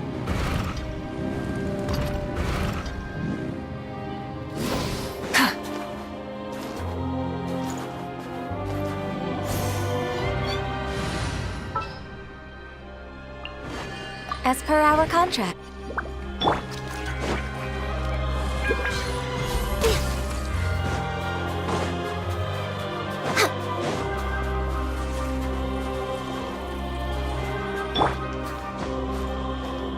Try and stop me!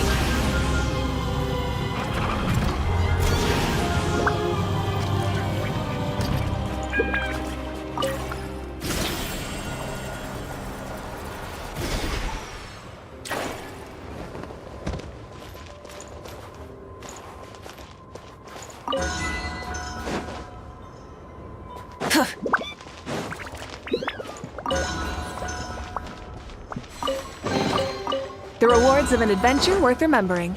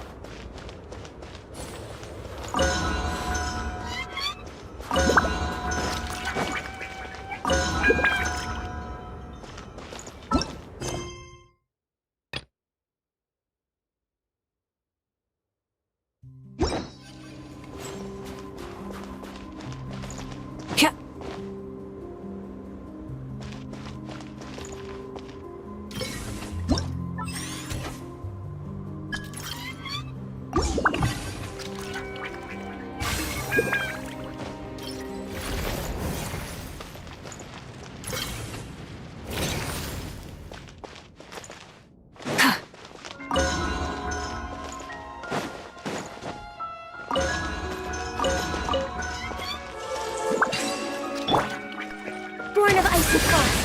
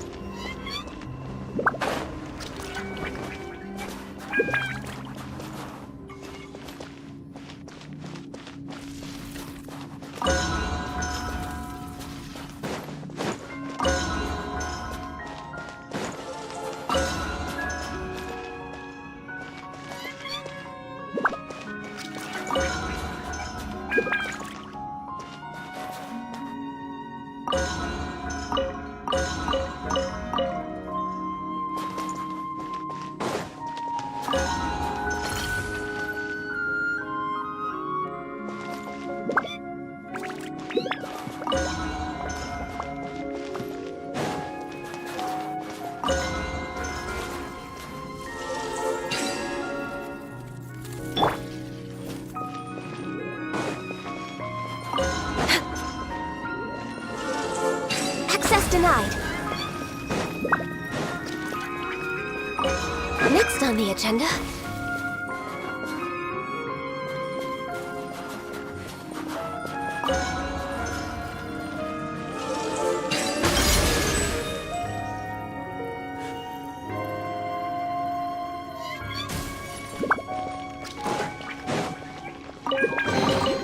Perhaps whoever left these behind was also fulfilling a contract.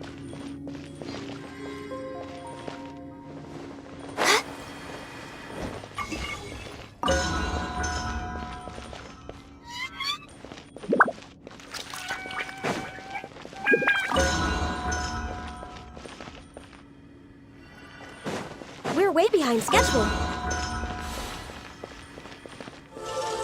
No touching!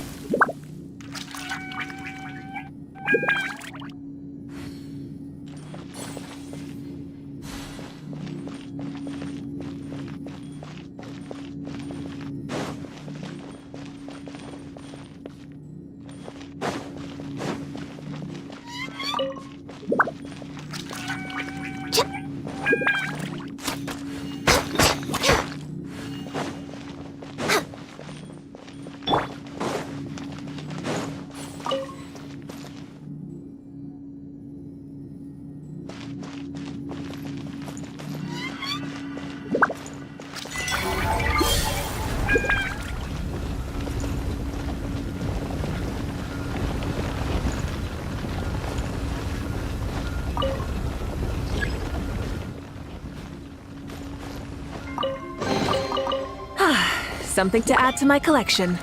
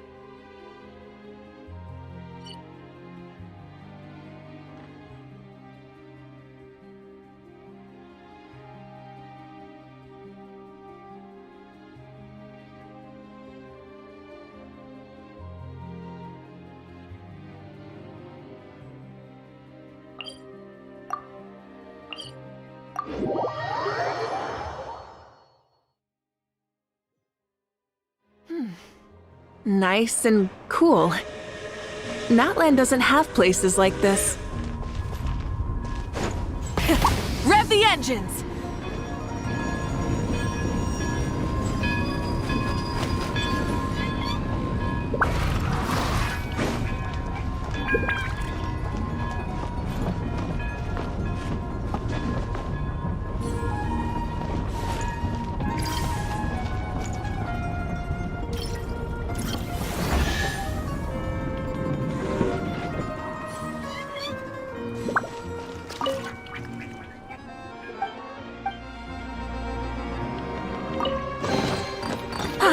Something to add to my collection.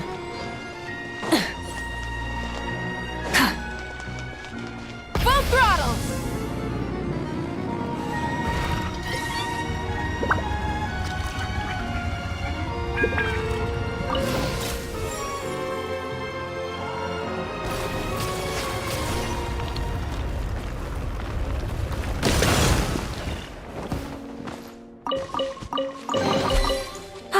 Something to add to my collection.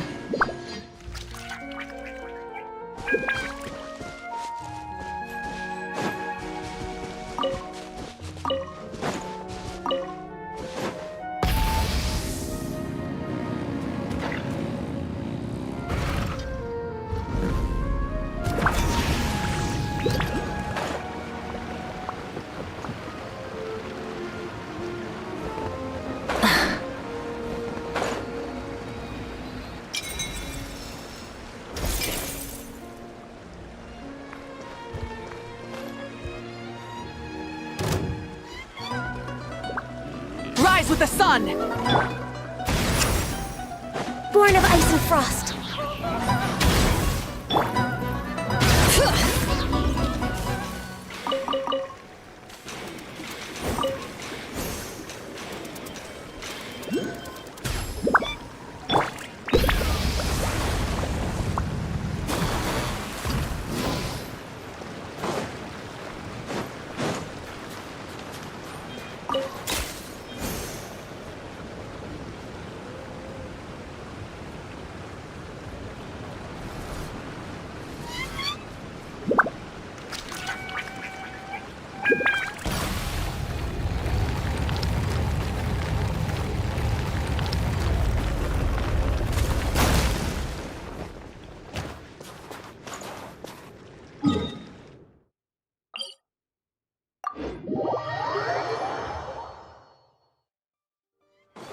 Try and stop me!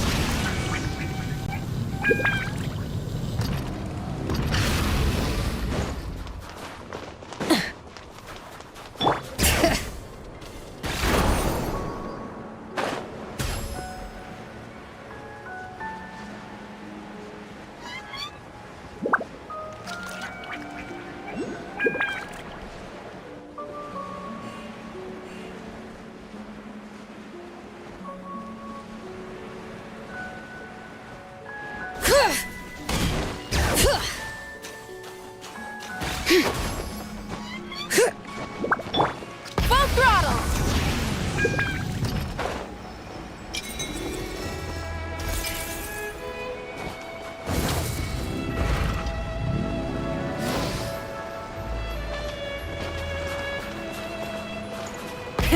Rev the engines!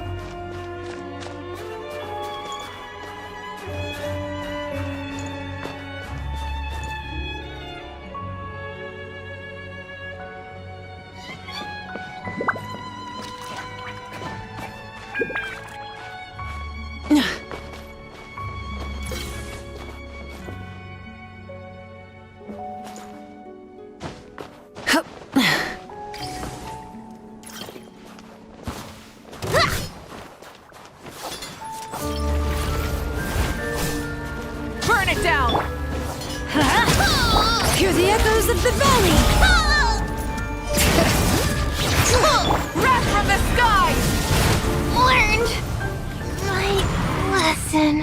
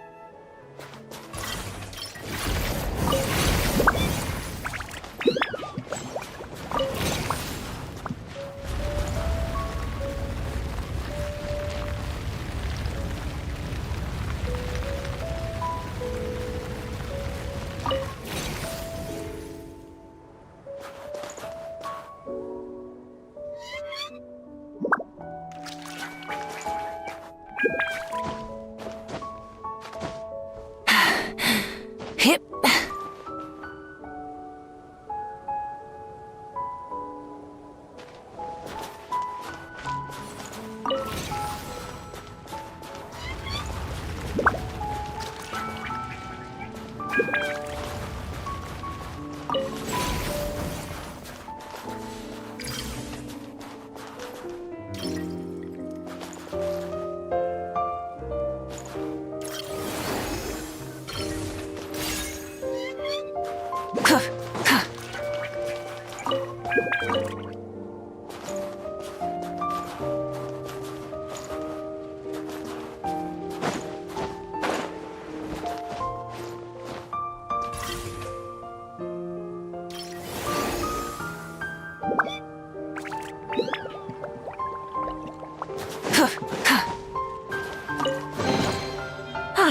Something to add to my collection.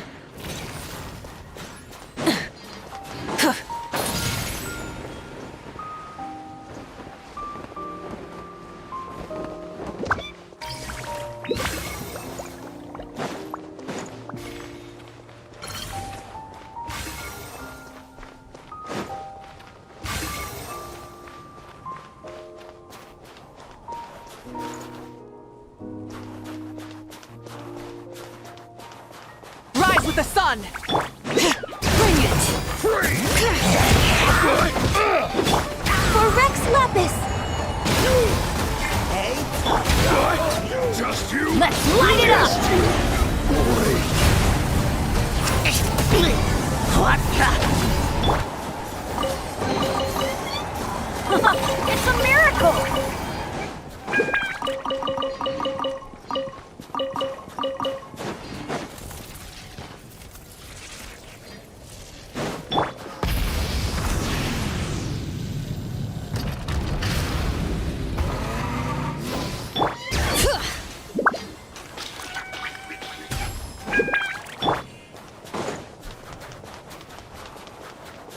Full throttle!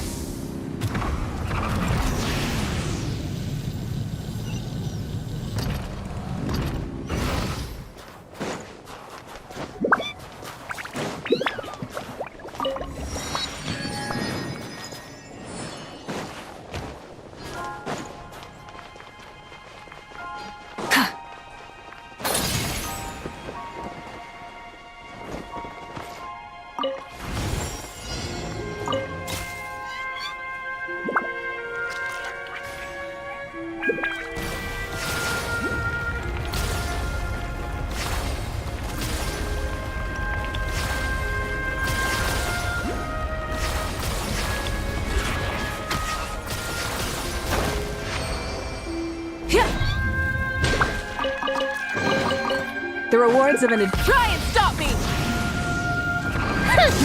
Big mistake!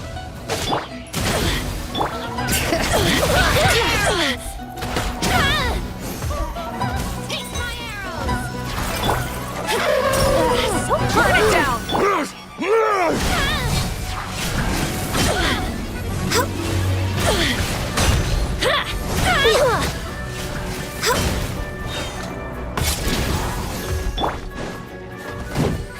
You wanna fight? Let's go! Wrath from the sky!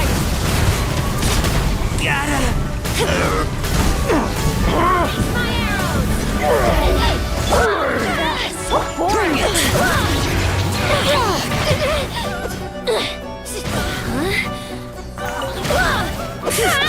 Everybody stand back! Let's pyroclastic surge! Incinerate!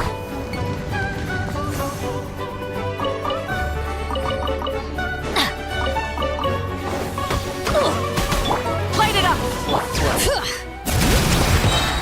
Let the mountain flames boil! Light as a blazing sun!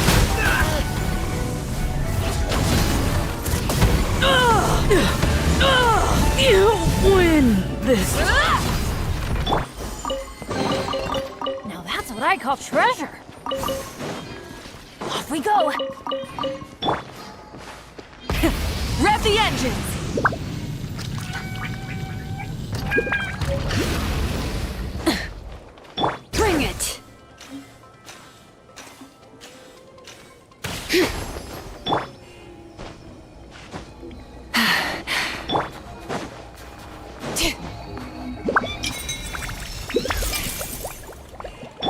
Full throttle!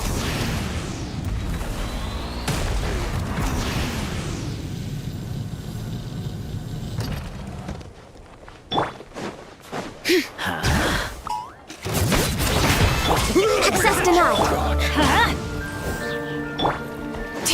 Pyroclastic surge!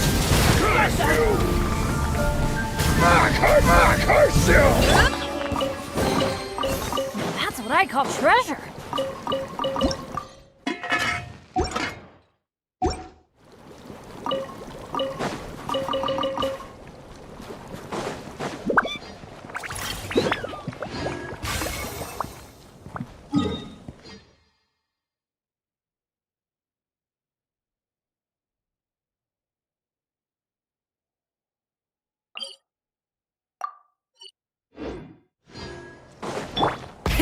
Rev the engines!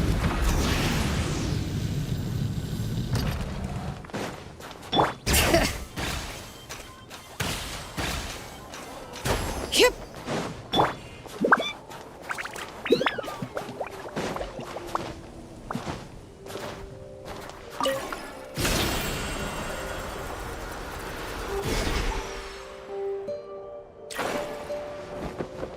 Full throttle!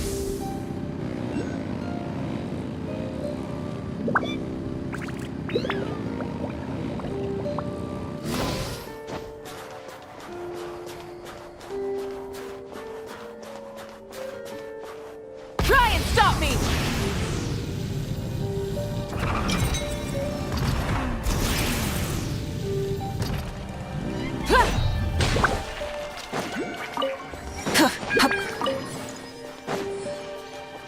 Rise with the sun!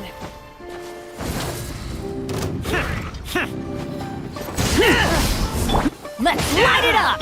No touching. Blaze over. Light of the blazing sun! Just you! Just you!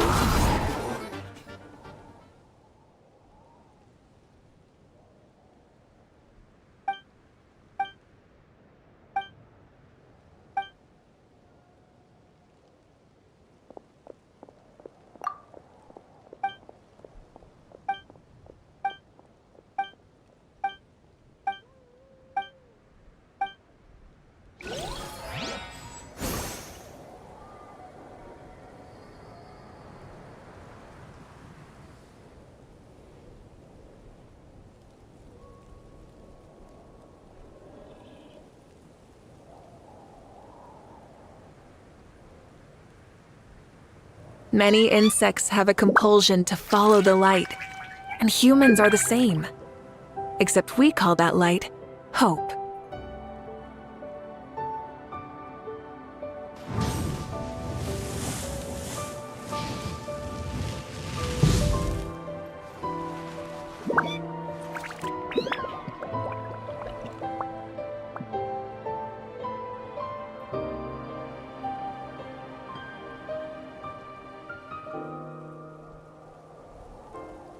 Exploration and trials. Adventuring is right up my alley.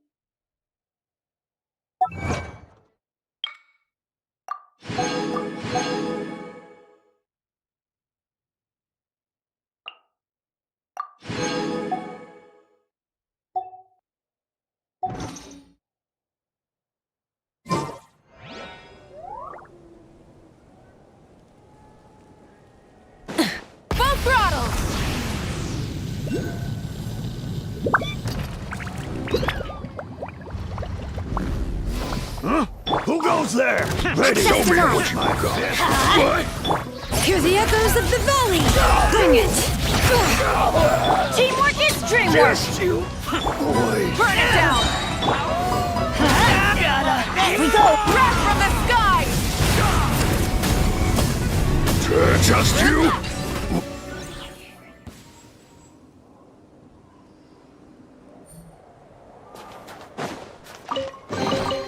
The rewards of an adventure worth remembering.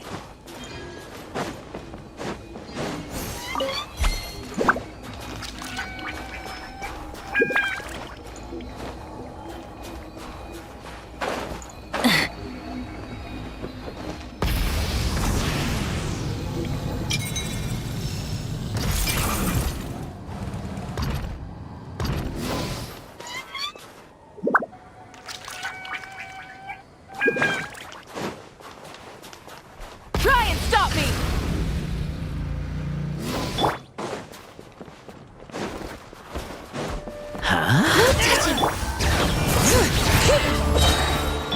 Everybody stand back! Letting brave names echo!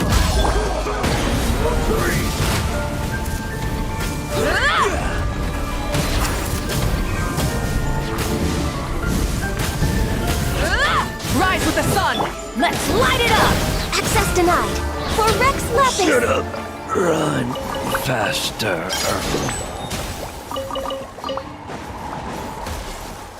We're way behind schedule.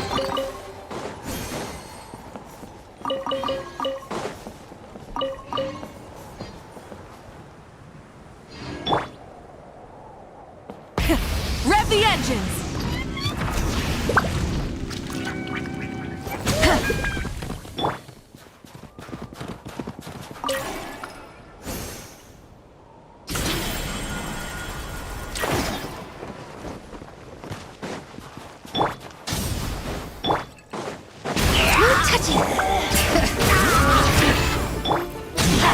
Fine. Teamwork is dream! Pyroclastic surge!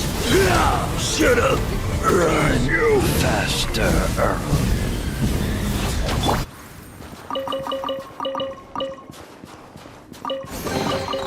Now that's what I call treasure. Adventure time. Try and stop me!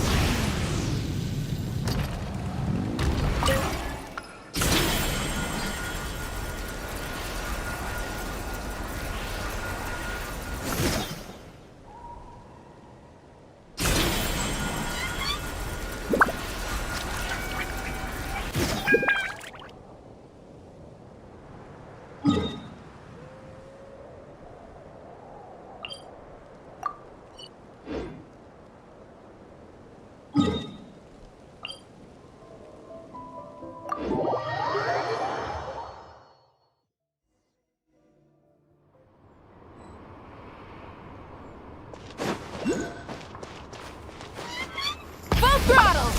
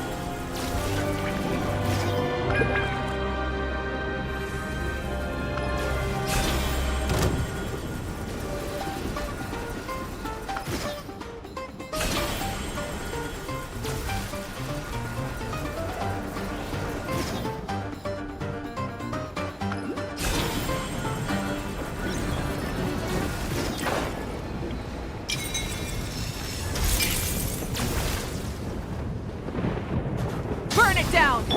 Next on the agenda, Born of Ice and Frost.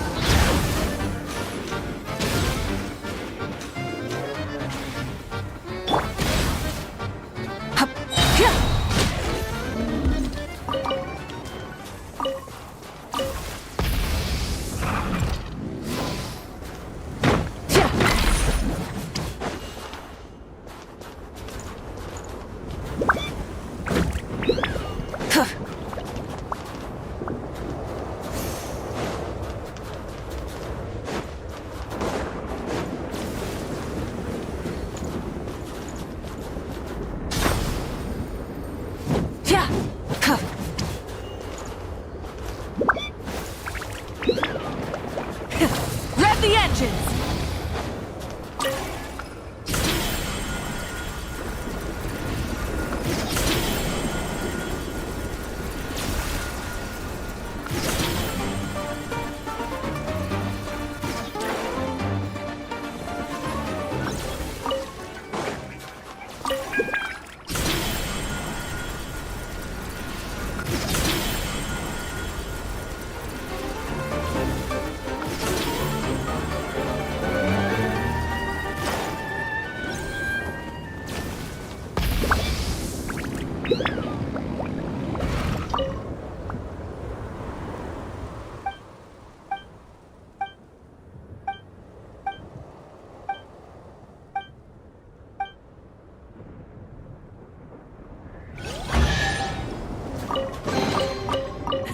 Hey, not a bad haul.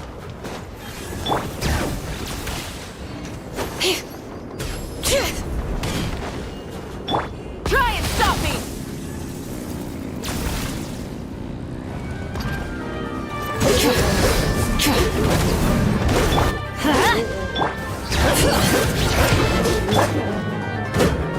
Light of the blazing sun!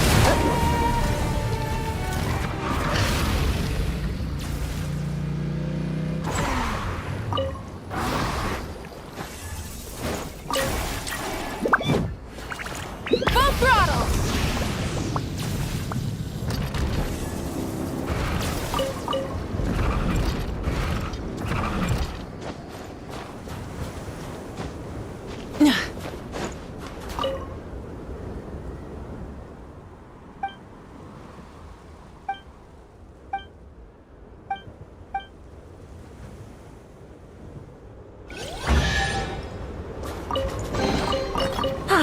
Something to add to my collection.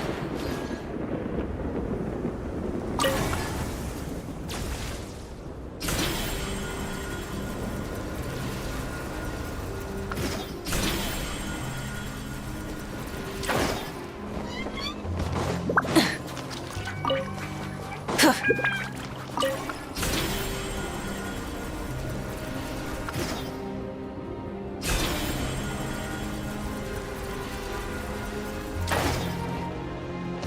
and stop me!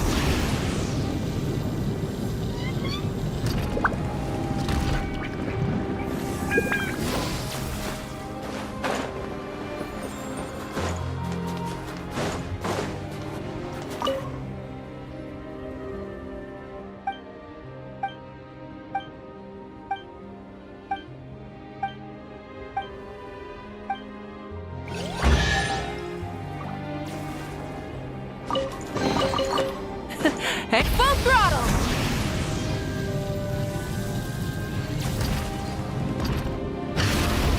Bring it!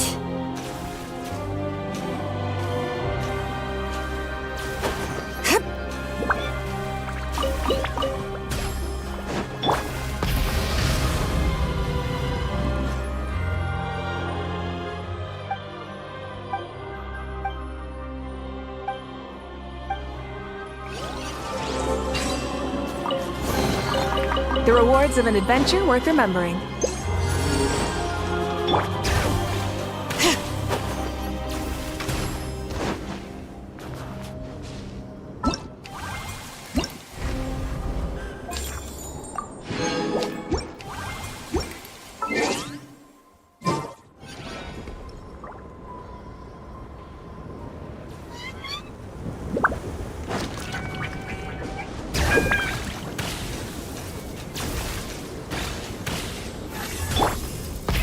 Rev the engines!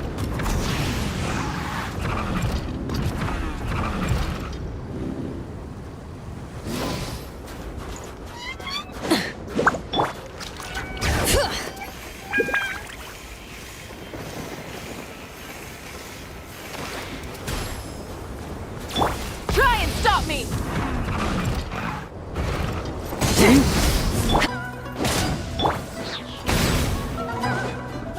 Access denied. Let the mountain's veins boil! Bring it! Pyroclastic surge! How could this be?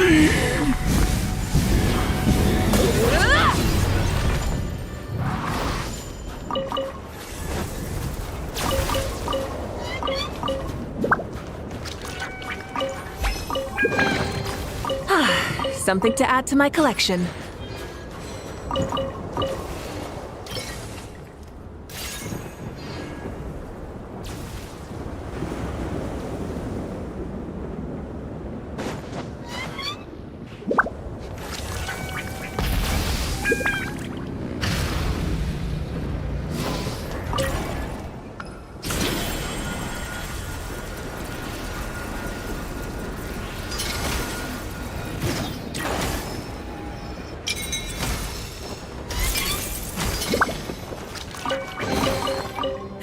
Hey, not a bad haul.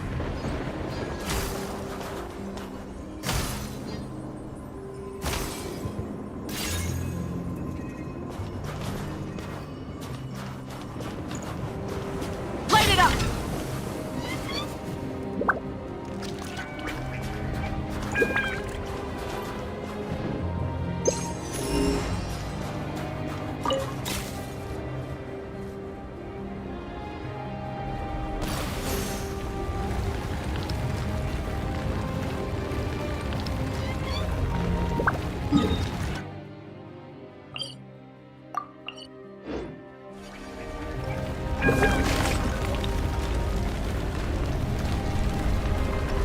Is this our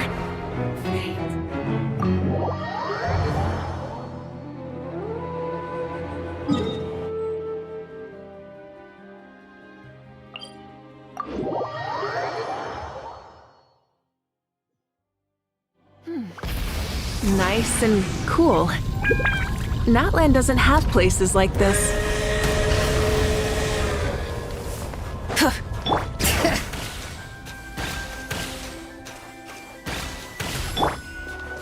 Full throttle!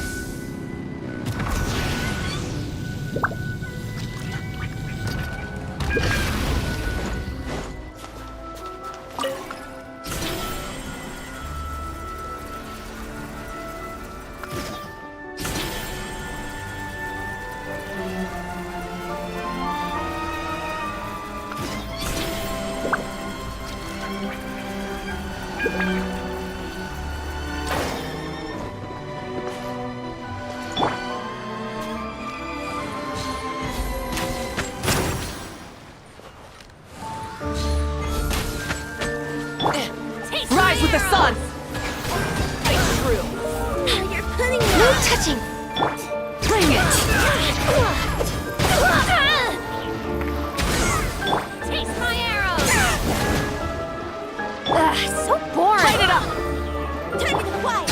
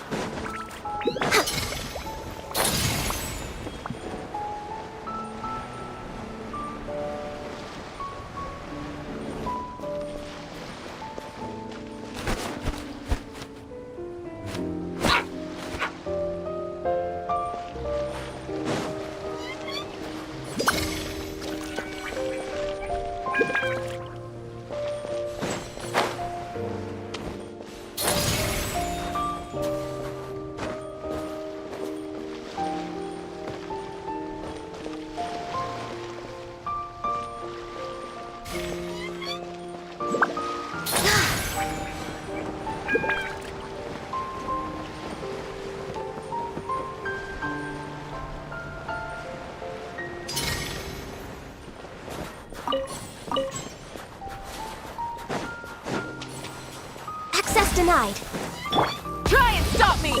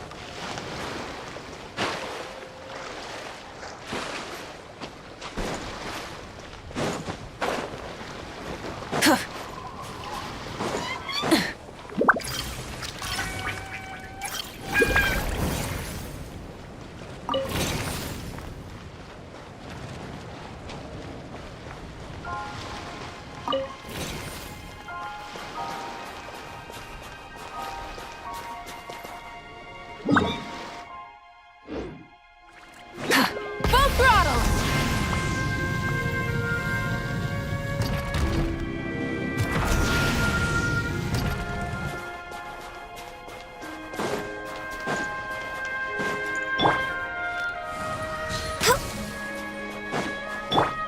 Let's light it up!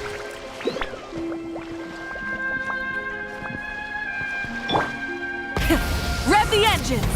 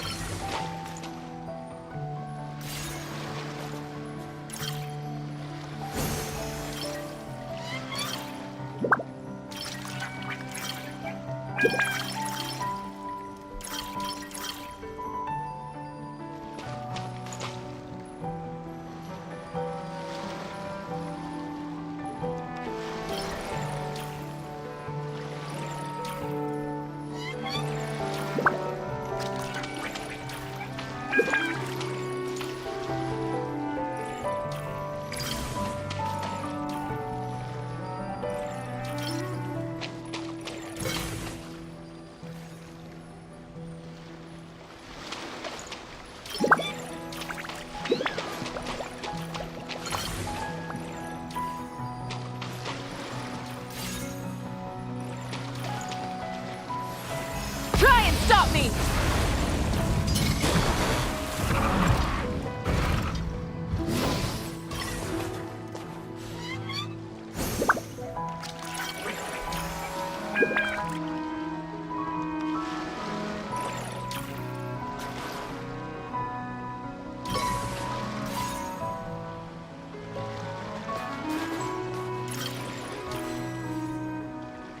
Full throttle!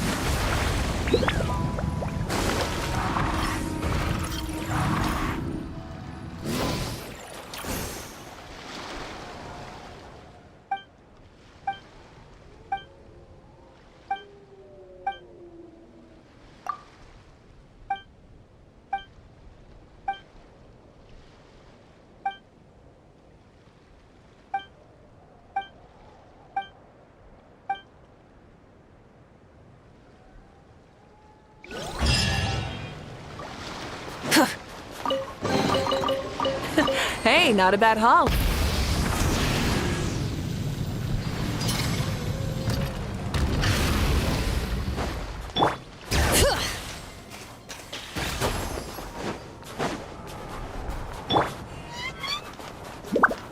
Try and stop me!